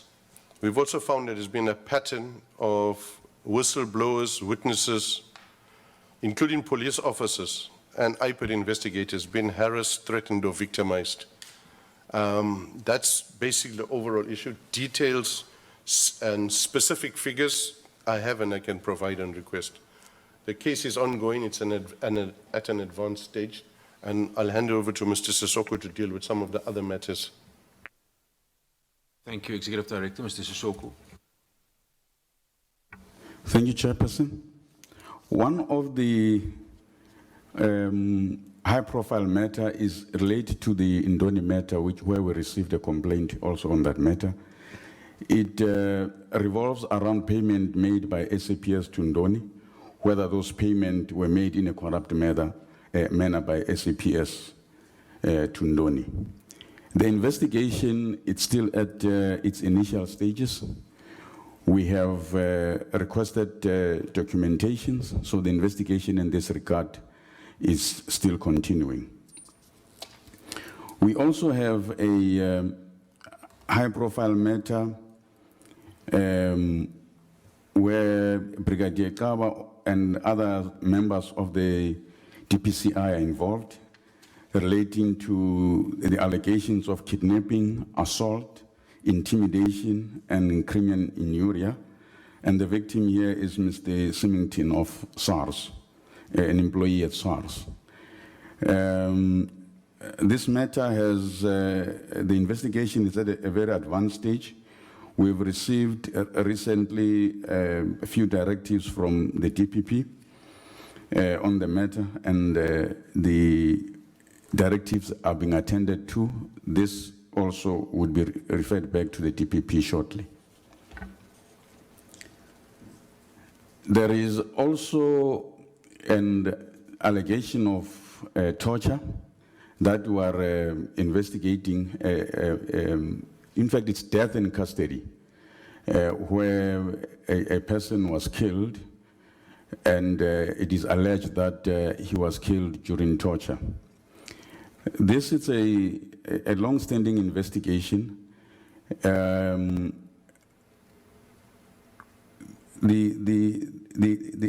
IPID investigated it in 2013. However, there was no breakthrough in the investigation at the time. And recently, there's been information that came through, which is yielding positive results. The new evidence suggests that there is substance to the allegations of torture and the killing of the individual concerned. So the investigation is also at advanced stage. So we should be also referring the matter to the back to the DPP shortly.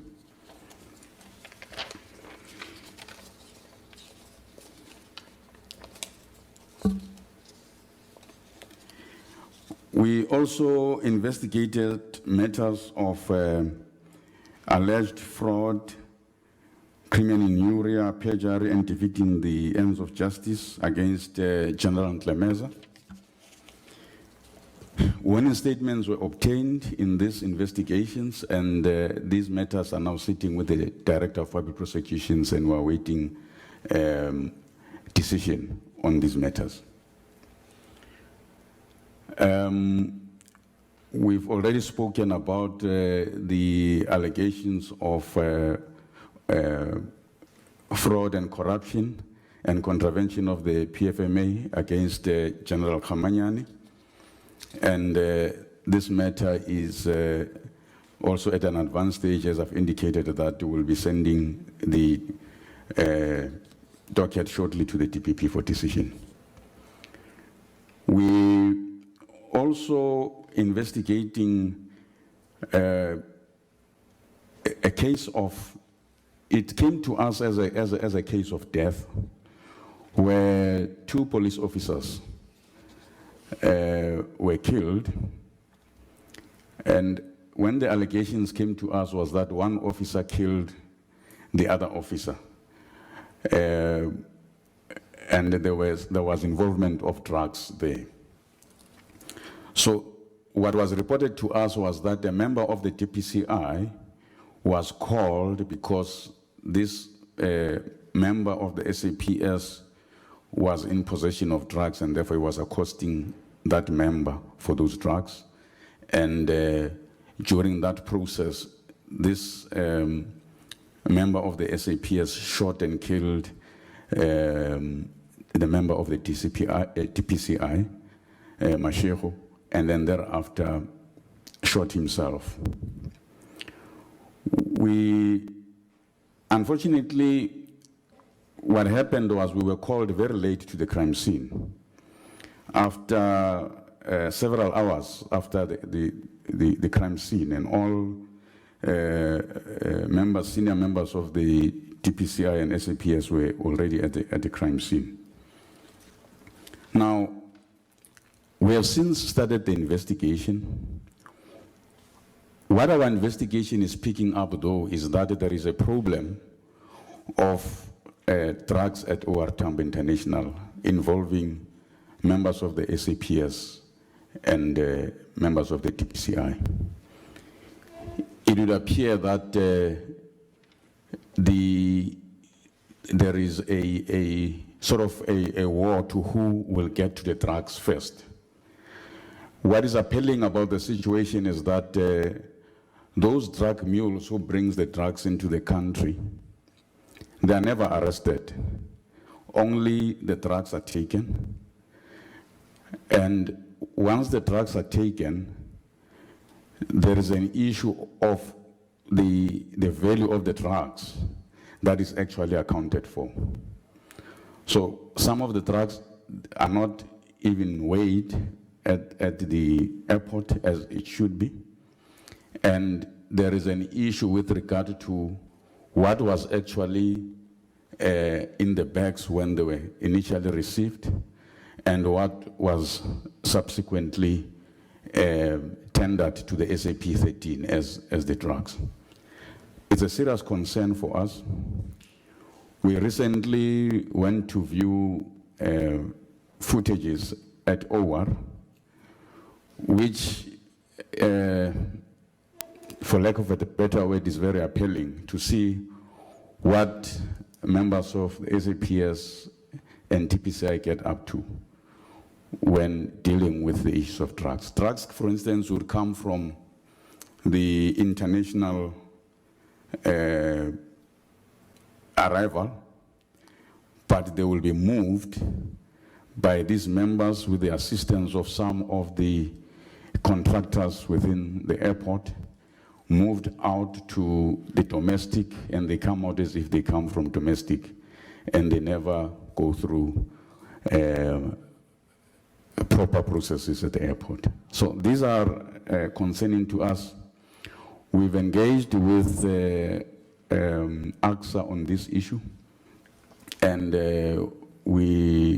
this is an ongoing investigation, and we're getting information from sources about some of the things that are going on there. And we hope to crack the case in the near future. We can't say, unfortunately, how long this investigation will take us. But this came out as a result of the death of these two officers. Now, it is important also to note that even though it is alleged that the other officer, police officer, killed the TPCI member and killed himself, what we find odd is that the officer shot himself twice. So he shot himself below the chin, out here, and then he shot himself on the side of the head, which we find very odd. How is it possible that a person committing suicide would shoot himself twice like that? So these are part of the investigations that we're doing, and hopefully we'll be able to crack this investigation. I think these are the high-profile matters. I think there is another one, Chairperson, in Sunnyside. It's a systemic corruption matter also.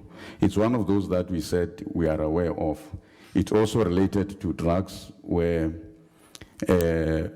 members of the SAPS would target foreign nationals and then demand cash from them. And if they don't get their way with cash from them, they take them to their residence. And when they get drugs at their residence, they take those drugs, and then those drugs do not end up at the SAP-13. They go back to the streets. So that's one of the systemic matter we're investigating. Thank you, Chair. Thank you very much. Is that the report? Executive Director, is that the report? Let's go to questions. Honorable Groenewald, you were the first in the first round, so you're the first one. Quick and short, Chairperson. I think we should applaud the IPID doing the job. Sounds like shaking the hornet's nest. But there's one thing I want clarity on, Chairperson. On the investigation of the Acting National Commissioner, a private person went with IPID investigators. Now, I want to know whether it is true, and if so, why? And that's the first question. My second question is, in the case of the Acting National Commissioner and General Ndlimiza, I hear that the investigations is in a final stage. When can we have a closure on the investigation? Because, Chairperson, these sort of investigations is not good for South Africa. That's the two questions. Thank you. Honourable Rabelakane. No, thank you, Honourable Chair. Well, it's fairly some of the information is quite shocking, to say the least. But it reminds me about what was happening in Bogota, in Colombia, about the drugs and syndicates operation. But I'm not going to go there. Just the question is going to be this one. Maybe following on Honourable Groenewald.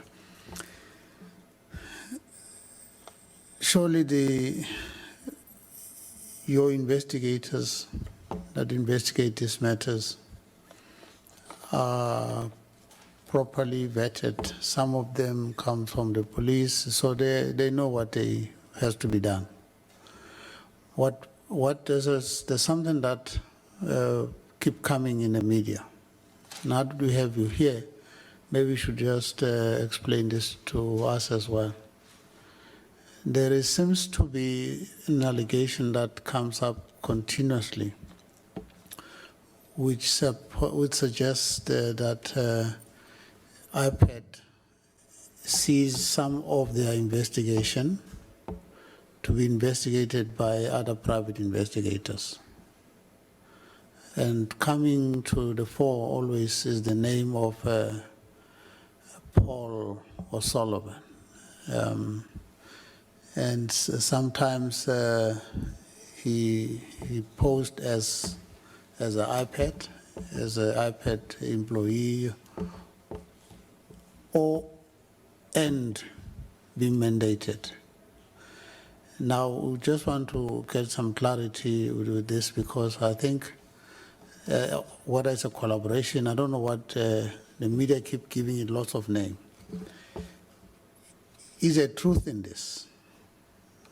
That's a simple question. Is there truth in this that some of your work is seized to Paul O'Sullivan? Maybe there are others.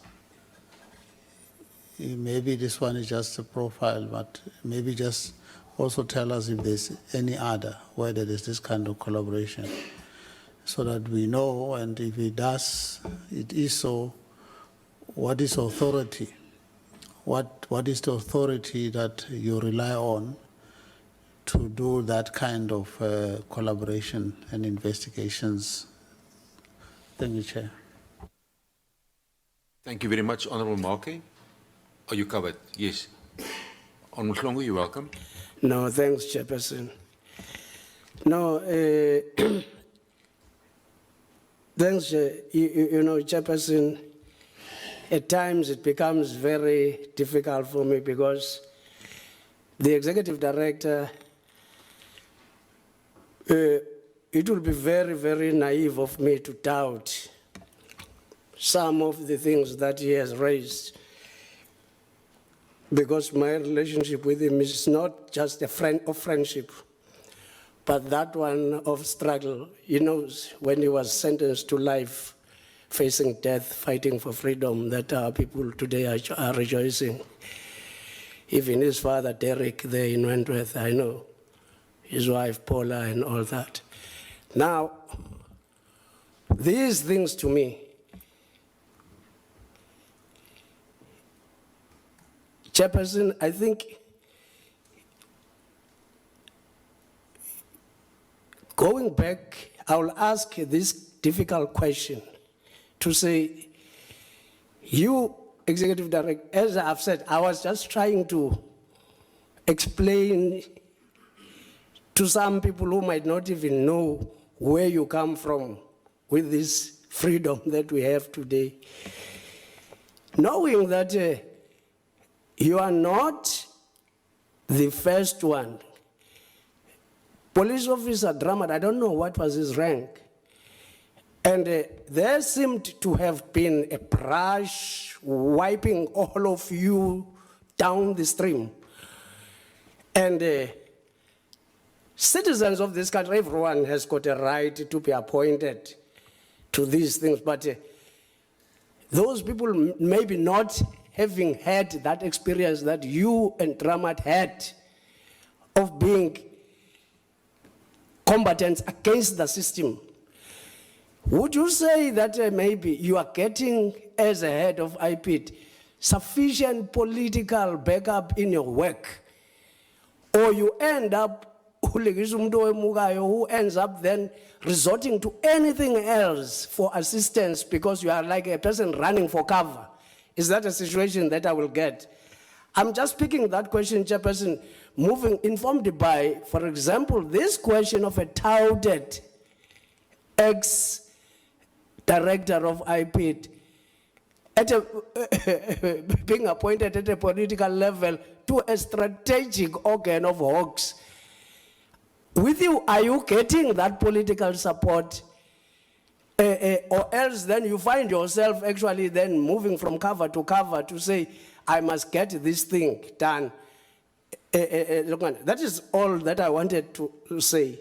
But the reason why I was raising that, because I know you, Comrade McBride, that really all of us were concerned when you were about to hang for freedoms that many of us actually paid very, very dearly for. Thank you. Thank you, Honourable Mbele.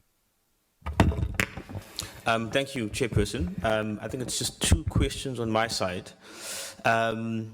First comment is an observation that when Acting Commissioner Patlane came before the committee 2 weeks ago to brief on the issue of the CPN reports,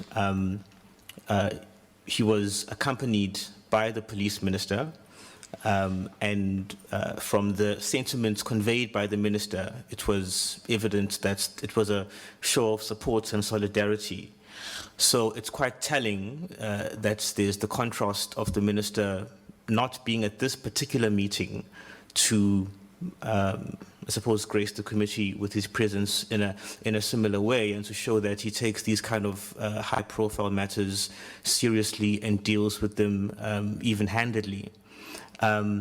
Which then brings me to the point that the ED hinted at earlier, which is that it's quite clear that relations between the ED and the minister are frosty, to put it mildly.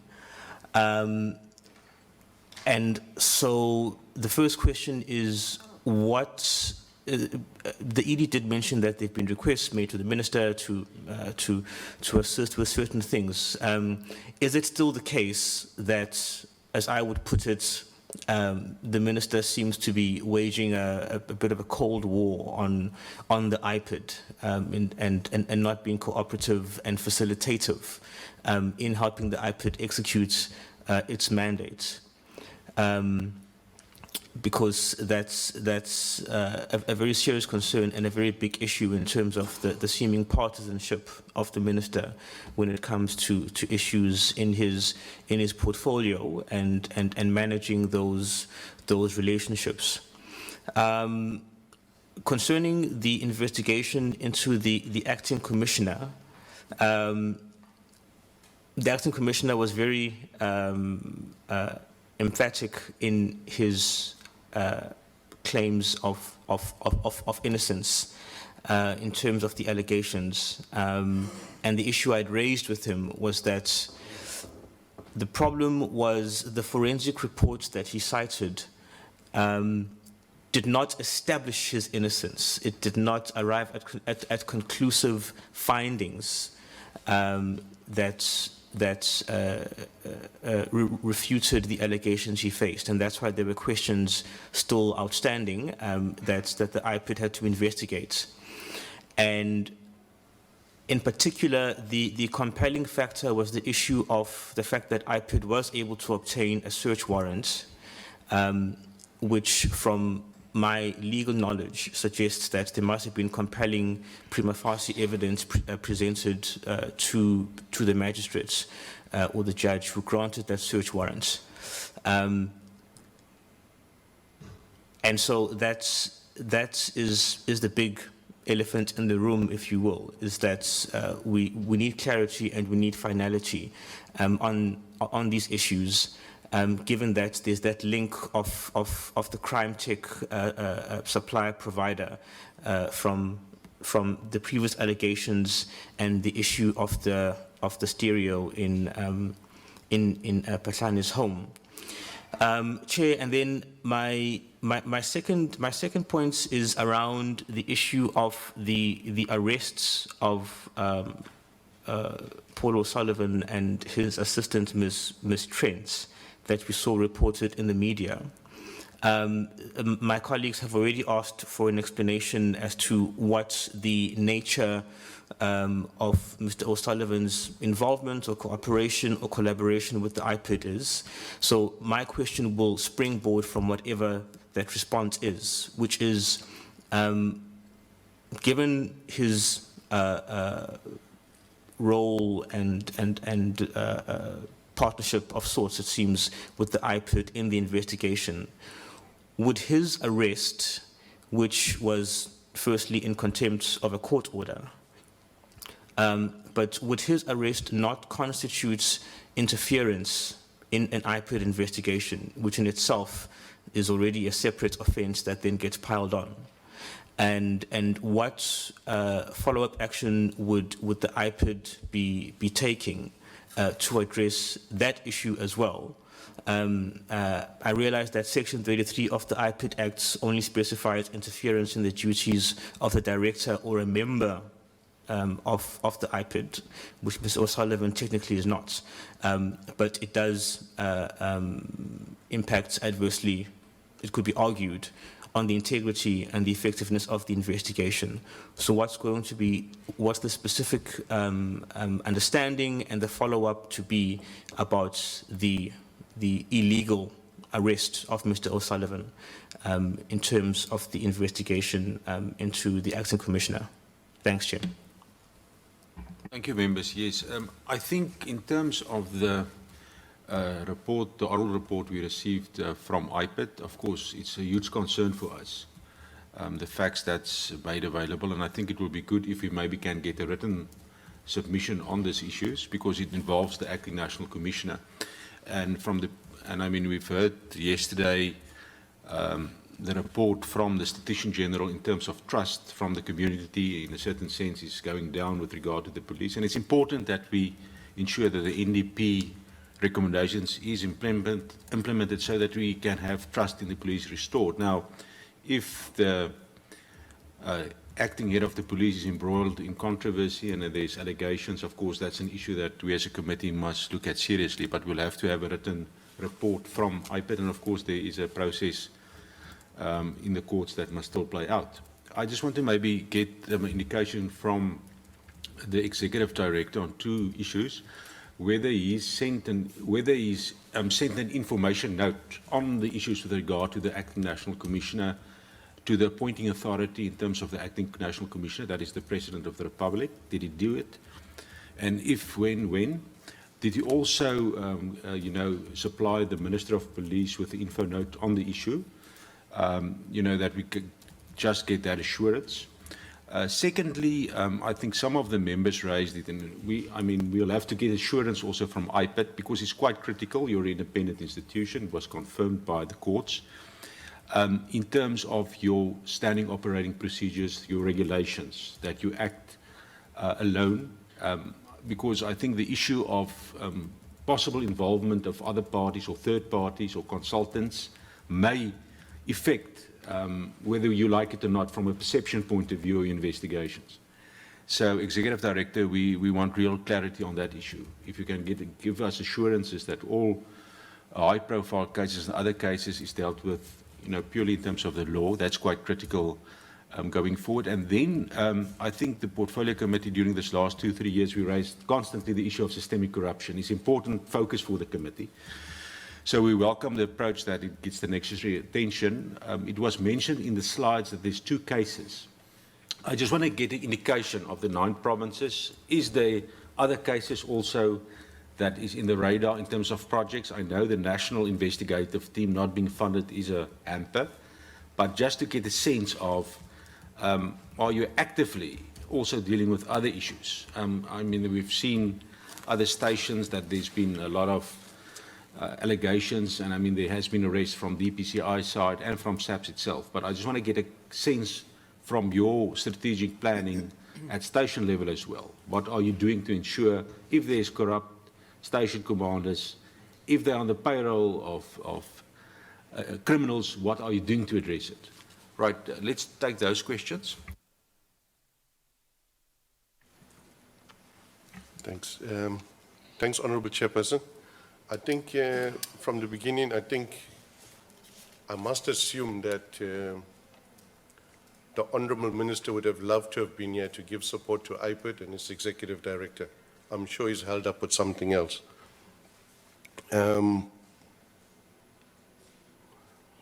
We have not yet sent the info note on the situation with the acting National Commissioner.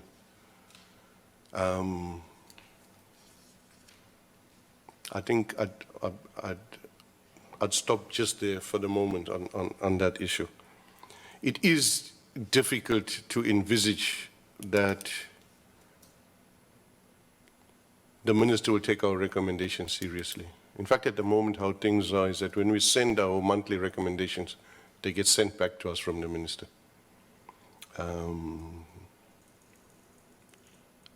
One has also to understand that since the investigation became public, Acting National Commissioner has received a bravery award. The Acting National Commissioner has received awards together with the Minister from churches. The Minister was here with the Acting National Commissioner 2 weeks ago. And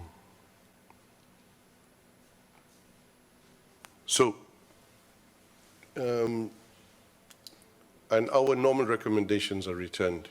It gives you a context of what is possible and what is not possible. But we will continue to do the right thing. We are continuing to try to see the Minister, to brief the Minister on a range of issues and to raise a range of issues with him. But I think I must deal with the main issue that Honourable Groenewald raised. Paul O'Sullivan is the complainant in this case. Whistleblowers, including police officers, went to him to make statements which were taken at a police station. He has knowledge of the offences. He raised the complaint whilst the rest of us were on suspension with the acting Executive Director Khamanyane in March of 2016. Mr. Khamanyane took it upon himself to go and discuss the issue with General Patlane. General Patlane denied year before the House and in public that he was aware of an investigation. This is patently false. We have documentary proof that not only was he informed about it, but General Patlane's own signatures on a document asking his PA in response to Khamanyane wanting to discuss this case with him, an instruction to his PA to schedule the meeting. And that's as early as June 2016. So the fact that he alleges he didn't know that there's an investigation against him is untrue.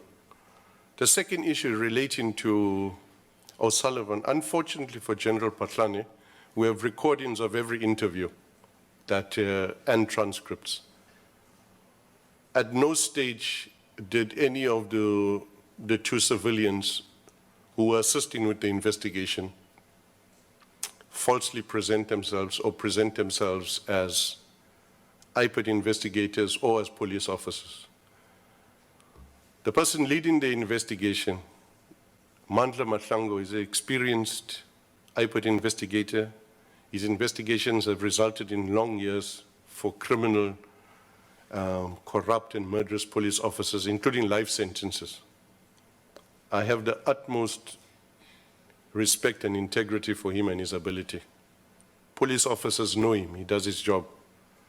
So it's untrue that we've employed O'Sullivan and or his company, that he is an IPID investigator, because he is not. On these arrests, which happen at very strange occasions, one was a Friday night, a lawyer was arrested, tied with cable ties, driven around for hours, and then taken to a police station, not allowed to contact family or lawyers. And then O'Sullivan is arrested in contravention of a standing court order. Okay? So how did this all come about? Well, when the investigation started against Patlane falsely claimed that there was a security breach of his house. And even if there was a security breach or he felt threatened by being investigated, he should have called in protection services. He did no such thing.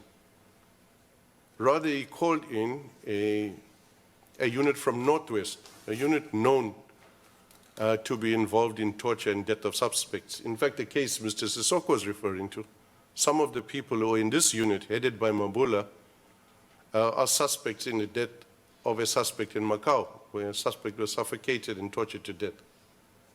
It's the same unit that in a Klerksdorp matter, members of the same unit, which were chosen specifically by General Patlane to disrupt our investigation, were involved in a torture of suspects, a number of suspects, 3 dockets in Klerksdorp.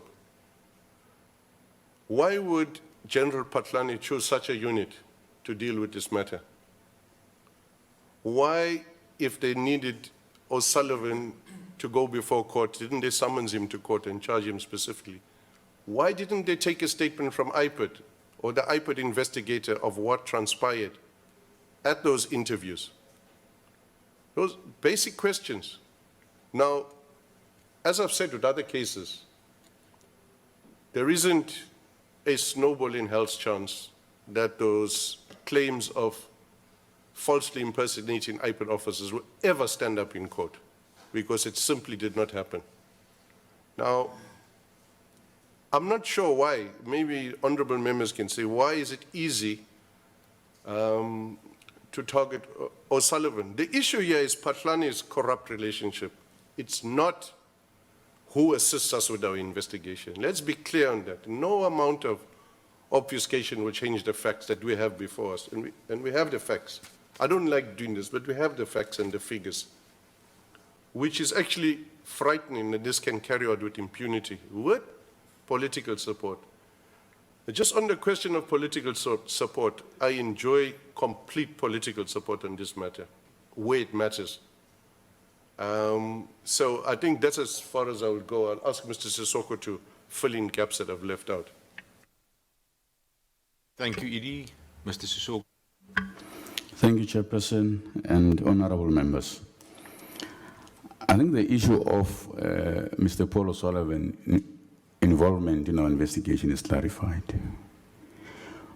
And it is not peculiar only to IPID, even the police do that. When you have a complainant that has information regarding a crime, there is nothing in law that bar you from using your complainant to obtain that information and assisting you in getting any information required to advance your investigation. Now, the fact of the matter is, any information that comes from whichever quarter on our investigation, we take that information. we will obviously validate that information. So if it is alleged that a witness has made a statement, we do not take a statement on a face value. There has to be a consultation with the witness, with the statement, taken through the statement, to ascertain if the witness is aware of the statement and the contents thereof, if he agrees to that. If the statement is confirmed, if it's commissioned, our investigator will depose his own statement to confirm that. If the statement is not commissioned, our investigator will then commission the statement by ensuring that the witness take the necessary oath for that statement. So that is how any investigation will proceed, where there is such a situation. The fact of the matter is, Paul O'Sullivan is not contracted to IPID, either as a service provider or as an investigator for IPID. That is completely not true. Do we get information for investigative purposes from Paul O'Sullivan? Yes, we definitely do. Do we follow up on that information? Yes, we do. And more often than never, the information checks out. You cannot ignore that. We are not saying General Patlani is guilty of an offense. It's not our role. Our role is to investigate and present evidence. What we are saying is that what we have, based on what the investigations we've done so far, relating to the vehicles, the house, everything, it just does not add up. It just does not add up, and therefore it requires us to investigate that. Once we've done with our investigation, we'll present that to the competent authority who will make a decision whether General Patlani should be prosecuted or not. It's not for us to decide that. But we are saying, without any contradiction, that what we have so far suggests that there is some wrongdoing, or at least needs some explanation. Our investigators went to General Patlani and had an interview with him. General Patlani did not submit a statement, and when asked questions, he said he would want us to give him written questions. We said we'll oblige and do that. There was an issue of the radio that was in the media. He said he has provided proof. He did not provide proof to IPID. He provided IPID with an email that says he has instructed his bankers to pay for the radios. That, for investigative purposes, cannot be regarded as proof. We still have to get bank statements to prove that, yes, there was such a transaction that went through his accounts and so forth. We had evidence that says he has received these equipments from a client of the radio company, which is, the client was Criminalistic, which is a service provider to the SAPS. And the person who was responsible for the payment, or who was listed at least as a reference for the payment, was a member of that company. Invariably, in terms of investigation, that's why we had to get a search warrant to confirm that these things were in fact in his house. We were not vindictive. We never said we would want to remove these items from his house. All of what we did was to say we want to confirm these items are at his property, and that's what we did. And the search warrant was lawfully obtained. As members will be aware that there is a current litigation on this matter. So we won't talk much on it because it still has to be ventilated in our courts.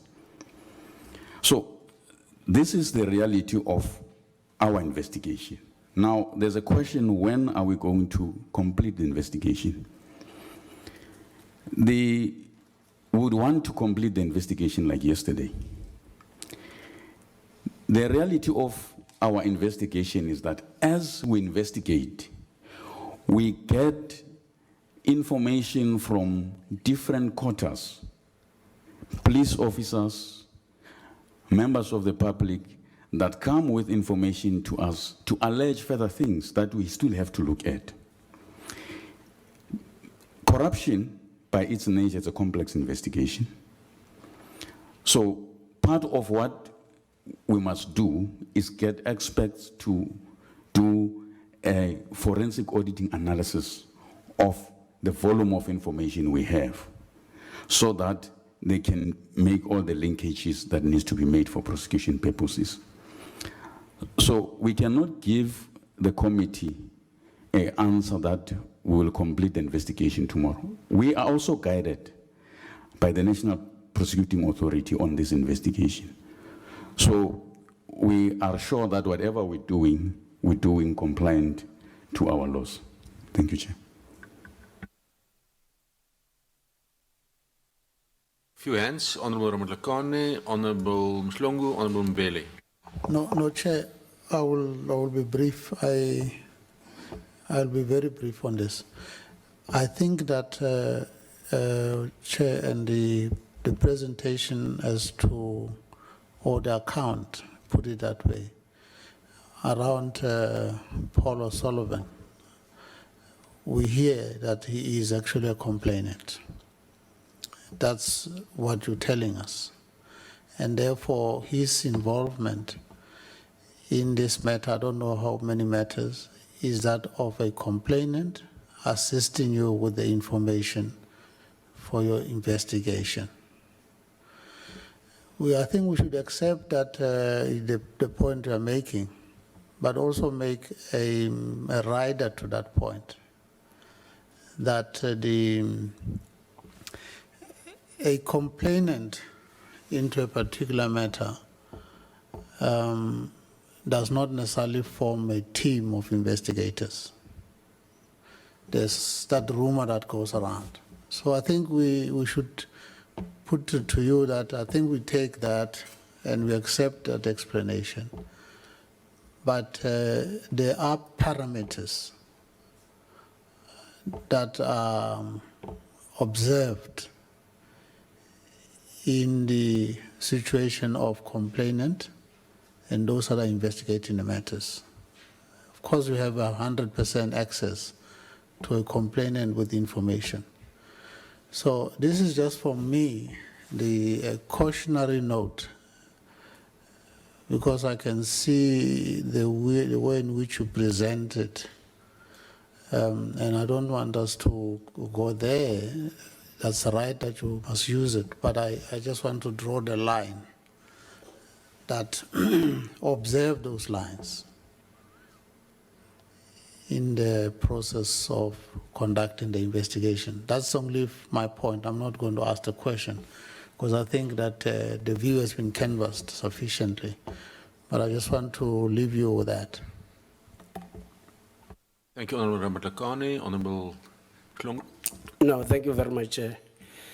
No, Chair, maybe the first one will be on my part, a question to say, does IPID get cooperation from members of the Finance Intelligence Sector in order to be able to trace movement of these brown or black bags of money and all these things resulting into this?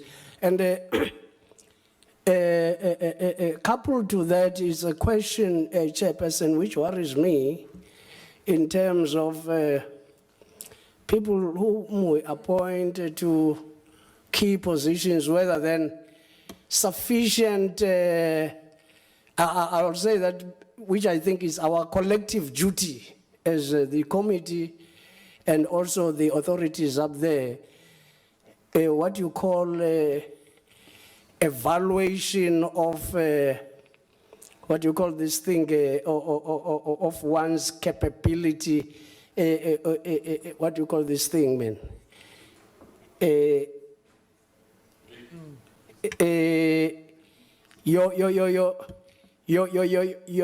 Your survival levels.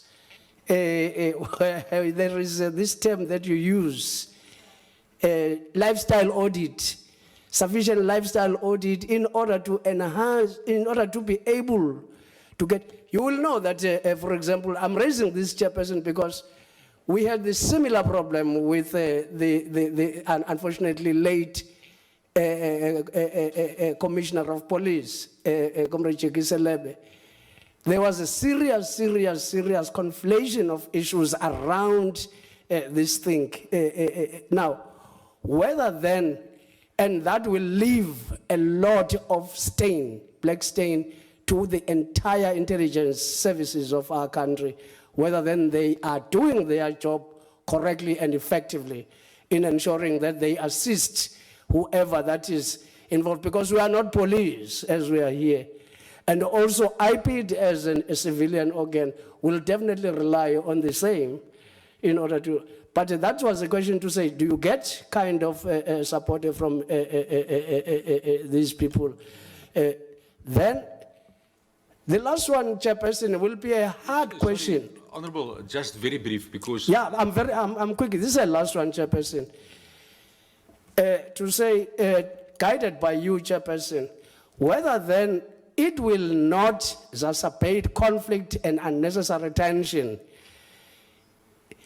to keep those people who are being investigated in the position of command, whilst there are these serious allegations, and whether then, if and only if we just say IPID must go and fry, I think it will be a serious dereliction of duty of this committee, even only if we cannot simply say, what is our standpoint, which insofar as those that are actually then mentioned here to be subject of investigation, not necessarily to say there is any passing of any kind of judgment.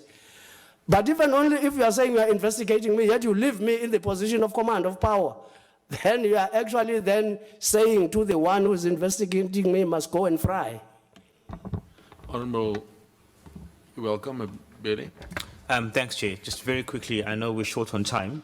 As a partial follow-up, having received the clarification from Mr. Sissoko that Mr. O'Sullivan is the complainant and not as was partly framed in the media, parts of the investigating team, then at the very least, his arrest, which it's been noted was in contravention of a court order, would at the very least constitute intimidation in the context of an investigation and interfering with that. So if I can just get a very quick point as to what is the planned follow-up or response from the IPID in that regard. Thanks. Mula, you raised your hand. Thank you, Chairperson. I've got one question. You know what, Chairperson, I can't understand because they are talking about Paul O'Sullivan. I want to ask question because last time when we were with General Paslan, he told us that when you went to General Paslan's house, we were driving Paul O'Sullivan's car. Is it true or not? The investigators, not you. The investigators, is it true or not? And what I want to understand, who is this Paul O'Sullivan? Because I can't get the straight answer. Who is he? Thank you, Chairperson. Right, members, that is the questions because the bells are going to ring in the next 5 minutes. So we'll have to go over. Let's get the final responses. Just maybe again the issue of systemic corruption, station level. Yeah, and the other responses, yes. Edie? Thanks, Chairperson.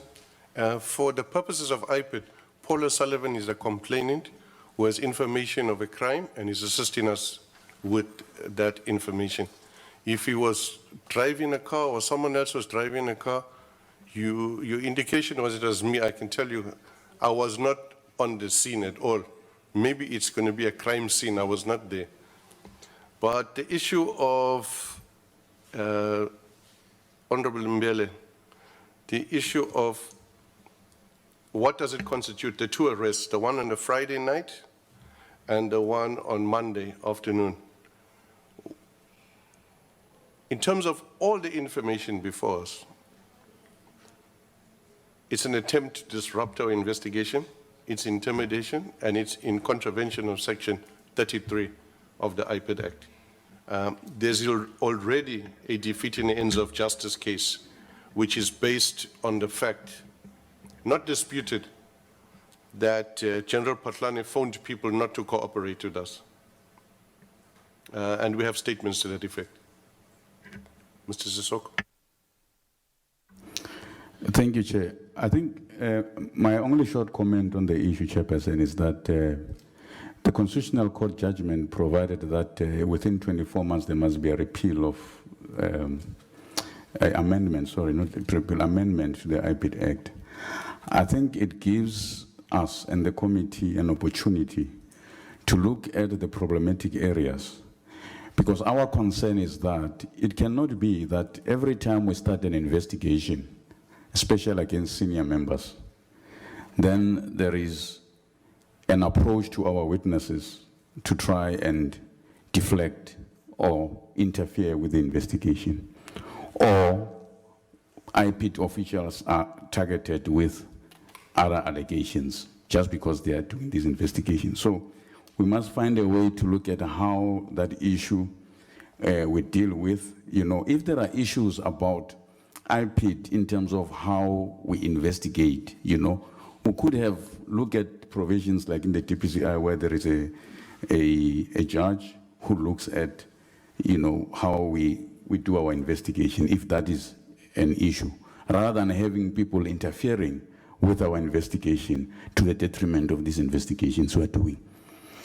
Chairperson, with regard to the questions you raised on the systemic corruption, currently we've approved 6 systemic corruption matters in different provinces where investigations are underway. Thank you. Right, that is then the end of today's meeting. Maybe a final word from my side. I think we take note of the presentation. I think it's important that we maybe get a written copy of that. I think it's also important that the ED must provide info notes with regard the matter of the acting national commissioner to the appointing authority as well as the minister. It's important. And from an oversight point of view, we as the committee will monitor developments as it goes along. And I think it's important if there's any further developments that IPID must then come to the committee and brief us. And then we will see them on the 15th of March in relation to the Farlam Commission Progress Report. Thank you, members. We will meet next Wednesday, 9 o'clock. Thank you very much.